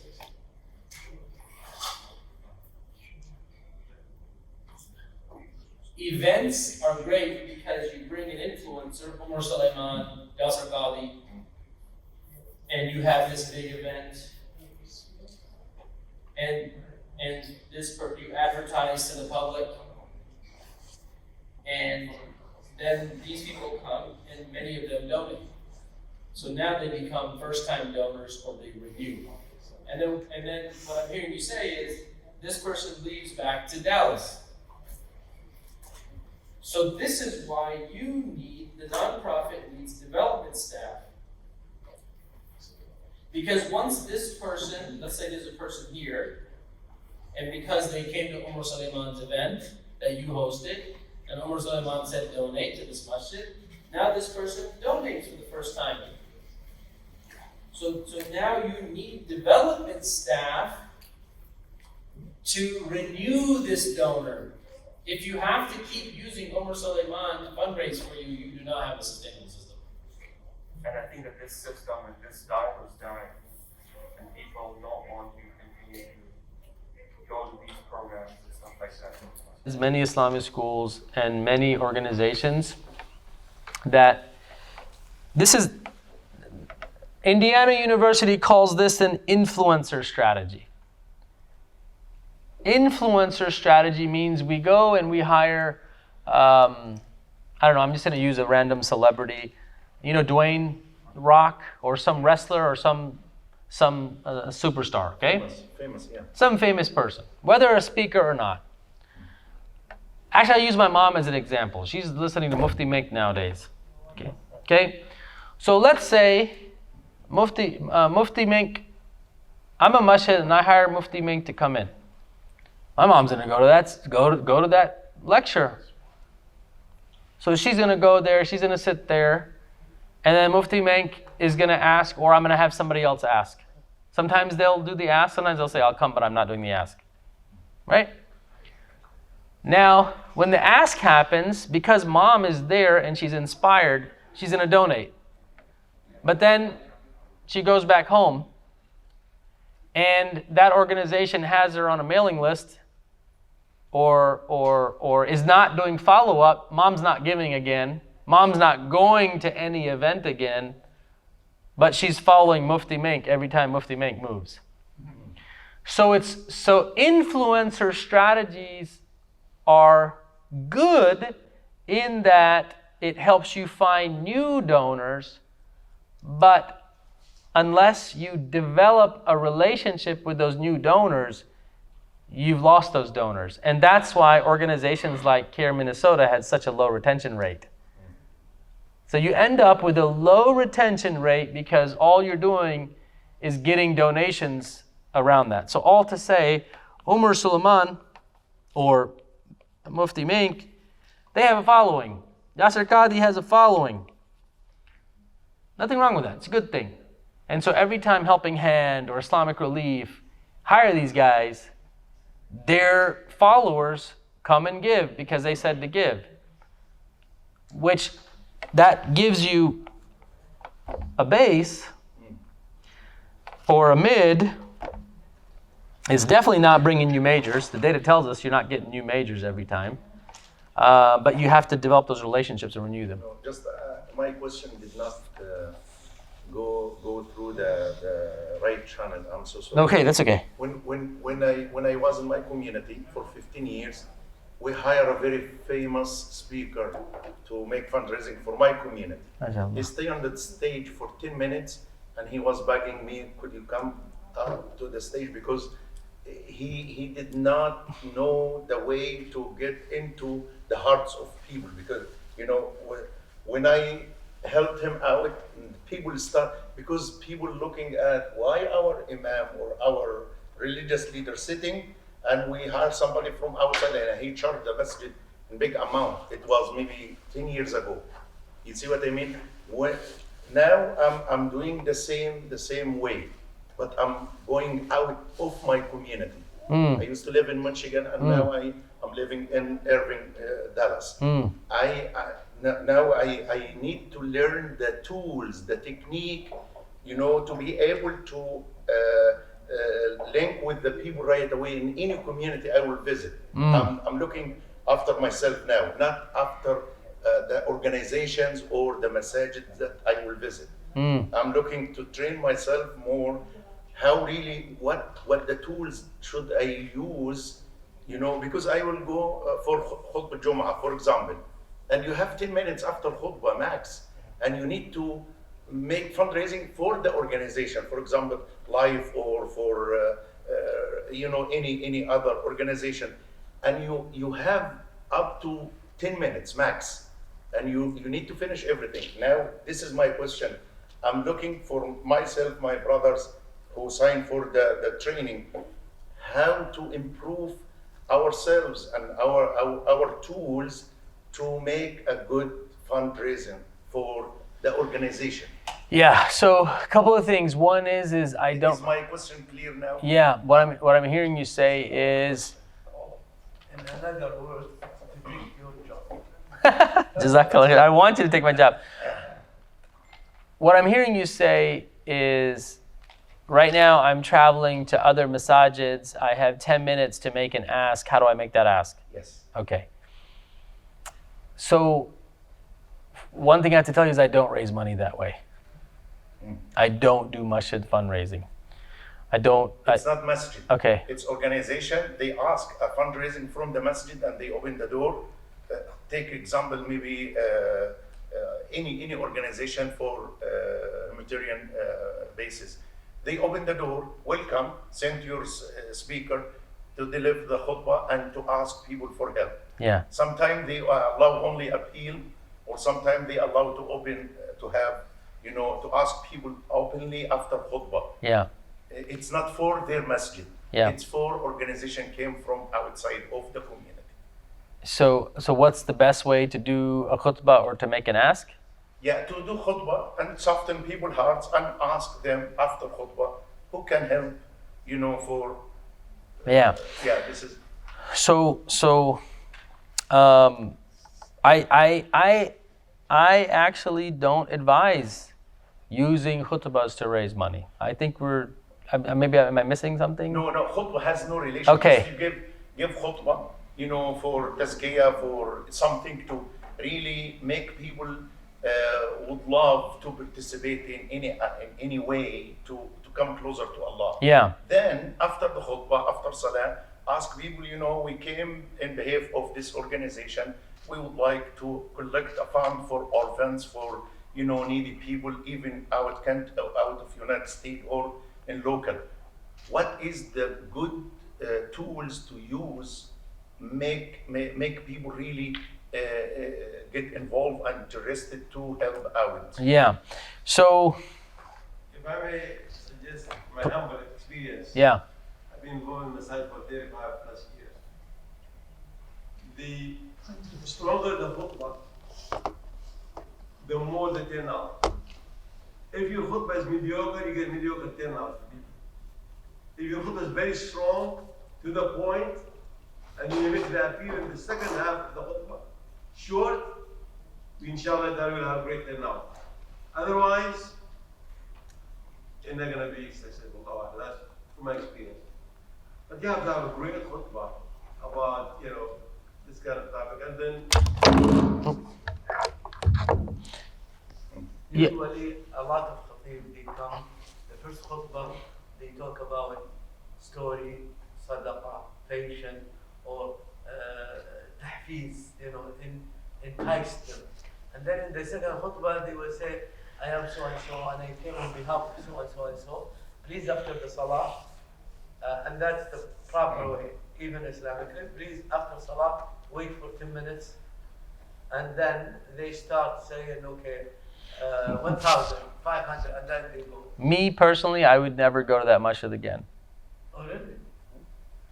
So basically, everything you teach us today is not doing quite this way. But this happened to be the most popular way. Yeah, this to is fundraise. Yeah. I think that if I understand correctly, what Brother Tayyib is saying is that this is not a sustainable method. Yes. And people are getting tired of that. Yes. And it's not the right way that you just come and you basically raid their pockets and take the money. He's saying build a relationship, which is better done in your own community, or the community itself, perhaps they need to do the development before, and then they bring you for the ask maybe, and continue development after. Imam Jawad, today you have this organization, next Friday you will have another organization, the third one you will have another organization. How you gonna build a relationship with all,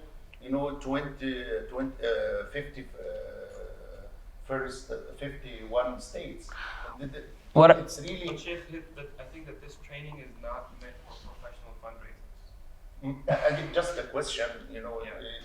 That's what I understand. I see. I have I an see. example. Yeah, masjid-based fundraising is declining. Masjid-based fundraising is declining, and no one did it better or more than Anwar Khan from Islamic Relief USA. So you should call Anwar Khan and ask him his experience. Now, it's a necessary thing still. And for me, I think that, we're turning a lot of people away from the masjid because of how we fundraise at Jummah. But there's this component where you still want to allow people to give sadaqah because it opens a door of khair. So I'll give you a solution based on my professional opinion. I tell all the relief organizations, don't do masjid fundraising anymore.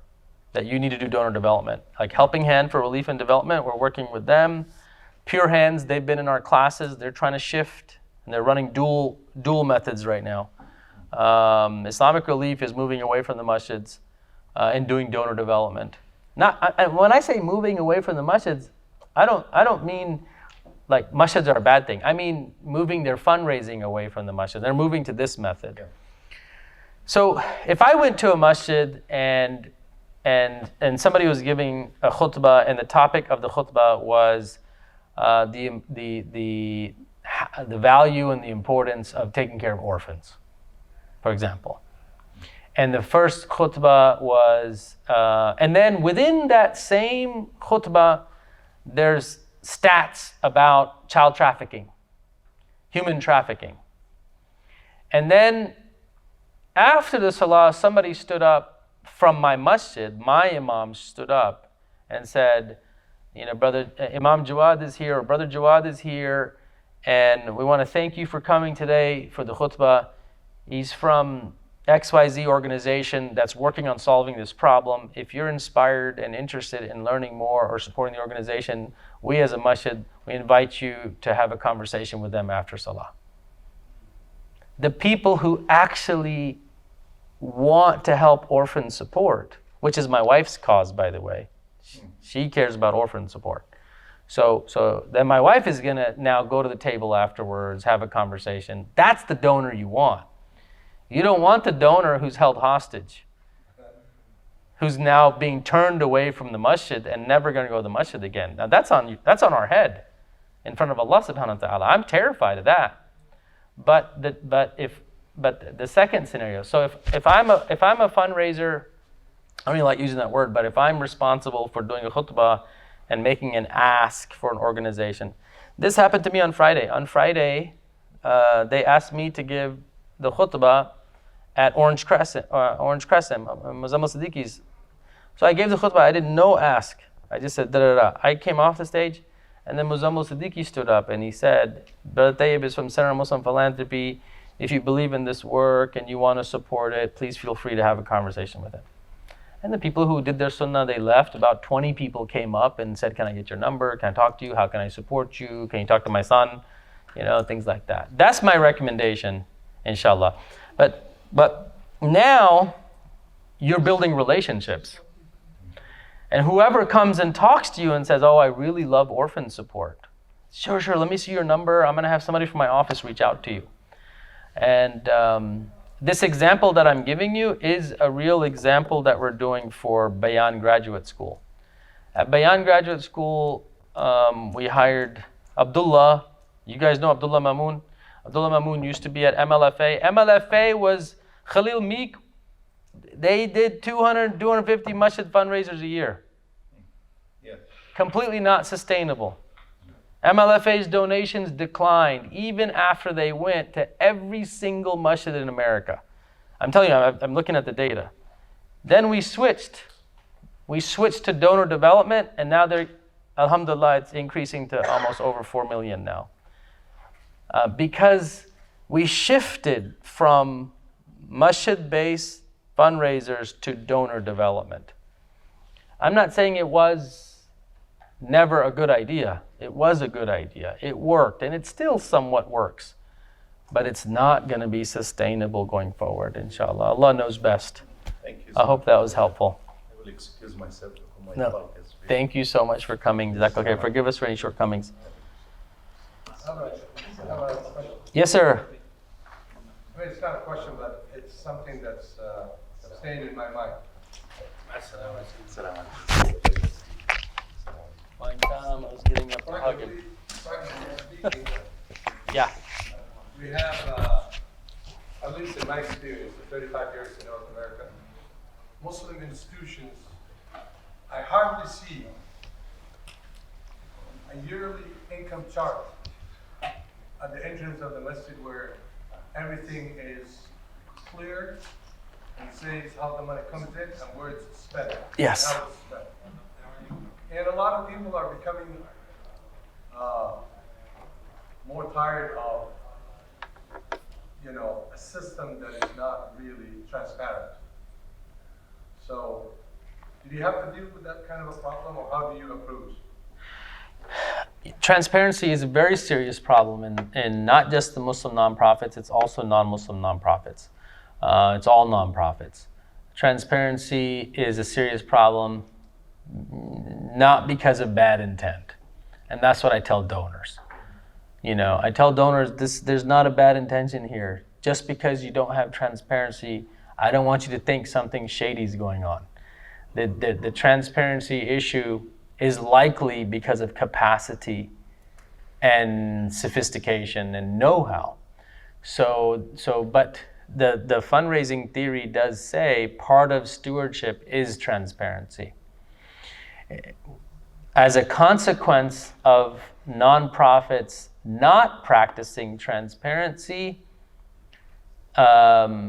donors have been demanding and directing how their money should be used.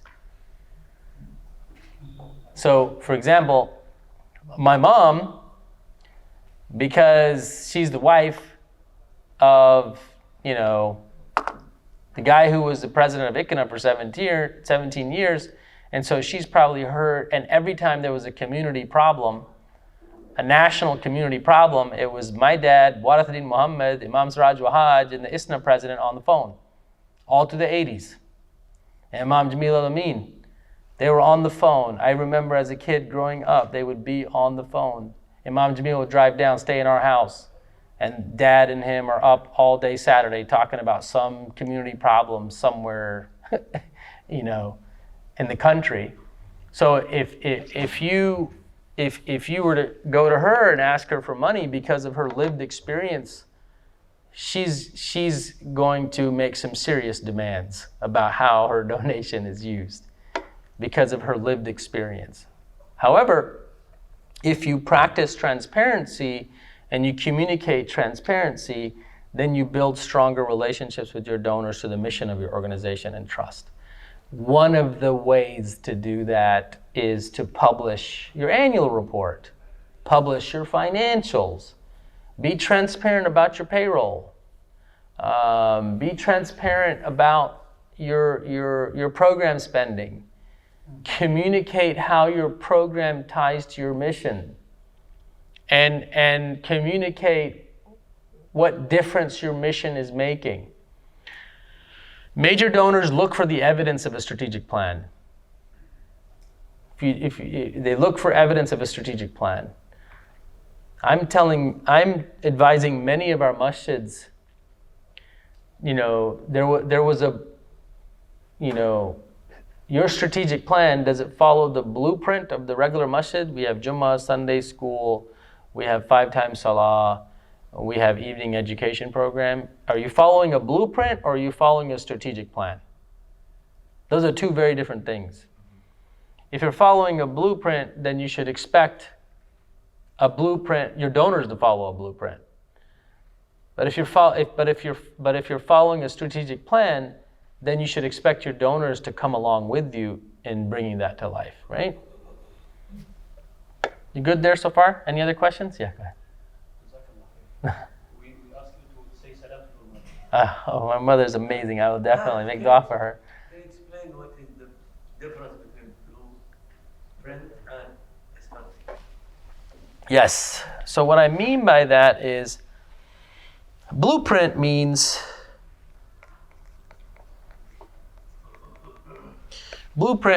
there was a way the masjid has been established in an American Muslim community that first you find a space, either you buy or you rent, you start salah, you start Jummah, people will come, then you start raising money, then you do your Sunday school program because then that involves the family. Then from there you try to build maybe more an Islamic school. And then we bring in an imam and we want salary for the imam and the rent. And so our budget goal is $250,000. And then that's it. There's nothing more going on. That's a blueprint. A strategic plan is, okay, what are the community's actual needs? And how are we going to solve those needs? After Salah. Aqimu Salah is obviously first, right? I mean, at least that's what my mom and dad taught me. So we have to get Salah in place. No question about that. But then after Salah, is Sunday school the actual priority or is it not? It may not be. It might be women's shelter. It might be elderly care. So strategic plan just means what are the needs of the community and in what order are we going to solve them as we build up. Was that helpful? Yeah. You mentioned earlier, that's what I'm doing, think tank organizations. How do you do that? How is the difference between that and research or fundraising? Think tanks. So the basic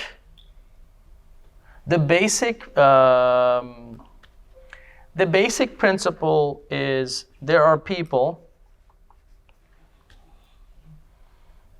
and these people, they're dreaming, this is a dream, they're dreaming of a better world.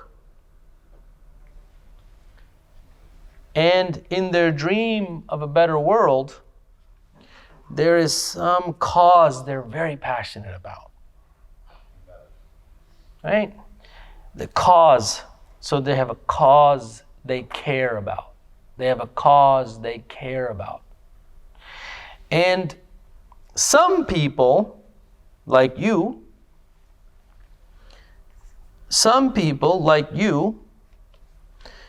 you cared so much about ilm and teaching others, you became scholars. Right? I think most everybody in here is probably holding a degree in something, mashallah. You're all community leaders. And because you cared and your board cared so much, you organized. Right? You organized together. And then just like you, this organization could be focused on education. Right? This organization here could be focused on women's empowerment. This organization over here could be focused. See, if I put eyes in here, my mom would really kill me. Make sure there's no eyes. Now you really know my mom, right? Yeah, I told you her. She is, man. Even today she'll call me Tayyib. And my kids threaten me. I'm going to call Dado. Okay, so then there might be somebody else like Tayyib who cares about, I'll just say youth. I'll put my youth here. And so what nonprofit theory says, and there's somebody over here who really I'm going to use this example on purpose because it's a real think tank example. This person over here cares about equality in India.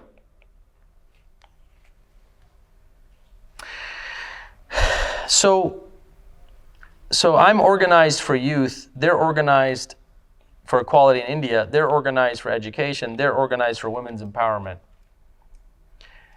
And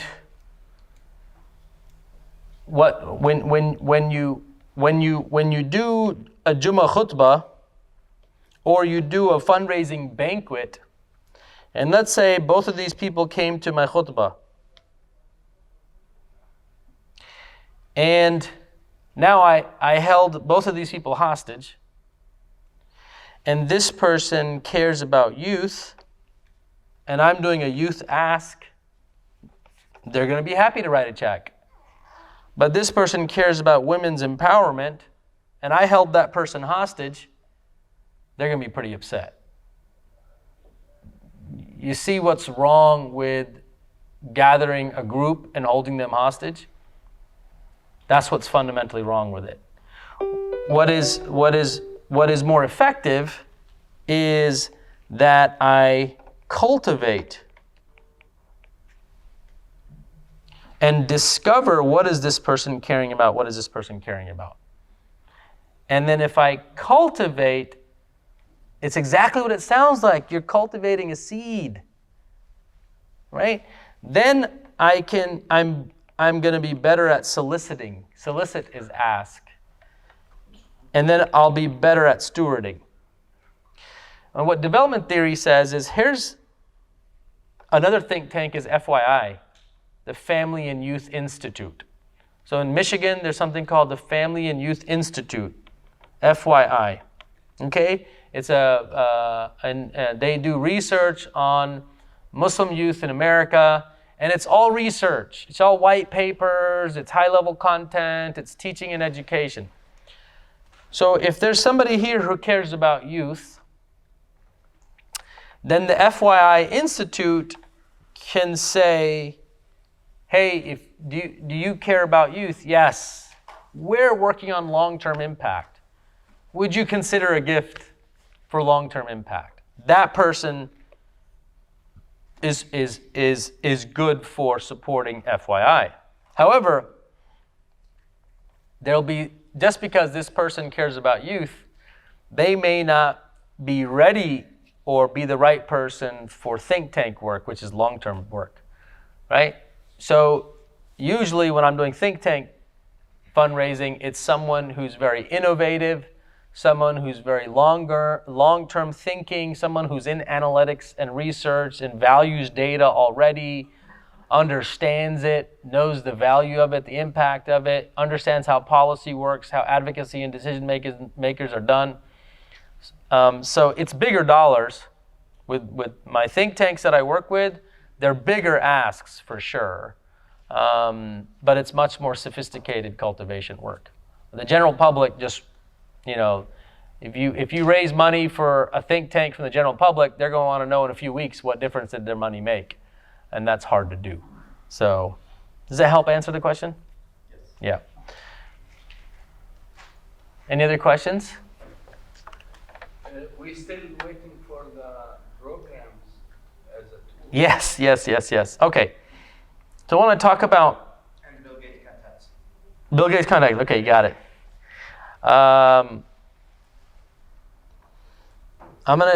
The software you need is something called donor relationship management software.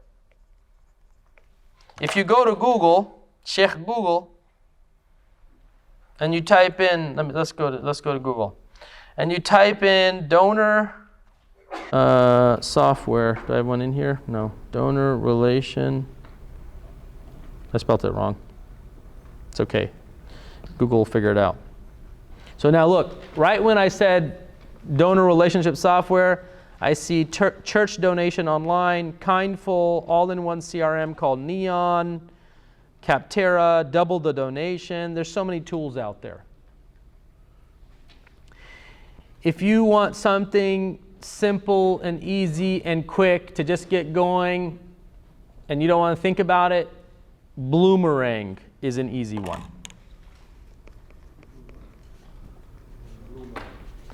And if you don't have time or capacity to implement it, you send me an email and I'll have one of my analysts do it for you. Okay? Monthly fees or? They're free until you get to an amount of contacts. Double O, right? No money? Let's see. Double Bloomerang.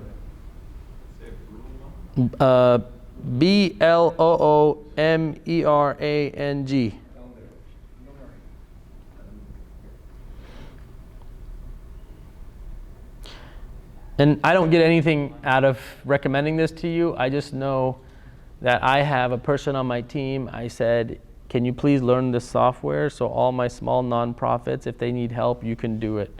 And so I have somebody on my team that can just help get it going. It's simple, right? And I don't want you to think about this software like you're buying a house. Right? Chances, you just need something that's going to work for you. Don't think I need something that's going to last forever. Nothing lasts forever, right? Do you have to buy that one? It is. It's a subscription. It's not free. Remember, if there's free, either there's a catch or something's wrong. Or it's a starter thing. They're trying very No matter what you do, please do not get Salesforce. Salesforce. What's that? Salesforce is another software. CRM. It's a CRM, and it is the worst. It is the worst.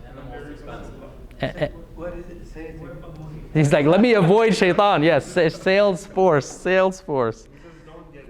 Salesforce. Do not get Salesforce.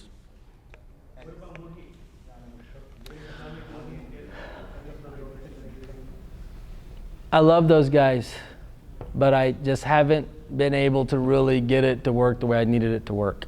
It's not bad. It's fine. It's okay. I would, honestly, $1,200 a year to build donor relationships. It's okay. It's okay. You should spend. That's one of the issues I was thinking. Our page, our donation page, takes all the donors to their page from one website to another website. Yeah, see, that's the problem I have. So for me, what matters is that your donors are your database. That is the. Remember, what I'm fundamentally teaching is know who your donors are and build relationships with them. That's it. That's the aqeedah of what I'm teaching. Know who your donors are, understand what they care about, and build relationships with them. Bring them close into your mission and further your mission. This is the aqeedah. You can't do that if the data is not yours. So that's why I don't like some systems. Transferring from one website to one site. Yeah. Yeah, I'm not cool with that. I mean, I'm paying you for software. Why should I market for you? You know what I mean? Like the brand that we're building as a nonprofit is our mission. We're mission builders. So, no, just not to spend too much time on Mohit, but I for me, like simple. For what? Payment gateway. Payment gateway, Jazakallah khair. My favorite is Fundraise Up. Fundraise Up, I don't say it off the bat because it's not cheap, but it is the best. The best. But most of them have a percentage, like Mohit, the only thing that I have, their direct SEH transfer is only 30 cents per transfer, but most of the other ones have 20%, 2%. Yeah, Fundraise Up is going to be more. Is it Muslim? Fundraise Up is, neither of these are Muslim owned. I'm building a software because I really truly don't absolutely love any of these, but I'm a year out from building mine. But this software, wouldn't they use your data? Do they use your data? Bloomerang and Fundraise Up, I don't think they use your data, but I have to double check. Don't quote me. It might be in the fine print. Again, what matters is that you're able to use the data. Yeah. And also, there's certain places, like my wife says to me, she's like, sometimes I see you take forever to make a purchasing decision. And you're so cheap with that decision. And then sometimes I see you just don't even think, you just spend money. I don't understand. And I said to her, I said for me, I make my purchasing decisions based on what matters and what I need to achieve. So as you pick software for your donor relationships, like when you're just starting out, these two systems are good. Don't overthink the monthly subscription and the credit card transaction fees. Building the database is super, super important. I will tell you, you don't need Fundraise Up. You don't need Fundraise Up. You can do everything you need with Bloomerang. Why do I like Fundraise Up? I'll tell you why I like Fundraise Up. I'll show it to you here. Fundraise Up, OBAT. What they've done, my team, we did the research across 30 nonprofits where we analyzed and mapped the donor's journey.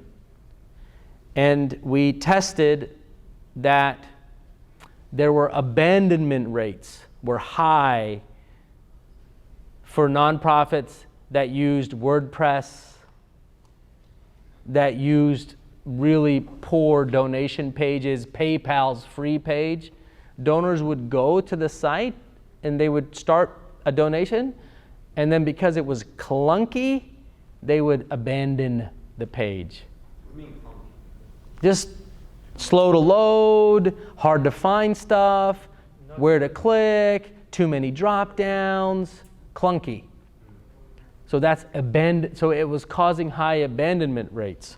So, and then we tested multiple systems to see which had the lowest abandonment rates, and it was Fundraise Up. Fundraise Up had the lowest abandonment rates. Second, Fundraise Up had the highest conversion to recurring gifts. So somebody went and they selected $100, and then before they left, they went to $100 a month because of how they intuitively did this. So this is, OBAT Helpers is a nonprofit we're working with. So let's say I put in $55. Now look, it automatically goes to monthly and donate monthly. They don't want to go, I just want to go to give once. And now let's say that I left this page now. I closed this. Complete your $55 gift to make a difference. I'm ready, not today. This is small nuances, the small things that are designed based on user behavior. This is Fundraise Up? This is Fundraise Up. So you have, but Fundraise Up is only what's called a payment gateway. It's only a user interface. It's not the CRM. You still need Bloomerang. The second thing is Bloomerang has integration with something called corporate match gifts. So if I work for Microsoft and I donate here, on the back end of Fundraise Up has a relationship with Microsoft. And the way Facebook and Microsoft, they work is they tell their employees, yeah, come work for us, we'll match your charitable gifts. And the employee's like, yeah. And the employee comes to your masjid and says, hey, I donated. Microsoft said they'll match my gift. And then the donor is gone. You don't want to inconvenience your donor and say, brother, you work for Microsoft. Can you please go and have them match your gift? You're not going to do that. You're not going to inconvenience your donor, are you? No. So, but what Microsoft does and what Facebook does is they have paperwork for the charity, right? They want to know you're a bona fide 501c3. They want to know you're clean. You want to know this. What Fundraise Up does is they've automated the whole process. They've already built the relationship with Microsoft, with Facebook, with WhatsApp, with whomever, and such that when you donate, the corporate match goes automatically. So like if I were to continue this thing and donate monthly, Now it needs link to bank, ePay, everything else. At some point, it's going to say, do you work for a company? And I click it. Now it's all automated in the back end. So this is fundraiser, Yeah, I'll send you a link for that. It does integrate with Bloomerang. Yes. So basically, if you have FundraiseUp, you're gonna have Bloomerang also, or FundraiseUp could work with your CRM system. FundraiseUp can probably work with your CRM system. I'm not sure. FundraiseUp does not give you any reports, FundraiseUp does have its dashboard. It does have its dashboard, but we could Why do we need Bloomerang then if we have? because Bloomerang is relationship management and communications management. FundraiseUp is just donation capture and donor interface. But financial reports, we get the reports, we get receipts, and then data. It's not going to do receipts for you. It won't do receipts for you, no. No, it's a sophisticated payment gateway. Question. You said know your donor, know who your donors are. Yeah, so know who your donors are, discover what they care about, partner with them, include them on your mission to make the world a better place.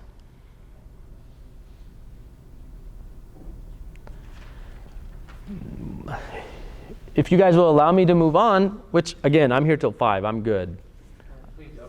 Yeah. Just the crux of the matter. It makes information between FundraiseUp and Bloomerang. So Bloomerang and FundraiseUp working together. Yes. So you need both of them. Yes. All right. So which one does not issue a receipt? FundraiseUp. So if you make any donation with FundraiseUp, it will send an email. FundraiseUp will not send an email. FundraiseUp captures the donation. It's a payment processor. And Bloomerang you need for the donor communications. So still we need to issue the receipt. Yes. You said you can do everything on Bloomerang. Yes. Okay. Bloomerang. Bloomerang. If you want to implement these things. 1 hour is gone by though. 1 hour of questions gone by. Okay. Yeah. If you need help implementing it, I'll have my office implement it for you. No problem. But say you Yes. mentioned that there's a way that you could check what the donor has donated previously. Is that through the CRM or is that something else? I do it through the CRM. I pull my analysis from the CRM. FundraiseUp is just going to have the date and the gift. But there's no other tool that does any other type of research on the donor and tells you how much he's giving. It's just you are looking at the organization's own records in the past. Unless you buy Wealth Engine. So there are other third-party tools. Wealth Engine. Yeah. Yeah. There are third-party tools, but it's keeping it simple. But there are third-party tools. Well, I'll tell you, if we're not going to take anything else from you today, give us what we're going to go home with. Yes. Okay. So, number one, I would say the Aqidah piece that you wrote down already, which is, donors are not wallets. Donors are people who have a dream of a better world and they have a cause they care about. And I need to learn, discover, understand what cause they care about.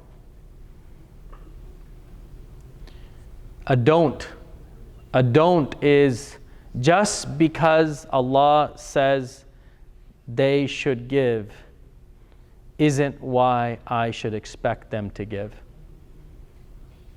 Just because Allah tells them to give doesn't mean I should expect them to give. This mindset causes me to abuse them.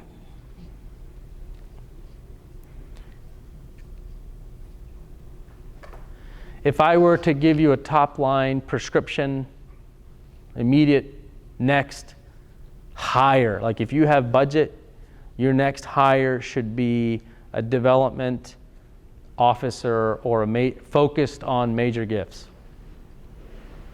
Number 2, outsource digital marketing. Outsource digital marketing, insource major gifts. And if I were to anecdote that or footnote that, the why? Because major gifts is about face-to-face relationship building. And so I want an in-house guy or gal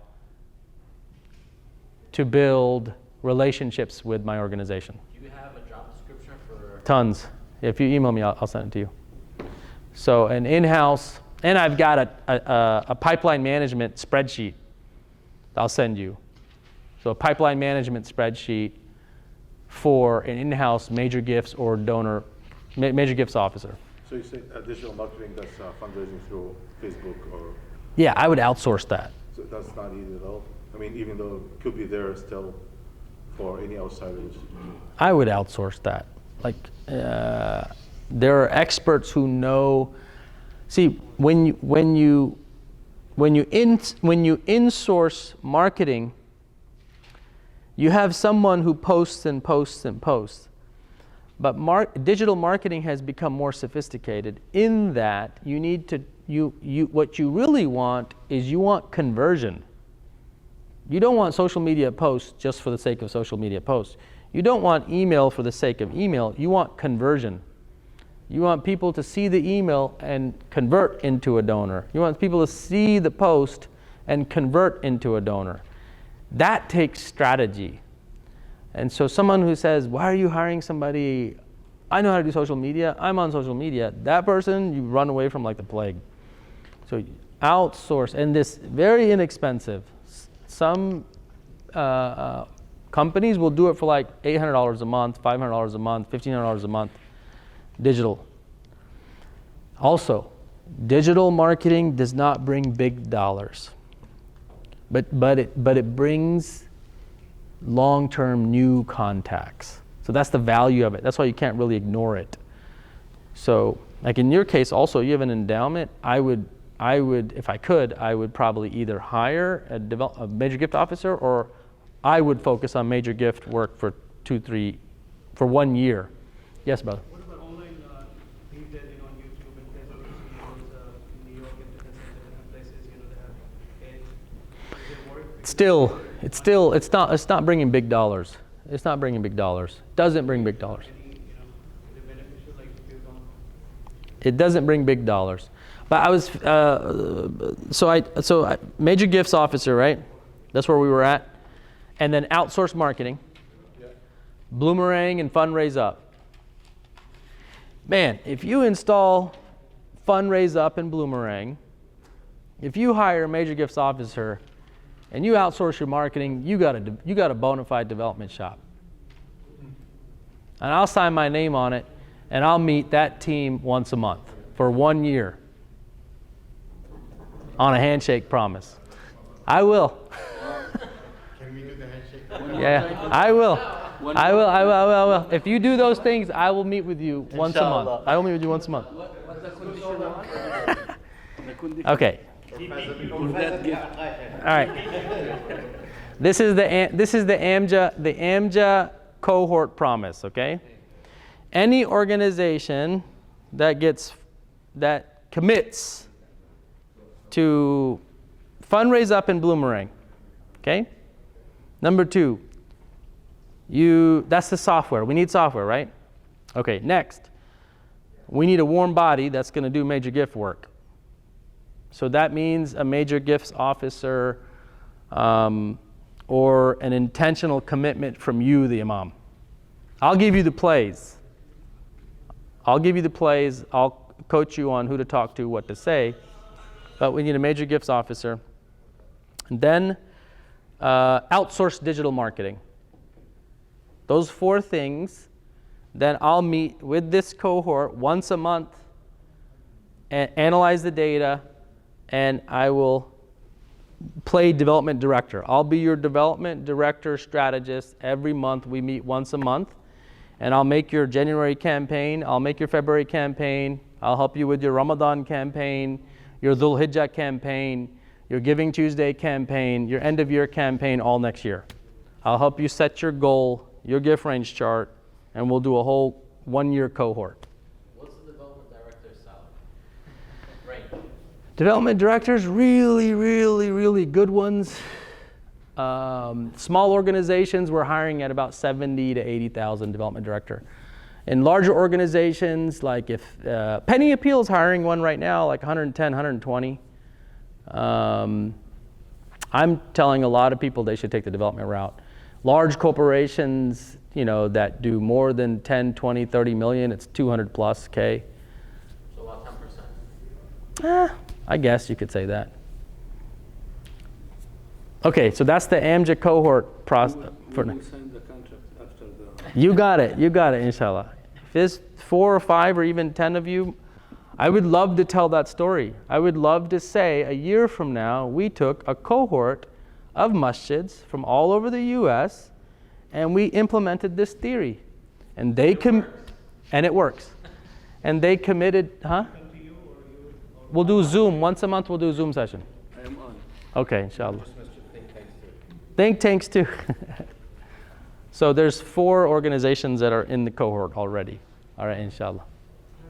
Yeah. So if you're starting in a new location, there was no message before, there's nothing, no scope, and you're going to, you know, you're going to get the land and you're going to start the construction. So how do you get, you don't have any data, you know, for Muslims, you just know that Muslims there, you know, but you don't know who's on it, who's not on it, and how to get them together, you don't even have any location. Yeah, so a couple of things. One is you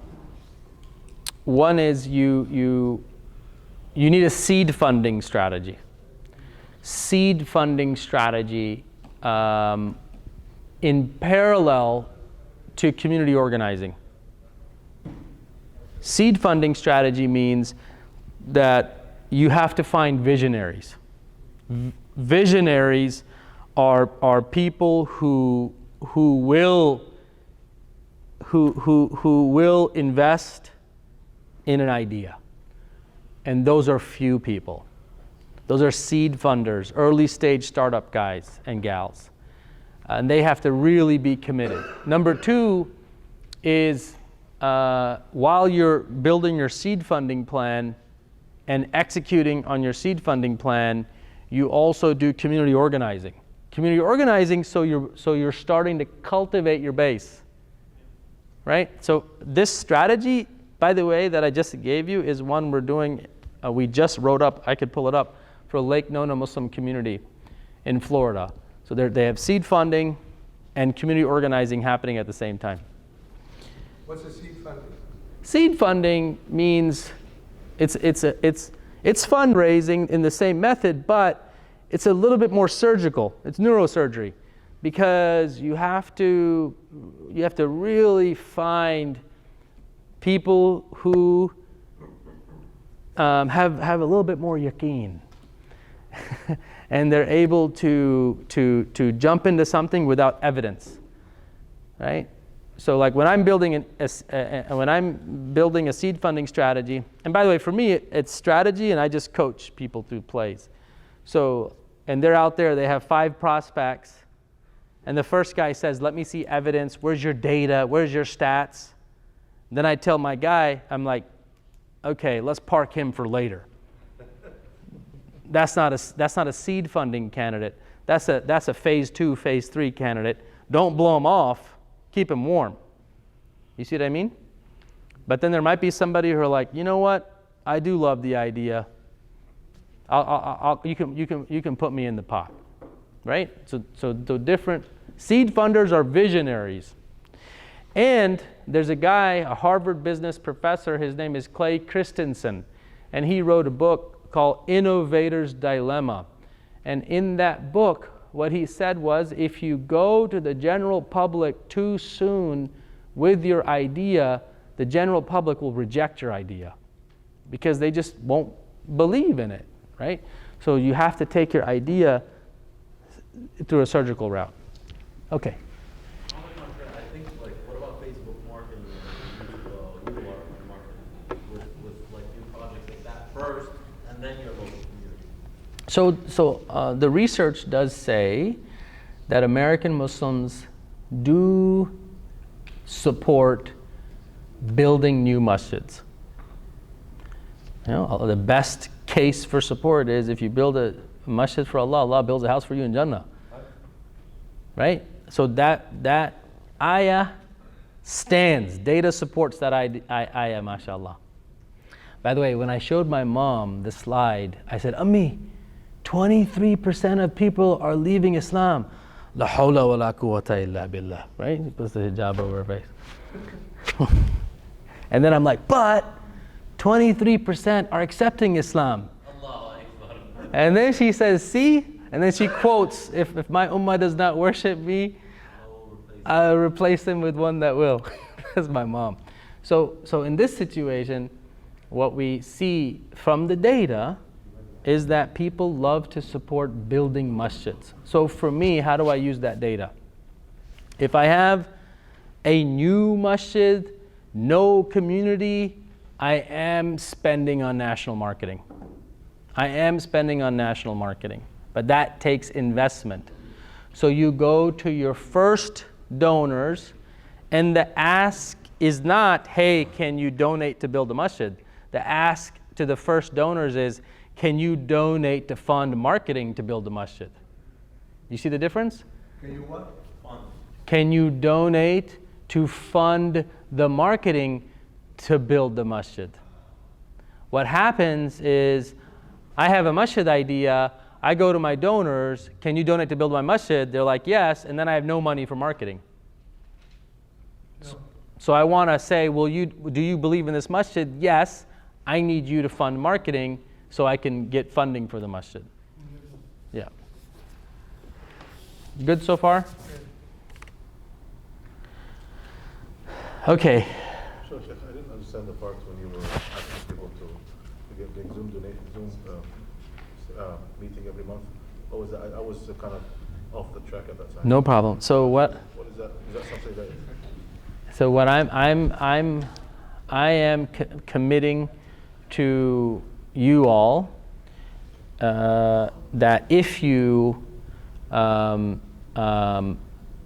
commit to putting the software in place, if you commit to either yourself or hiring somebody for major gift work, and if you can commit to outsourcing your digital marketing with at least $1,000, I think $1,000 a month should do it. We can hire somebody to fix your website. We can hire somebody to set up the fundraising campaign on the website. I can give the instruction. I can say this is how it should be done, but we need somebody to implement it. So if you commit to those things, then once a month we'll meet as a cohort. And every month, then I will design your monthly campaigns for raising money for your goal. I'll make your annual fundraising plan, and I will meet monthly with you, and inshallah, make the fundraising plan, troubleshoot the problems, month by month for next year.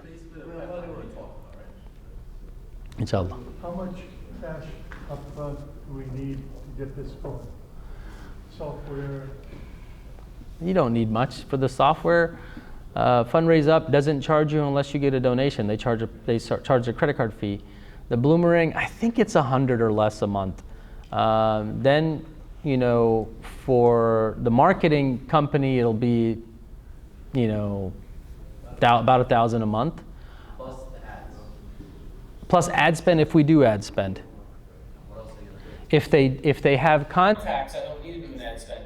If they don't have contacts, I don't need to do an ad spend. Do you know how much they charge, the percentage they charge for fundraising? These guys, they do charge 6%, but I have a discount code from them. And I think the discount code is like 4 or 5%. Yeah. But it's worth it. We're paying Stripe less than 3%. Yeah. What's the difference in that and paying someone a commission to raise money?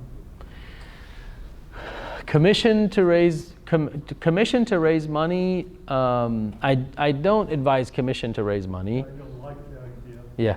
Evangelical Council for Financial Accountability is totally against it. Yeah. And you can't. But if we're giving fundraise up a commission, Well, they're charging for their platform fee. You know. Oh, I see what you mean. What's the difference? Yeah. So they're charged. So they have their credit card fee built in, and then they have the per transaction fee built in rather than a flat rate. So a software platform fee. What's the code though, so that way we take advantage of that? Yeah. So I don't have it in front of me, but Email you. yeah, email me, yeah, inshallah. Okay, you guys good? We can keep moving forward. Yes. Let's keep moving forward. how should we get on your email list?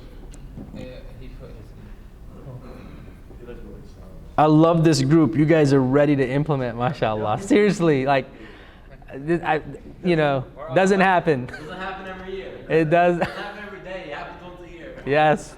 No, seriously, like, I'm not used to this. I'm excited. You know why? Because we're all hurting and we're all hungry. Alhamdulillah. But inshallah. Brother Tayyib, I think this workshop or this information, every single masjid, development officer, because we need to remove this word fundraiser, they need to have something from this workshop.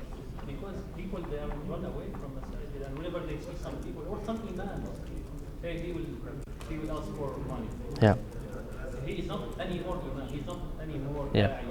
Yeah. He's just That's why I'm glad you brought that up, brother. But that's why I actually have been telling masjids that you have somebody else that should be doing development. In the nonprofit theory, what they say is that you have a development officer, and like in the church organizations, the priest should not be doing fundraising. You have a development officer who does fundraising. However, if you're meeting with a major donor, the priest should come also. But the priest isn't doing the ask. The priest is simply talking about programs. Or reminders. The reward or the fun.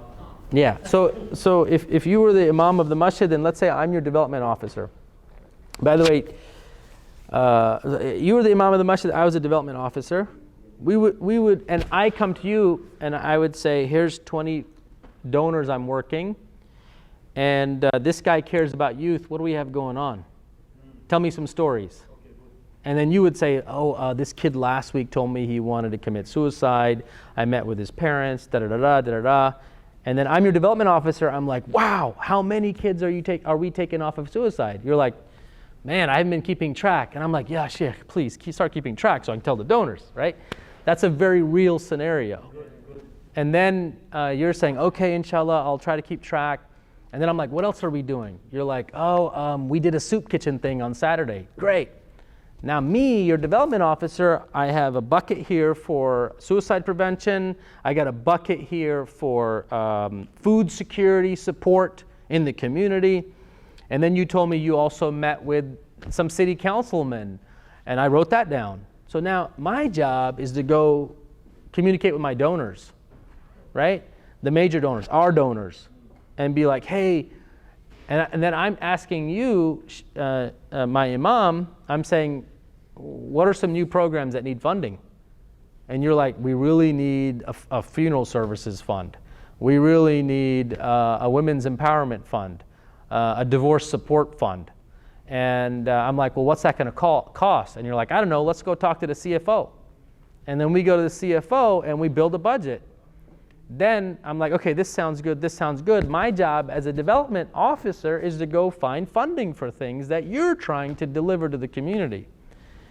And then now I go to the major donor, because I have a list and I know who cares about what. So my wife, for example, Bushra, she loves orphan support. So let's say you told me that the mayor came to you and said, hey, can you guys take in any of these Afghani orphan kids? By the way, it's going to happen. It's already happening. So you came to me and said, Tayyib, I've got the mayor came to me and said there's 150 orphan kids, and I don't know how we can do support here. And I say, you know what, don't worry, I know a sister, she told me she loves orphan support, her name is Bushra, I'm gonna go set a meeting up. Now I turn around and call her and say, hey, Sister Bushra, I just spoke to the imam and he said the mayor's trying to work to figure out how we can handle 100. Would you consider supporting this project? Can I meet with you and your husband and talk about this a little bit more? Yeah, sure. Then I go back to you and I say, hey, they want to meet with us, come with me. We go to the project. On the drive, I'm like, you know, you're going to talk about the project, and when it gets to the money, don't talk about the money, you just turn to me. Because we don't want your relationship as the imam to be uncomfortable with our community. We want there to be no barrier. If they need help with tarbiyah, they need help with marriage counseling, they need help with something, they should not feel he's just going to ask for money. Right? Another sensitive topic, I'm sorry to mention that again, because we need your help now, your advice. If the fundraising will be for the imam, just for his salary, what the best words for the masjid admin to say at that event? That fundraising just for the masjid, and the masjid will cover the salary of imam. And they mentioned this is for our imam. So two things, two ways I've been tackling this problem for the masjids I've been working with. One way I've been tackling this problem is one way which I think is the better way, and it's the way the academics do it, is they actually have endowments for specific line item costs. For example, so at Indiana University, alhamdulillah, we established inside Indiana University, now there's something called the Muslim Philanthropy Initiative. It's part of the university, mashallah. The Muslim Philanthropy Initiative. And we have a director. And the director's salary is about $70,000. So what we do is we go to donors and say, can you endow this salary? And the university has a formula for their endowment, that if you put X dollars, then that salary is covered in perpetuity, forever. So for my masjids, what I'm advising is if you're going to do an endowment, don't just do a big bucket, but rather endow those costs that need to be covered. Now when you're going to a donor, you're saying, dear Dr. Yunus, you know, we're trying, can you endow the imam's salary in perpetuity? And this way we never have to fundraise for the imam's salary anymore. Can you endow the electric bill? Can you endow the the rent? So instead of buying a building, let's endow $3,000 worth of rent forever. So instead of getting into the property management business, let's just endow and let's just cover our rent forever, right? So that's one strategy, is basically an endowment. If you can't do an endowment, then do a giving circle. Giving circle is you go to those donors at the top of your pyramid and you say, we need you guys to cover our general overhead and our imam's salary and our director's salary, and then get them covered. This model is actually from an organization called Charity Water. Charity Water is one of the best run nonprofits on the planet. And what they've done is they've basically taken their general overhead and they have a set of donors who've committed to covering the overhead. Now they use the rest of their fundraising for all their programs. The second, so that's one, endowment. Next is a giving circle. Third is it's part of your annual fund that you build every year, which is what he said, is part of your operating costs and your general overhead. We went on a small tangent, but where I wanted to land you is I don't prefer I don't think it is the best model, and this is my own opinion, where the imam is having to do all the fundraising. Because I have friends that are leaving Islam. I have friends my age that, are struggling, that don't want to go to the masjid, and a lot of that has to do, and they're wealthy. I built a healthcare company, and I have friends who have built multi-million-dollar businesses, and they were turned away from the Muslim community based on how they were asked. So, that how they were asked, just being held hostage.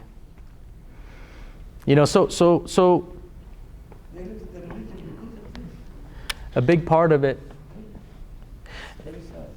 The reason why is because it's their experience with Islam. The experience with Islam. If people don't have a positive experience with Islam, it's affecting them. They might not have a strong foundation. And so me, for example, my mom installed a very strong foundation. And it was because of that foundation from my mom and dad that I think that I'm sitting here today. Alhamdulillah. But not everybody has a mom who's a muhaddith. So that's her dad was basically a muhaddith, and so she learned from him. But not a degreed muhaddith, but. For our generation, when they see their faith leader, their imam, their scholar, their Quran teacher, their khatib, their whatever, the masjid is collecting money for him. No one, from my opinion, no one from our generation, our children, wish to be in that spot one day. To be like the one who is collecting sadaqah for him. I will be anything, not that spot, not that occupation, not that job. This might, I feel sad, not for myself as an imam, for our next generation. Nobody wish to be imam, to be in this spot. For sure. So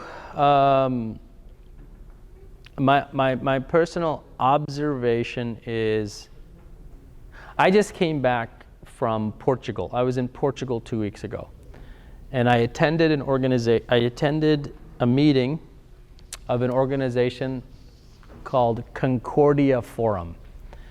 And what they did is they brought 30s and 40s and 50-year-old Muslim professionals from around the world who do social good.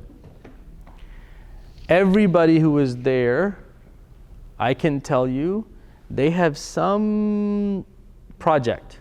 They're all millionaires. Everybody, 70 people, 70 Muslims, every single person probably a millionaire, no doubt. They all were thinking consciously, I need to do something good, and they all were proud of being a Muslim. But was there a jama'ah for salah? No. Are these people who are probably going to the masjid? No. And me, I'm curious. It's the first time I went. I'm like, so where are you from? UK. Do you go to masjid? Nah, I don't go to masjid. Sometimes. That's interesting. So the research, Dr. Bagby's research actually says that the majority of the Muslims that are not going to the masjid, they still pray. They're still praying. Dr. Bagby's research, yeah.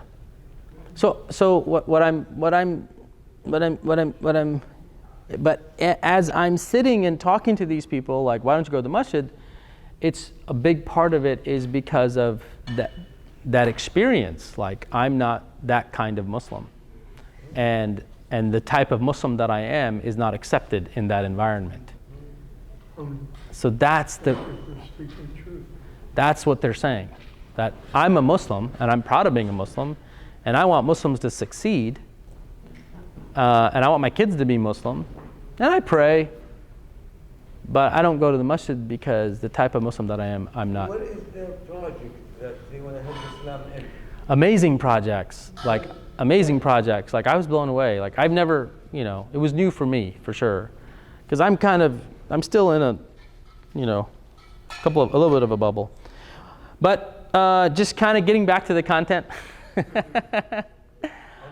Yeah, well, so we talked about a gift range chart. Everybody knows how to do a gift range chart, inshallah. And if you ask Sheikh Google for a gift range chart, there's tools too. I did it manually for you, but there are tools, spreadsheets and tools too. But if you're in my cohort, I'll do it for you guys. Don't worry about it. All right, that's a gift range chart. The next piece was institutional readiness. Strong governance. Define that. Mm-hmm. So I teach a class, it's called High Performing Board. High Performing Board. And I work with boards and boards of directors, and I do board training. It's a different conversation than this. In that class, we talk about governance. The word governance is a French word that means rudder. Rudder, R-U-D-D-E-R. And rudder is on the back of a boat, right? And if you've ever, driven a boat before, you understand that there's a current, there's wind, there's waves, and all you're doing is adjusting the rudder, right? And so governance is really about looking over the boat to make sure it's arriving where it needs to be. So a board should not be in the weeds, but a board should be looking over the vessel at the destination. So good governance starts with, do we have a strategic plan? And I will argue my own opinion that one of the reasons why our masjids are not raising enough money as they can and should is because we don't have strategic plans. The board changed over 2 years, and they can never, whenever they come in office, there's no way that they will look ahead beyond 2 years. And so they basically, most of the message of the board changes every 2 years. So they look at how they pay bills, make sure everything, all the budget is filled in every year, and that's it. So for those boards, I usually recommend that, and all boards, is you can bring in facilitators to facilitate a strategic planning process. And you can do a strategic plan in 3 months. But especially a small nonprofit, you could do a strategic plan for sure. So that's the first piece of governance, is where are we going with this thing? The second part of good governance is policies. Policies are different than procedures. Policies are, we will not participate in government. We will not advocate for any candidate. That's a policy. We will we will only use zakat funds for A, B, C, D. That's policy. Who will be trusted to write that policy? Most boards, if they don't have the ability, which they usually don't, From which madhab we trust? Most masjids that I'm working with, they're going to empower the imam or the religious director. Usually in the charter and bylaws, there's a religious director. And the religious director is hired and fired by the board. But the way a boards usually don't do the work. They have other committees research and recommend decisions. And that's one of the dysfunctions of many small nonprofits. It's not a Muslim nonprofit problem. It's an all nonprofit problem. Is our boards are just management. They're like volunteer employees of the organization trying to manage everybody and manage everything. I was in a class one time and one brother said, "Brother Tayyib, I'm very sorry I have to leave. I just got paged. One of the masjid toilets overflowed. I have to go meet the plumber." And I'm like, man, what's the state of our nonprofits? So really, we want the board, so you have a governance committee that their job is to research and recommend policies back to the board, even if that board is changing every 2 years. So you have a standing governance committee. You have a standing development committee, which helps the board make sure that they're always helping grow the organization. And you have a strategic planning committee. Those are, you have a finance and budget committee too. Those are the standard 4 committees: governance committee, strategic planning, finance and budgeting committee, and usually an executive committee that's managing the executive director. But the implementation should be done by the CEO. The CEO can be the executive director, can be the religious director, however it's organized. So that's governance. You will not raise millions of dollars. You'll have to raise $1 million through a lot of small checks, small donations, unless you have strong governance and direction. An advocate in management, responsible board membership, accomplished programs and service staff, dedicated fundraising staff, competent support staff, and trained quality volunteers. So that's really about institutional readiness. Quality services that meet human or societal need. By the way, this next generation of American Muslim youth, they're more human-centered rather than Muslim community-centered. All right, and I was having this discussion with my dad about this. I ask him all the time. I'm like, Abu, when you came in 1971, what were y'all thinking about? You know, what type of problems did you see as the American Muslim community? You know, what conversations were you having with the other leaders? You know, and so he, by the way, I don't know if you guys know this or not, but I did a 6-month interim executive director of ISNA.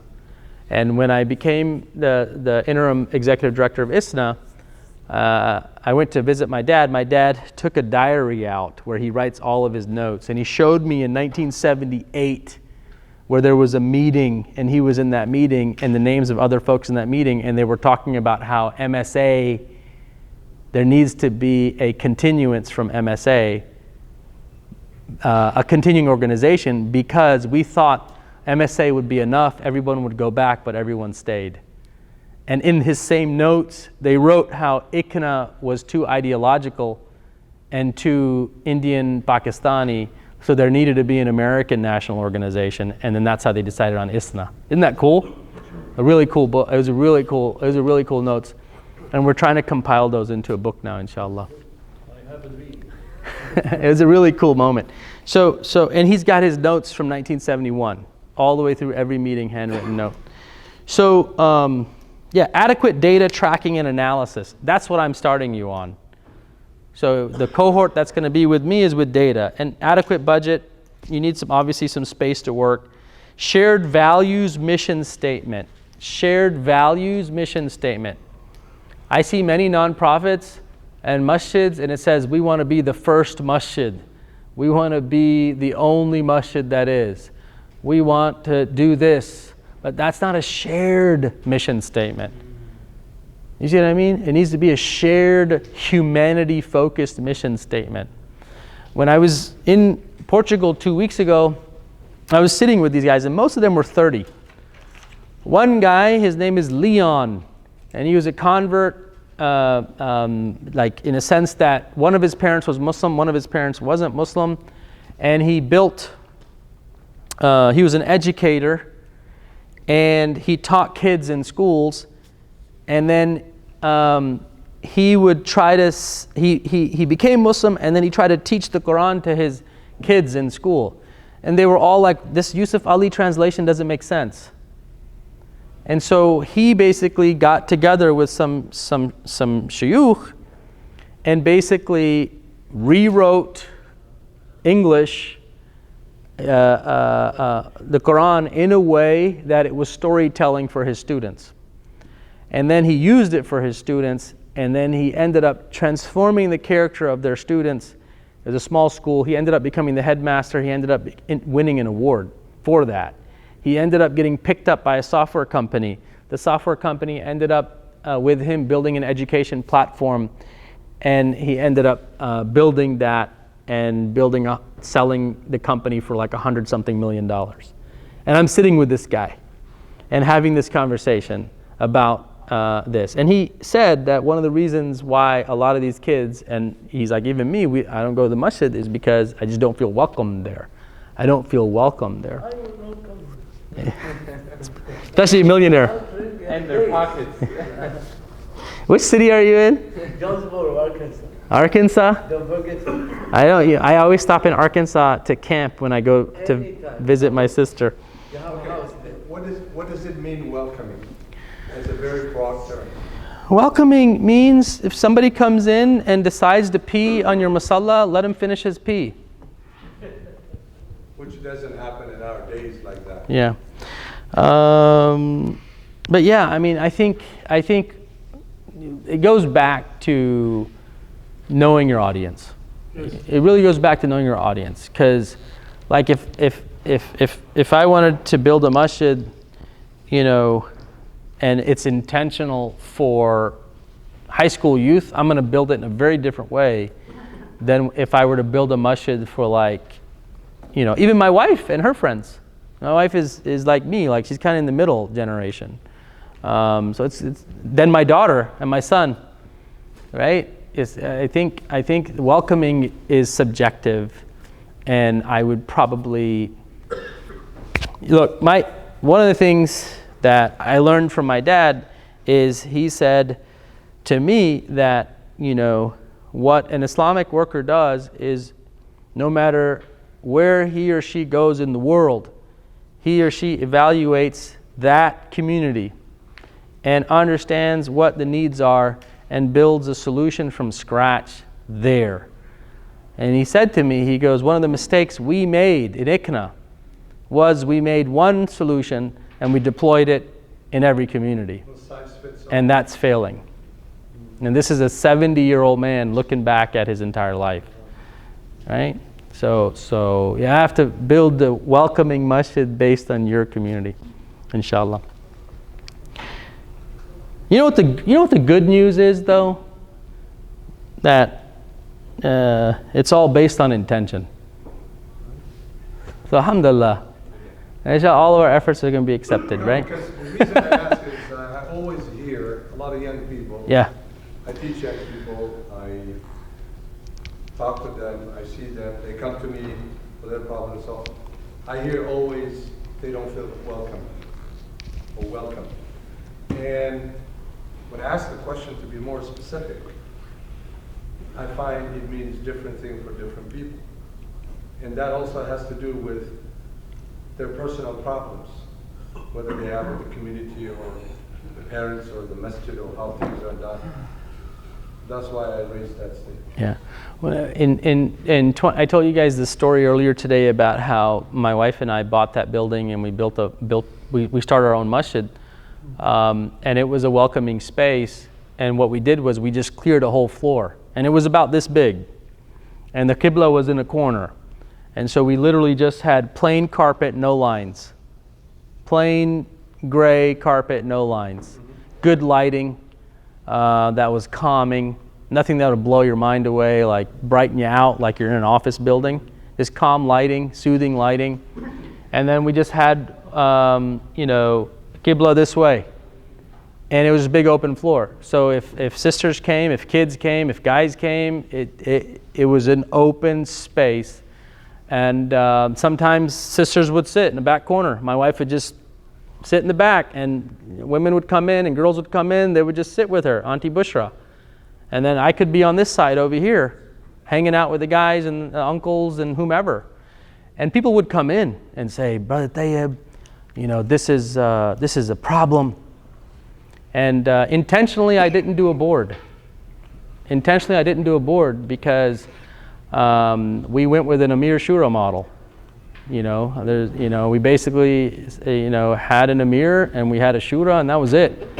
And if the Amir said this is how we're going to do it, and that's how it went. A lot of time people would come and say, "Where's the wall?" And people would come with ihsan. But they can talk to you for a minute. My wife wants to come to the masjid, but she doesn't feel comfortable because it's a big open space. Can we get a wall? I'll pay for it. Right? And sometimes it'd be like, what is this? And then stand up in the middle of the khutbah. What are you saying? I've been yelled in a khutbah a lot of times, by the way. What about pull the gun on? Huh?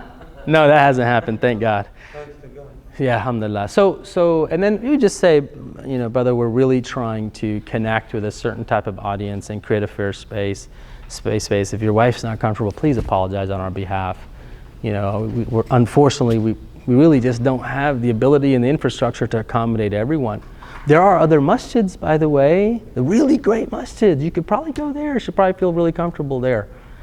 And just have those straight conversations. Like, we knew who we were trying to meet and did it that way.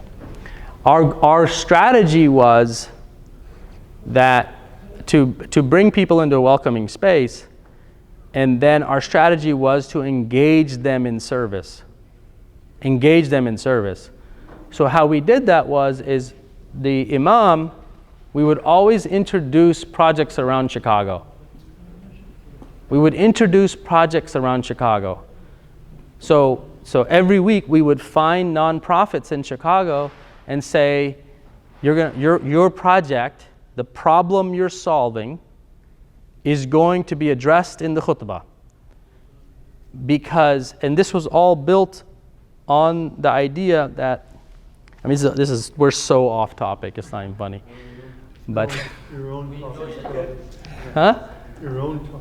Yeah, sorry. I can go back to fundraising. So I can finish that one later, inshallah. But basically, the khutbah was always introducing a local nonprofit, and then our goal was to engage people into volunteerism. That's what we did. All right, so institutional readiness. Your board has to know that fundraising is a priority. If your board isn't engaging in fundraising, you have a low chance of success. That's not me, that's theory. Some of my non-Muslim friends who are consultants, they will not work for a nonprofit if the board is not willing to fundraise. They say, if this board is not willing to fundraise, this nonprofit is not worth working for. You get you excited? Yeah, we've got a very strict board members.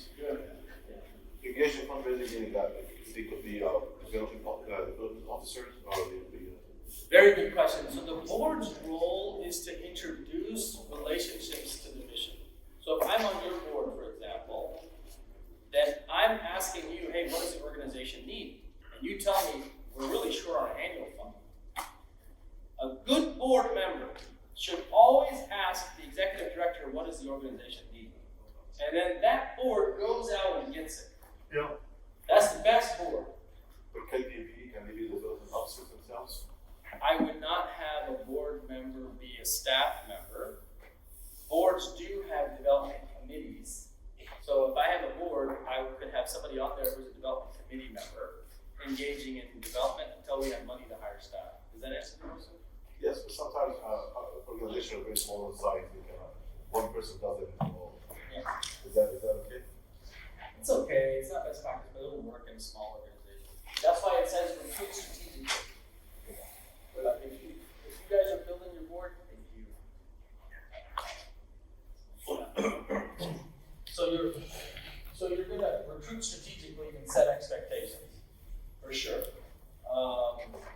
That's institutional readiness and your staff. If you have staff,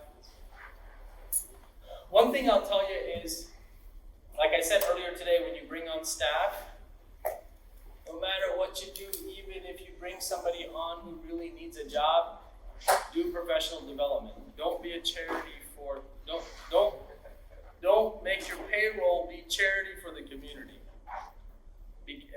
What I mean is, don't hire people because they have no other job. Hire people that are qualified to do the job. And we know this from the Sunnah. He's a brother. He's just No. Volunteers, the research says that volunteers are the best pipeline for donors. What's that? Unfortunately, not among Muslims. Very low. You recruit volunteers and you give them good, meaningful projects to engage in.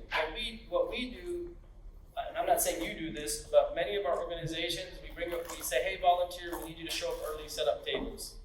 We need you to send an email out. We need you to go call people and bring them. So volunteer involvement is really about engaging them in the mission work. So, that will be different per organization, but definitely the research says a volunteer pipeline significantly expands your donor pipeline. Right here, 50% of high net worth individuals volunteered in 2015. And this is an old data, but it's actually increased. 56% of high net worth volunteers volunteered with more than one organization.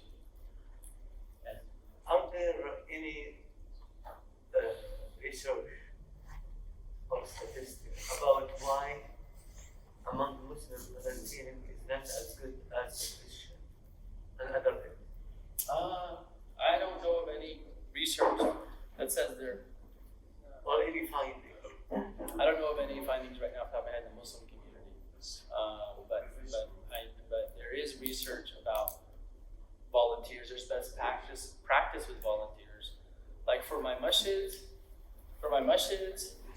and my nonprofits in general, I usually tell them one of your first hires, part-time or full-time, should be a volunteer coordinator. Paid volunteer coordinator. Because then this person's job is to be like a cheerleader. I know it's a bad example, but it's good? Okay. You talk about donor abuse. Yeah. There is a very serious case of volunteer abuse now in Masajid. Where we call them when we need them, and then we don't even call them back and say thank you or appreciate them or anything. And of course, they don't want to come back when we call them again the next time. That's right. Volunteer, major donors love it when you celebrate volunteers. Research says donors don't like it when you celebrate yourself. We buy them gifts and they didn't do a good job. That's and we buy them and we tell them, and no, please set the table. And they do it in their own, even if you tell them, set it this way. You come and it is everywhere. And you say, you just go, I'm going to do it again. Yeah. That's the problem with, that's why I was asking if there is any. So my daughter did an internship with a Muslim organization, and my son did an internship at the same time with a non-Muslim organization. Okay. Now, for me, this is a research project, right? So I'm like, Alia, so what was your first day like? Oh, they rescheduled, somebody didn't make it. My son, I'm like, hey, how was your first day? It was awesome. There was a person there. They introduced themselves as the volunteer coordinator. They have also gave us packets. The CEO came on for 15 minutes. The board chair came on for 15 minutes. The program director came on for 15 minutes. We were introduced to all the staff. We know who's doing what. They told us that we're going to meet every week. Most not-for-profits, all those positions are one person. Sometimes. Small for us, yeah. My daughter, on the other hand, 3 weeks go by. Oh, it got rescheduled again. So what I for sure we have a capacity problem.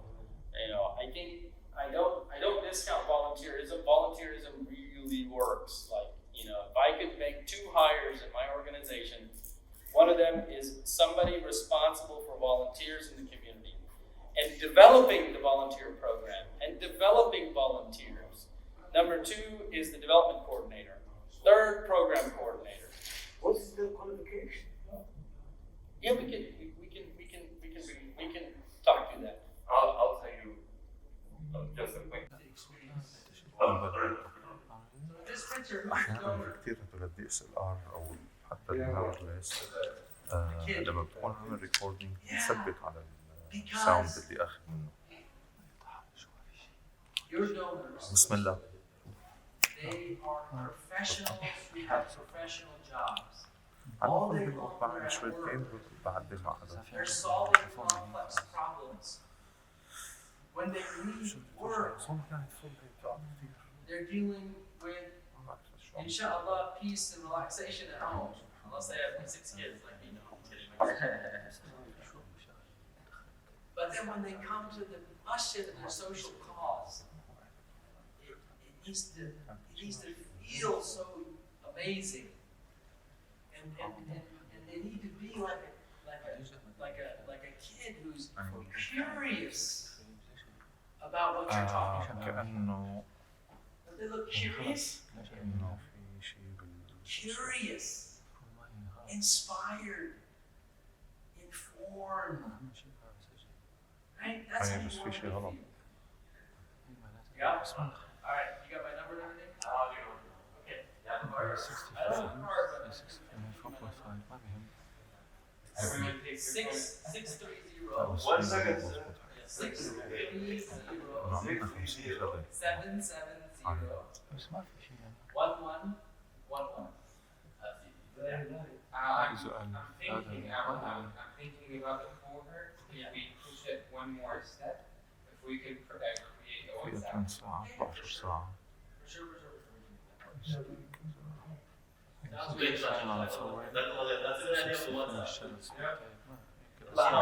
What about the numbers? How can I get other? ما لقيت عندهم 30 فريمز على انا ما بحطها 60 بحطها دائما 4K فهلا So لا ما عملها 4K there's really three main questions on their mind. What do you do? Why do you do it? And why should I support you? What do you do? Why do you do it? Why should I support you?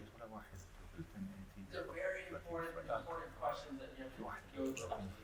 I will send you this slide deck, but this is sort of a donor story. What do our donors want? What is standing in the way of them making the world better? The first day that I took class at Indiana University, the professor said, how many of you are fundraisers? And a bunch of people raised their hands. And he goes, you're no longer fundraisers. He goes, you are dream makers. He goes, the reason why you're dream makers is because your donors have a dream of a better world. And you are the partner with them to help make it happen.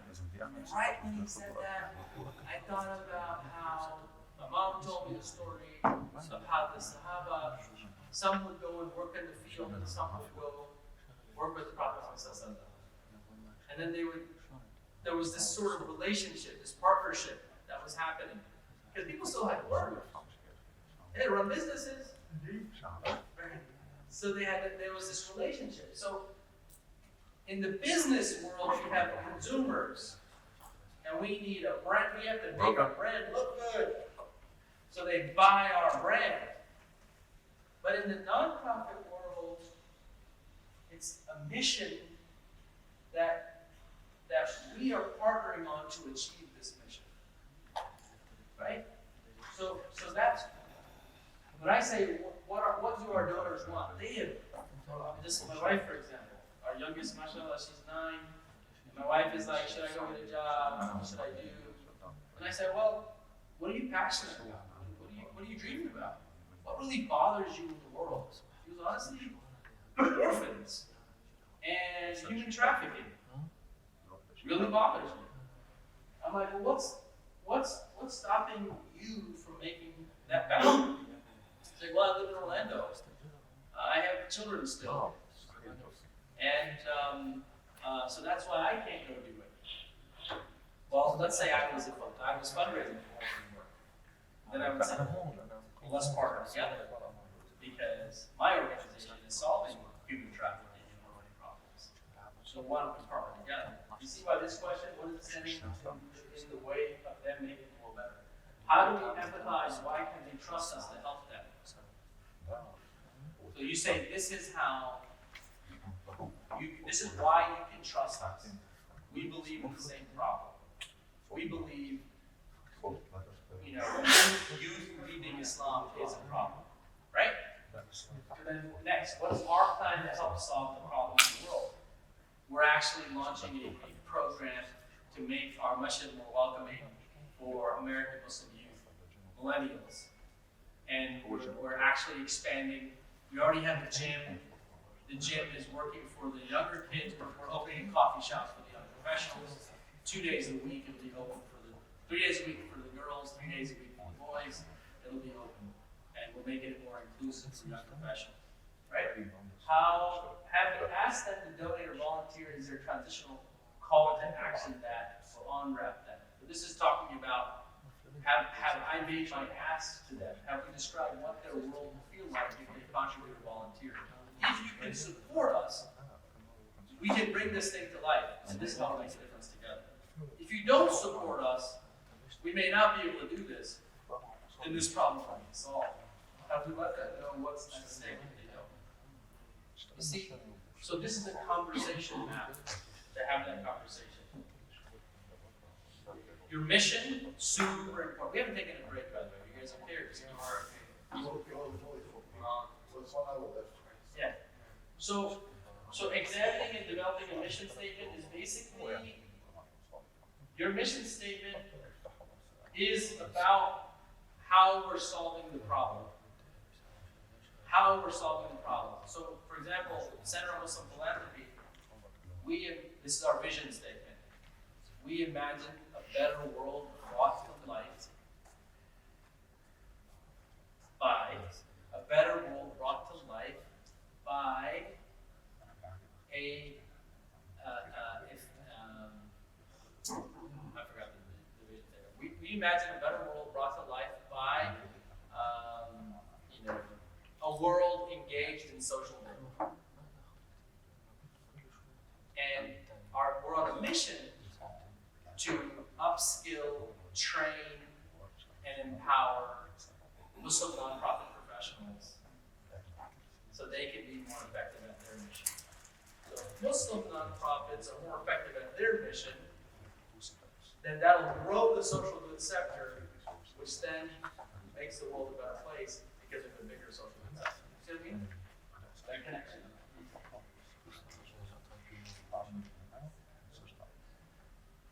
So what is the big compelling idea that is inspiring?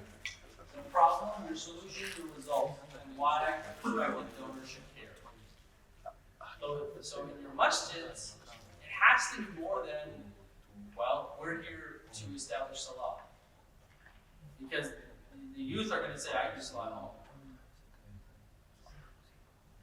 You see what I mean? So it has to be more than salah. It has to be more than Jummah. How is the existence of your masjid making a difference in the community? I had this debate with my son recently. He said, my mom came, and classic question, she's interviewing all the kids. Does your dad go to the masjid? Which masjid does he go to? He's getting intelligence on me. And then they come and say, Ami's asking, Dado's asking us if you're going to the masjid, right? And I'm like, what'd you tell her? We have to tell her the truth. So then my older son says, Dado comes all the time and asks me if I'm going to the masjid. Well, I don't lie to her. I tell her I'm not going to the masjid. And I don't go to the masjid because every time I go, they ask for money. And I just need to do my Jummah and come back. I go there, I'm locked down, and I can't get out of the parking lot. So I'm stuck for 2 hours. So I don't want to go there. And then now the debate is, okay, we can pray anywhere, we can establish a musalla anywhere. Why? There's no point in these masjids. They're draining the Muslim community. Abu, that money is better served. I'm debating. This guy's debating with me, but I promote it. I want him to debate with me. I don't want him to debate with somebody else. But these are valid points. So if that's where the market's headed, then you gotta be ready for it. Is what I'm saying. So and then he says, Abu, the Prophet ﷺ's masjid was not just salah and fundraising. That's what he says. His perspective. So, but there was more there. It was a healing center. Right. So what I'm saying to you, my dear brothers, is really think about the difference your masjid is actually making in the community. What difference is it making for not just Muslims, but also non-Muslims in the community? And I don't mean just conversion. I mean actual difference. Life change. Your case for support is expressed through every print or digital artifact. So it's print or digital artifact. And it has to feel consistent. If it doesn't feel consistent, people think you're confused. So sometimes with a nonprofit, we assess their marketing material. Website says something, Facebook says something different, brochure says something different, flyers say something different, email says something different. It's the inconsistency that a person says, these guys have no idea what they're doing. It's just a bunch of announcements. Are they a news agency? Or are they actually taking me on a journey to make the world a better place? So, obviously, you know this better than me, but the opening should make the reader thank you so much.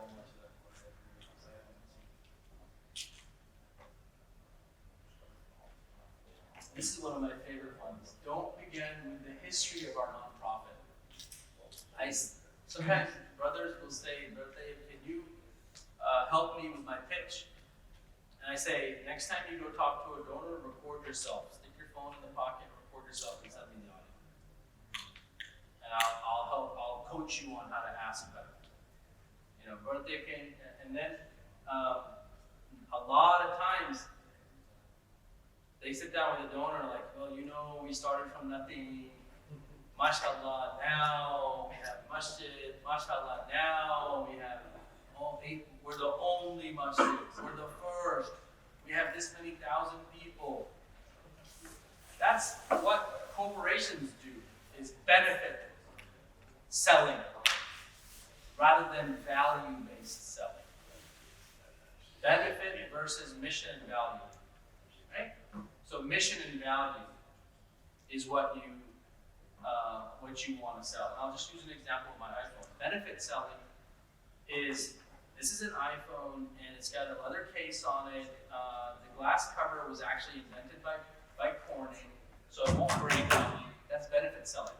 Nobody cares. Value-based selling is, this thing right here will help you talk to your wife and your kids any category. You see the value? And impact. This thing right here will help make sure your family's informed and you are in touch with your mom. See the difference? That's value-based selling versus product-based selling. So when you think about your masjid or your community center or your school, inshallah, you think, what's the value of it? One of my professors, non-Muslim professors in my MBA program, my executive MBA program, he said, money follows value. Money follows value. Create value, money will follow. What's interesting is, what we know is that money comes from risk anyway. Allah's written it on it. So just focus on value. Right? So, that's one tip. This thing right here, I want you to remember if you don't remember any of this.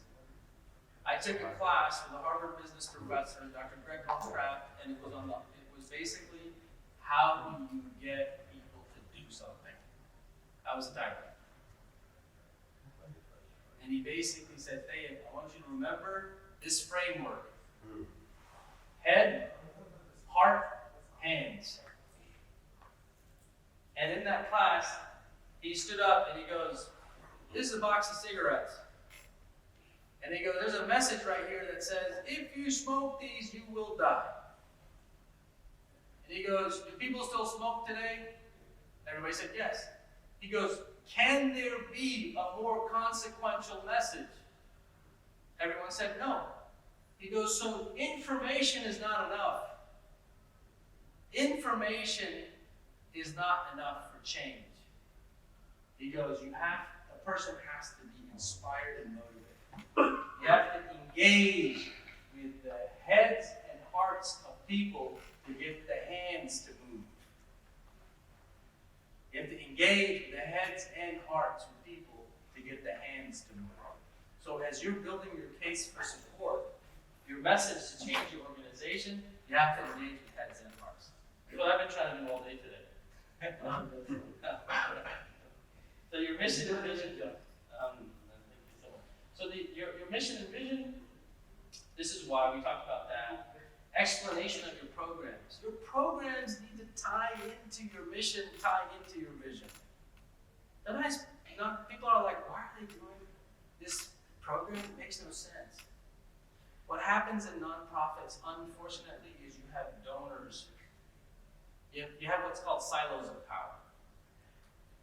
Silos of power don't exist in corporations. They don't exist in emirships, right? But they exist in nonprofits. A silo of power in a nonprofit is you could have a board silo. You could have a donor silo of power. Because they're donating a lot of money, the organization gets pulled in that direction, right? So how do you solve silos of power is actually good governance. Good governance solves silos of power. And good governance starts with strategic plan. So if you have a strategic plan and someone says, we need to go raise $50,000 for a boating trip. Why are we going on a boating trip? When our mission says we're solving food security around the masjid. Right?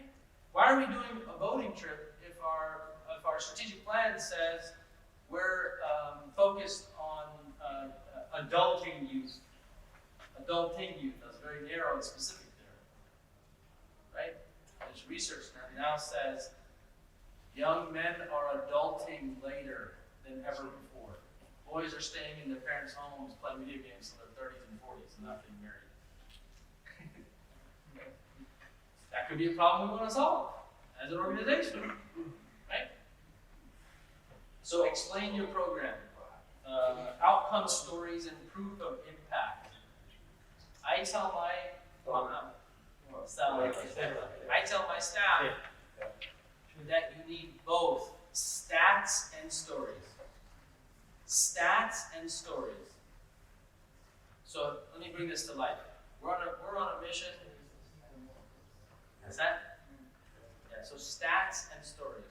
So for example, I could say, our masjid right now, there's 4,000 Muslims in Vermont. And there's only 2 masjids. And we have about 1,000 people between the 2 masjids coming to Jummah on Eid. We have 1,000 people coming in on Eid. And to be honest with you, after every Eid, every year, we have another 75 to 80 families reaching out to me and my other imam looking for mental health support, divorce support. I'm making this up, I don't know if it's true, but looking for help. And as a matter of fact, there was this one family, a young girl, who ran away from home. You see how I went from stat to story? Stat to story. And then to my ask. And because of this incident, which is one of many, and because of the volume that's coming in, our strategic plan now includes establishing a mental health center that both masjids are going to support. Would you consider a gift that our masjid and the other masjid are going to work together and put a mental health center in between? See what I mean? So that I went from stat to story to solution to would you consider. Now, where does the mission that you were talking about fit? I would have said we're on a mission. We're on a mission to, whatever our mission could be, we're on a mission to ensure every Muslim family is Islamically inspired and civically engaged. Islamically inspired means they have the values and belief system. Civically engaged means they're fulfilling the mission of the Prophet ﷺ, serving humanity. That's a cool mission statement, by the way. You guys can use that. Then after talking about the staff. Yeah. We're on a mission to ensure every American Muslim family is Islamically inspired and civically engaged. We believe that civically engaged Muslim families that serve humanity, help humanity fall in love with Islam. One of the issues we've identified is that after our Eids, there's an influx of, you saw the connection? Okay. Okay, financial need. So then you go to the financial need. I'm going to show you an example of the pitch deck in a minute. Means of support. Fierce urgency of now. Fierce urgency of now. About another play, yeah. So I took a workshop with a guy named Marshall Gans, and he's a Harvard business professor, on motivational speaking. And the framework he gave us, I wasn't the only one there, there was many of us, is me, us, now. Me, us, now. And if you notice, I use that all day long with you guys, right? So me is the story of me. Us means bringing you into that story. Now, which is how are we together going to make a difference? All right, I'm going to do an example.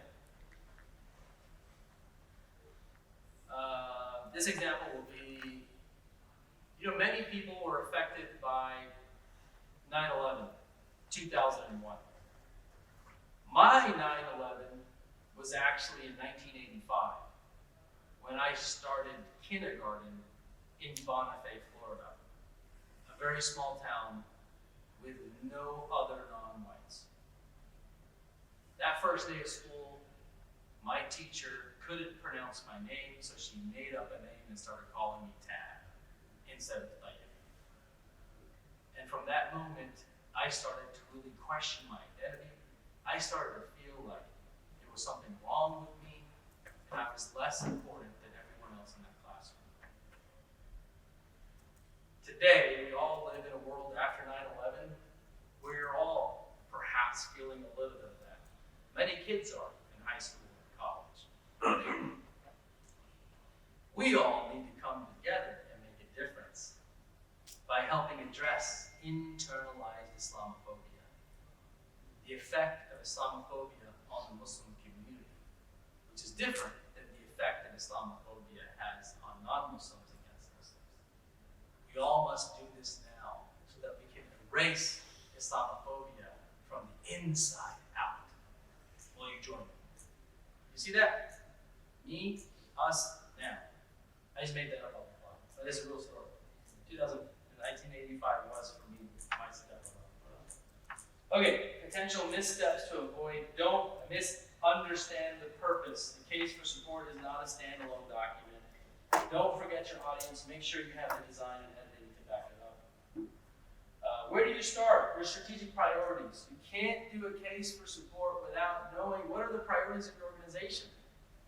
Feasibility or planning study, cost estimates, and impact analysis. These are things that people are going to ask. That's why donors feel like you're winging it. Right? Harvard business, I read a lot of Harvard stuff, that the brain on the back is always judging intent. It's always looking for your agenda. So every time someone talks to you, on the back of your mind, it's always trying to say, what's this guy's intent? Is he sincere for real? There's this processor back here. The second chip is processing and is looking for intent and agenda. Right? And what Harvard said, the article research said, the professor said, is the way you satisfy this guy is by being vulnerable and transparent. By being vulnerable and transparent. Vulnerable is different than honest. Vulnerable is you share a little bit of your weaknesses. Right? That's different than honest truth. You share your weaknesses. Because the research says that if I share something personal and show vulnerability, you're gonna have truth, you're gonna really trust me. Versus if I'm putting on a front, right? If I put on a front, then your brain says, that dude's not honest. Then all your guards and shields go on. So what I'm saying to you is a couple of things. One, have a strategic plan. Number two, be transparent, honest about it. Number three, when you do go in to have your conversations with your donors, be vulnerable. Be vulnerable. no matter what, never get defensive. Never get defensive. Because if you put the iron wall up, if they're trying to attack, they bring out bigger guns. Right? So when you're under attack, bring the walls down. It's okay. Thank you for your feedback. Take the hits. Absorb the hits. That's really great advice. I didn't think about that. Tell me more about that. How come the masjid doesn't do this? You know what? I didn't think about that. That's a great idea. Tell me about that. Tell me about that. Unpack that a little bit for me. If you were me, how would you do that? Give me some ideas. If you were me. Now you're teaching them empathy. Put them in your shoes. Right? Walk me through if you were me. Give me advice. Okay, that's great. I'm going to go do that. I'm going to follow the steps. Does that make them feel that your organization is not qualified for information? No, it's okay. Vulnerability, honesty. Do I have permission to come back to you once I roll this out? Can I come back and keep you updated on this? What's the best way I can keep you updated on this? Right? This happened to me recently. I help organizations in mega donor conversations. That's one of the reasons why I was in LA was to meet this billionaire group. Not for me, I don't fundraise for me, but to help this nonprofit group I was working with. And there was a lot of attacks, for sure. This person was basically saying, I'm ready to donate money, but these American Muslim organizations, even if I gave them $1 million, they don't know what the heck to do with it. They'll flounder. The money will be parked up, so he's just attacking. I'm like, nope, I'm just, yep. I'm just nodding, taking it down. And then I'm like, tell me more about that. Help me digest that a little bit. And just let them unload. And then after they're done unloading, and now I'm ready to choose which piece I want to engage with, that I feel like I can engage with. Never interrupt. Never interrupt. Another tip that I give people, my donors and fundraisers, is mirroring. Mirroring is extremely powerful. So, you heard me mirror all day today. What I'm hearing you say is, what that does is it makes the person feel like they were heard. It takes all their defense and attack mechanisms. So, like, Brother Dave, I don't understand. Tell me again about this. What I'm hearing you say is, you would like to Did I get that right? Especially when the brother here was going back and forth with me. Actually, like, there was no way I was aligning with him unless I kept mirroring him, and then the rod helped me out. Yeah, no, that was, I kept trying to mirror. But that can happen with a donor. It does happen with a donor. So you mirror, they feel like they're heard. And then you mirror this too. So that's pretty much the case for support piece. You guys good there so far? Is this the same presentation? It's a separate slide deck, but I'm going to send you this one. There's a slide that shows that you're going to come back to where we passed it. Yeah, in this one or the last one? Keep going back. Okay. Nope, you passed it. I think it was in the last slide deck. Financial, I think it's financial. Oh, the financial piece? The financial piece. This is really saying for any program, any project that you're going to raise money for, be transparent with your budget. Right? Money should not be a mystery. These are nonprofits. They're for the public, by the public. The only thing that really should be confidential is somebody's payroll. Like, you shouldn't publish what everyone's being paid. Although, the IRS is actually going to list payrolls of all your executive directors. But beyond that, whether somebody's being paid $30,000 or $40,000 or $50,000 or $70,000, those sorts of numbers, Now, does that mean you don't publish payroll? Publish payroll as a lump sum. But be transparent about it, right? The problem is we're just so mysterious. And one of my colleagues argues the reason why we're like that is because of Islamophobia. His study is internalized Islamophobia. Like, there's an externalized Islamophobia, is Islamophobes make people against Islam. Internalized Islamophobia is our kids have become Islamophobes. We're becoming Islamophobes because of Islamophobia. It's not the cool club that we want to be in anymore. And so we're scared of scrutiny and accountability, so we're not transparent about our numbers. Be transparent about your budgets for all your projects. Okay? That's all that is. This slide deck, which you'll have in your email, it also has checklists. Right? How to build an outline, write a compelling story. By the way, I hire copywriters for stories. You don't need a full-time one, they're very expensive. But you can use sites like Upwork to hire a copywriter. Right? So outsourcing is very, very, very powerful. Design an engaging document. Remember, this will not happen overnight. Get started. Some quick tips and reminders. Have a conviction. Make a strong statement. Our university helps students build the skills they need to become leaders. We believe every student has the power to lead. Right? So this is an example. I'll send this to you, inshallah. It's not about you, it's about the people you serve. This is very important. People get turned off when you're celebrating you and your organization. You want to celebrate your mission and celebrate your donors and supporters. Mm-hmm. Right? And this is from our Islamic culture, right? So we believe our community is a healthcare provider community caring for us all. Stronger, we believe everyone in our community deserves great healthcare, right? An example for you is our masjid is doing this versus we together with our masjid can make this difference. You see what I mean? We together.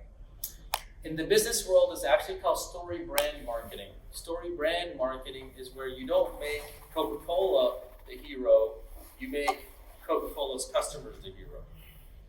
So OBAT helpers is not the hero. OBAT's donors are the hero of the story, breaking the poverty cycle. See what I mean? So don't. It's a turn off now. We're the first. We're the only ones. No one else is doing it. Support us. Versus here's a mission that's important. We haven't found anyone else really working on it in the way that we are. Will you join us? Do you think this is an important mission? That's the kind of narratives that you have. Think voiceover, not prose, short and to the point. Don't say everything, say what matters. Don't say everything, say what matters. You know, really practice your pitch. Really practice your pitch. Why does your organization exist? So that's the case for support sector. Any feedback on that? You guys good? Whew. Am I in the group? Man, I think I'm good. The only last thing that I had for you guys is I was going to take you through a campaign. But if anybody has any questions, we can talk about any questions that you might have. Any questions so far? And a quick summary. You said you were giving 4 manuals for developing for office session. How long is a manual? Each manual or 4 manuals? Oh. So and there's the website in Muslim Philanthropy. I'll go over it. Muslim Philanthropy, not philosophy. Don't want to open that one up here. Muslim Philanthropy right here. MuslimPhilanthropy.com. Making the world a better place by upskilling, resourcing, and connecting nonprofit professionals, social entrepreneurs, and philanthropists. Right, front and center. That's how we're trying to make the world a better place. Right. So think about how your masjid is making the world a better place. Online courses. The online courses, one of them is 4 weeks, 2 of them are 6, one of them is 8. Oh, is that on the website, we can enroll. Yes, yes. For the university. Yes. And then you get to pay the tuition and everything on that website. Yes. Oh, so that's everything we need. That's everything you need. MuslimPhilanthropy.com. Oh.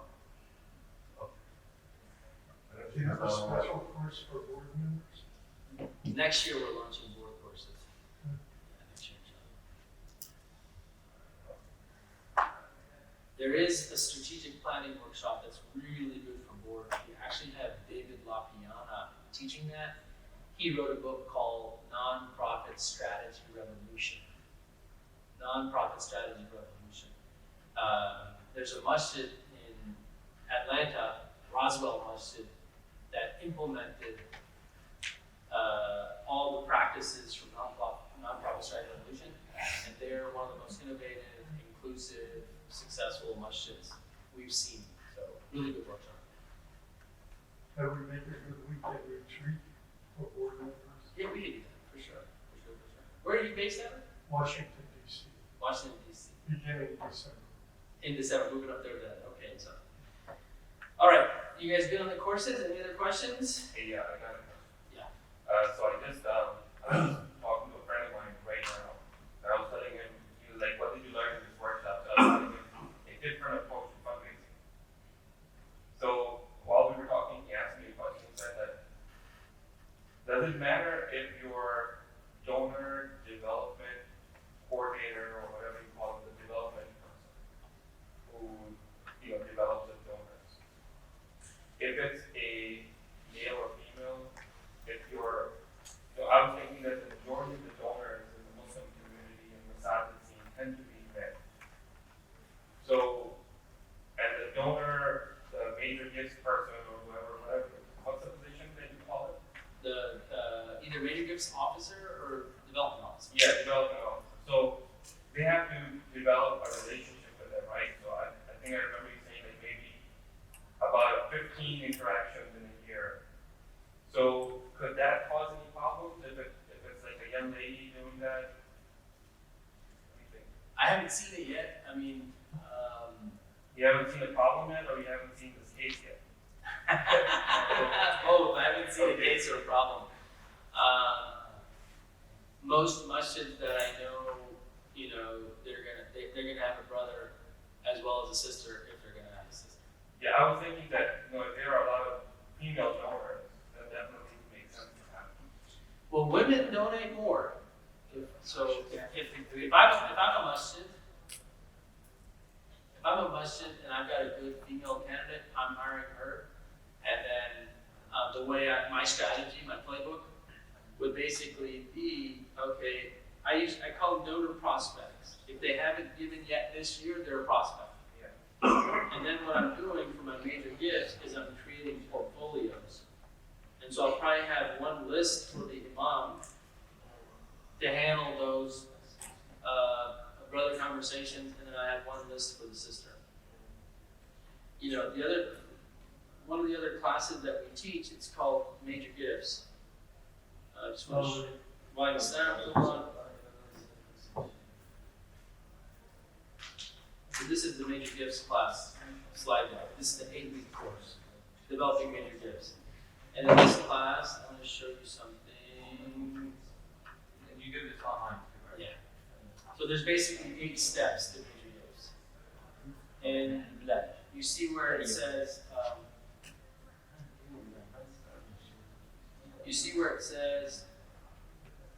it says identify. So what happens is we go into the database, we identify donors. If we have enough prospects and enough ability to hit the goal, we don't need new prospects. If we don't have enough prospects, then we're doing a linking exercise. The linking exercise is who do you know, who do they know? Who do you know, who do they know? Who do you know, who do they know?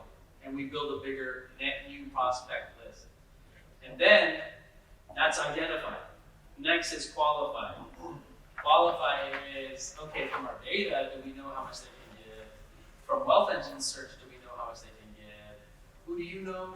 Do you think they can give? How much do they give? How do you know that? So that's qualify. And then develop strategy. All right, these donors I'm going to assign to my imam. These donors I'm going to assign to you. see what I mean? And then now the outreach plan to cultivate will be, let's start with a text message. Let's start with let's take these 10 donors that are connected to this donor and bring them to the living room and let's have a conversation, cultivation exercise, right? Not a solicitation, but a cultivation, right? And then after we've cultivated people, would you consider, then we go to solicit, negotiate, then we go to acknowledge and recognize, steward, and renew. So that was 8 steps in a nutshell. But that's how we do it.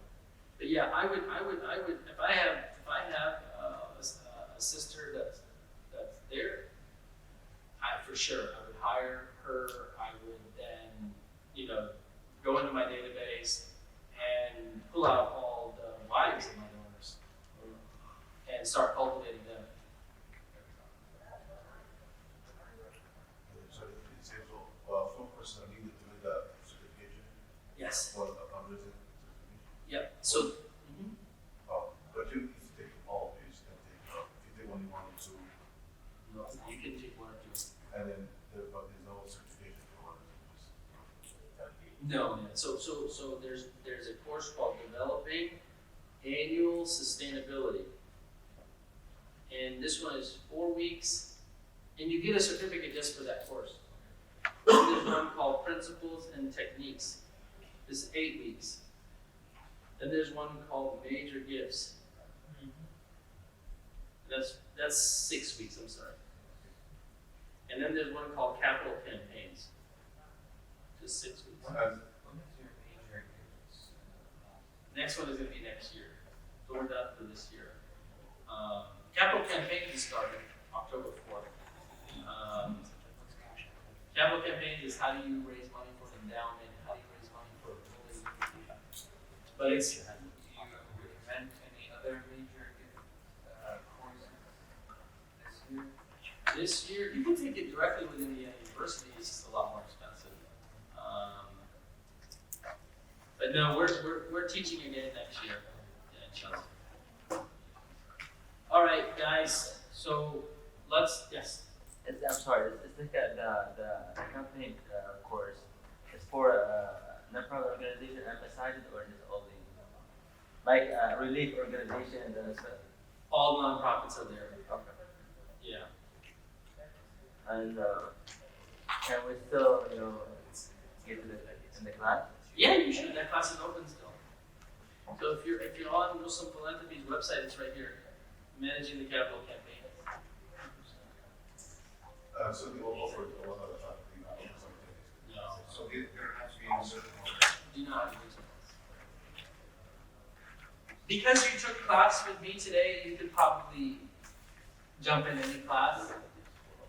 Because I touched upon foundational stuff. So like in the Capital Campaign class, the instructor doesn't spend time on the annual fund profile. And you won't be lost because you learned about it today. Yeah. So, at the beginning it was information, and then here in the middle it's the statistics, and then maybe in the bottom is the stories, because I'm seeing pictures of people. Yeah. Right? Yeah, you know he's on our board. Abdul Rauf is on our board. Yeah. Board of organization? Center on Muslim Philanthropy. Abdul Rauf's on our board. I love that guy. He's just. He's a well-known fundraiser. Oh yes, he's so. So. He does the way the model that you like. Yeah. That's okay. There's a use case for it, but it's not sustainable. All right. So what are some key things that we remember from today?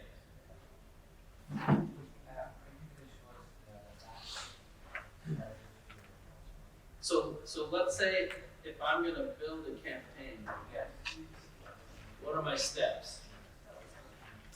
6 rights. Yep, you learned 6 rights. So if I'm going to design a campaign, you said, Barthayan, can you make an end-of-year campaign for me? Okay? So I'll say, okay, first. Not yet. First, I'll say, how much do we need to raise? So let's say that you said we need to raise $100,000. So I need the goal. Now next I'm gonna say, so this is we need a goal. Number 2, This goal would be depending on the goal, the range that you put it. we'll get there. You're right, your head's in the right place. Next is I'm gonna need to know my prospects. What's my prospect pool look like? I'm gonna unwrap that in a minute. Prospect of donors. Who are the potential donors? Prospect means potential donors. So, from my prospect pool, how do I determine this? I need to look at historical donor data. Man, your dad writes better than you. Yes, he does. Yes, he does. You know, until like college was over, Description style. until I got to college, I thought I was going to be a doctor, so I thought I could get away with that handwriting. So I'll try to write better now. All right, historical donor data, and then also I look at their contact lists. And usually the contact lists are MailChimp, Constant Contact, somebody's email, somebody's phone. We have the contact list of the donors? Of whoever they know. Historical donor data is, do they have donor information in QuickBooks, in PayPal, in a spreadsheet? That's historical donor data. Contact list is, do they have an email list somewhere, a phone list somewhere? Do they have a mailing list somewhere? So we ask the donor. No, this is in the nonprofit. Okay. You mean? So right now, I'm doing campaign planning. Campaign planning, I'm not in execution yet. Campaign planning. For campaign planning, I need a goal, and then I need to know my prospects pool. And then now, step 3, I can build a gift range chart. Right? Because now I have enough information for a gift range chart. I have a goal, I have historical donor information, and I have contacts. Now, practically speaking, from these donors and contacts, some percentage are going to have an email, some percentage will have a phone, some percentage will have an address. Not everyone will have an email on, not everyone will have a phone on, not everyone will have an address on. That information is important when we design our outreach plan. Okay? Now my gift range chart is gonna be like $100,000. I need 2 gifts times 5,000 equals 10,000. I need 4 gifts times 2,500 equals 10,000. And then I keep going, and I have my major donors, I keep going, I have my mid donors, I keep going, and I have my base. Right?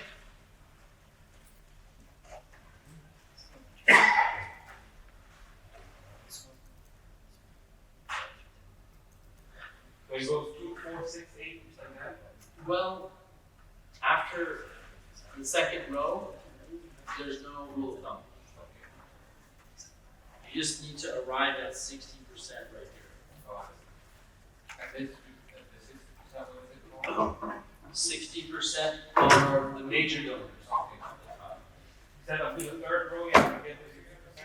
Up to the, for the whole major gift bracket. The whole, Top row is major.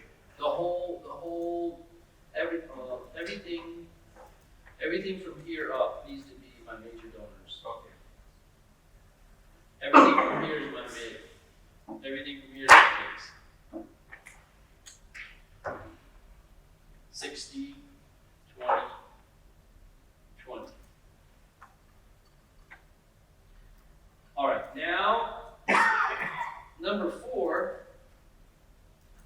need to do a resource inventory.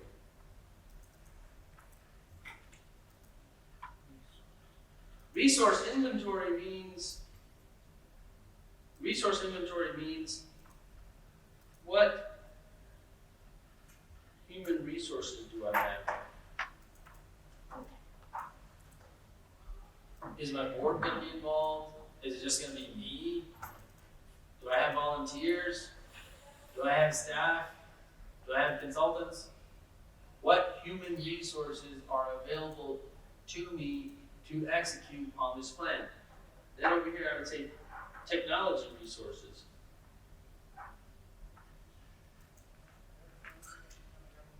Do we have a Facebook page? Do we have constant contact? Do we have MailChimp? Do I have a mass text software? What tools do we have that I can leverage for communications? That's tools. Now, number 5 is I can make my outreach plan.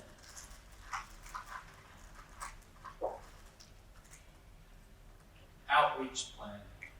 And this outreach plan, I'm going to have it based on major donors, mid donors, and base donors.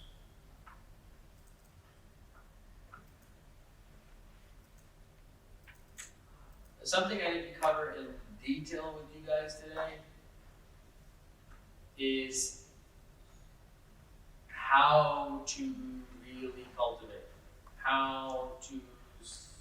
we talked about solicitation, which you consider giving a gift. And then we talked about steward steps. Cultivate, we didn't spend a lot of time on. I just said you need to find out what they care about. Right? But usually when I build my outreach plan, I'm going to have cultivate, solicit, steward. Sometimes I'll steward, then cultivate, then solicit, then steward again.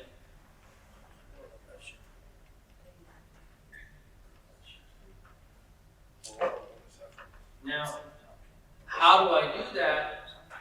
In my outreach plan, I'll say, you know what? It's going to be the human resource. Who are the human resources that are responsible for this plan? And I'll say, you know what? It's going to be a text. The mid donors, it'll be a text. Base donors, it'll be an email. See? And then for solicitation, it'll be one-on-one personal meeting. For text message, it'll be Zoom. For base donors, it'll be email. Anyways, I'm just giving you an example, but you can do more things. It could be Facebook outreach. It could be, you could do Facebook targeted ads as well, by the way. For example, some nonprofits, they have a big community on Facebook. By the way, just posting aimlessly actually has no impact anymore. So what I'll do is in Facebook, you can upload a contact list and you can do paid advertising. But I would outsource it. But in your case, for sure, we're outsourcing all the base stuff, for sure. But if you, even when you outsource though, they're going to want to know the strategy and the timeline. Paid ad from Facebook? They'll take care of it. If you outsource it, they'll take care of it, for sure. So this is the outreach plan. Number 6, we need our case for support. Meaning, what are we raising money for? Why? We need our case. Number 7 is now implementation. He's already looking at that and saying, what does that say? Did you make dua? You had to make dua for me. So, description of the case, or? Well, case, your campaign, so for example,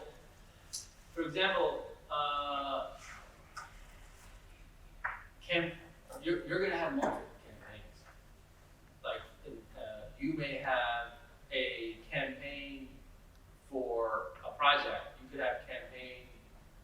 season of giving. Like, hey, it's Black History Month, we're doing a Black History Month campaign. Hey, it's Giving Tuesday, we're doing a Giving Tuesday campaign. It's Dhul Hijjah, we're doing a Dhul Hijjah campaign. It's Ramadan, we're doing a Ramadan campaign. See what I mean? So, and then your case during Dhul Hijjah, your case, which is your message, is going to be very different than your case in Ramadan.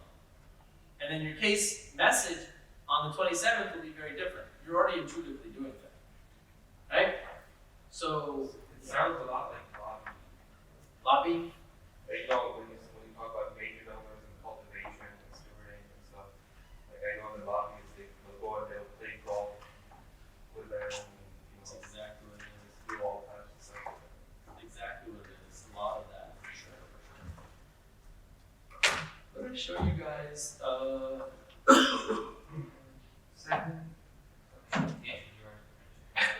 Which one? Implementation basically means now train the staff. Train the staff. Onboard the staff. Write the case stuff. Implement it on social media. Update the software. Set up the email schedule. That's all implementation. Remember, I'm setting you up to where you're not doing fundraising last minute. Like in our team, and I have a fundraising team for nonprofits. What they do is, and I have a brother named Bilal, he runs that team. There's a copywriter, and she writes all the case. She writes 1 month's worth of email and text messages in 1 day for one Muslim nonprofit. So she does basically five Muslim nonprofits a week, and she's writing all the email copy. And then I have a graphic designer. The graphic designer goes behind her and does all the graphic design work. Copywriter.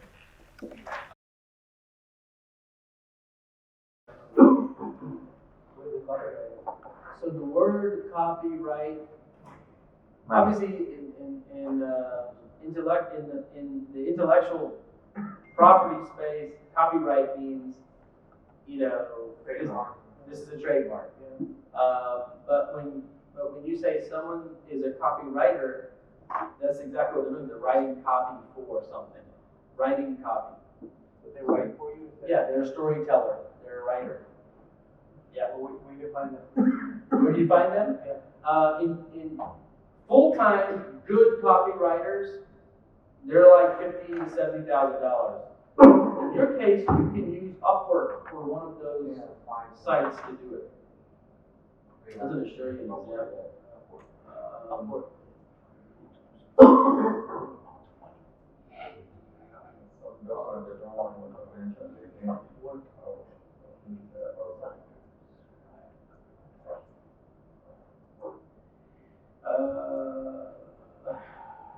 I think that one area is that it would be the person talking to them. This is a communications planner. So basically these are donor segments. All donors or net new donors, first time givers, producers, upgrade segment, lapse recurring. So it's basically the donor segments. And then what is the information that's going to happen to them? And then what are the social media posts? And then the copywriter goes in there and she writes the copy. You see that? And the graphic designer goes in and puts the image in. You see subject, pre-header, text. So a marketing agency will write all this copy for you ahead of time. So it's done. For small organizations, either you hire an agency, or if you want to manage it on your own, you can find copywriters on like Upwork.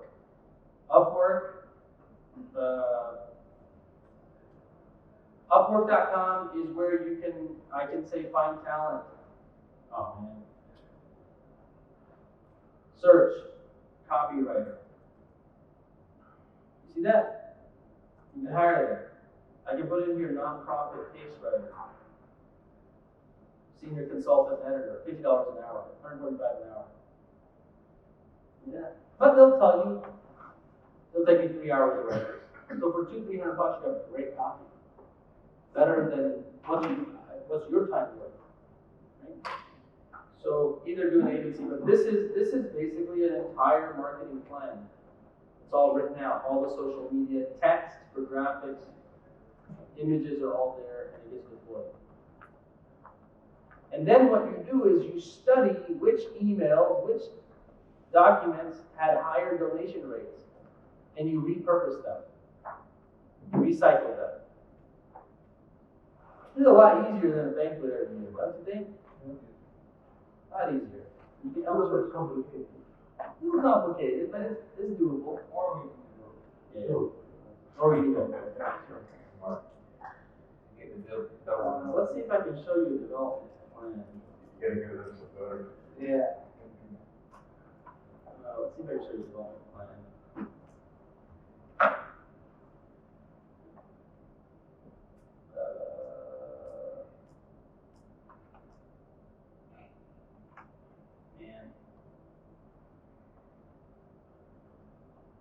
Yeah.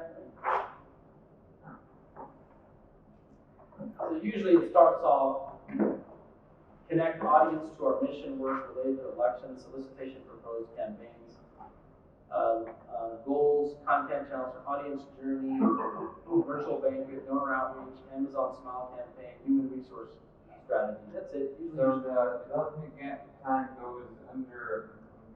Yeah, development plan is first. Okay. Development plan is first. All right, folks, it's 5 o'clock. Not somewhere, but here. Any questions or? Strategy and plan. I'm Strategy and plan.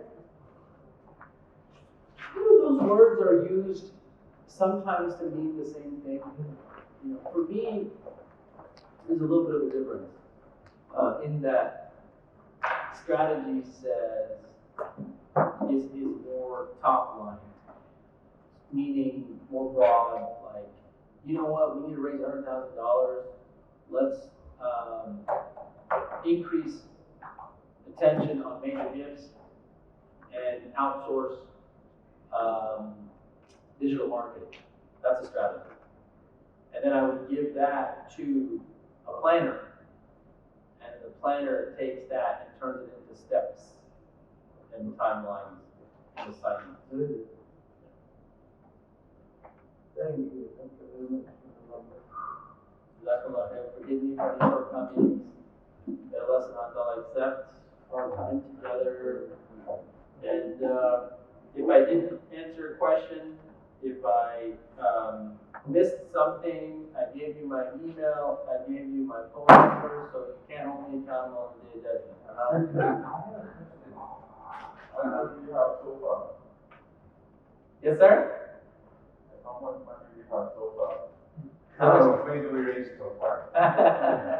Inshallah, you raise a lot. And don't forget to say salam alaikum to your father, mother, and your kids. We left with MashaAllah. May Allah bless them and bless them. And if you come to the audience,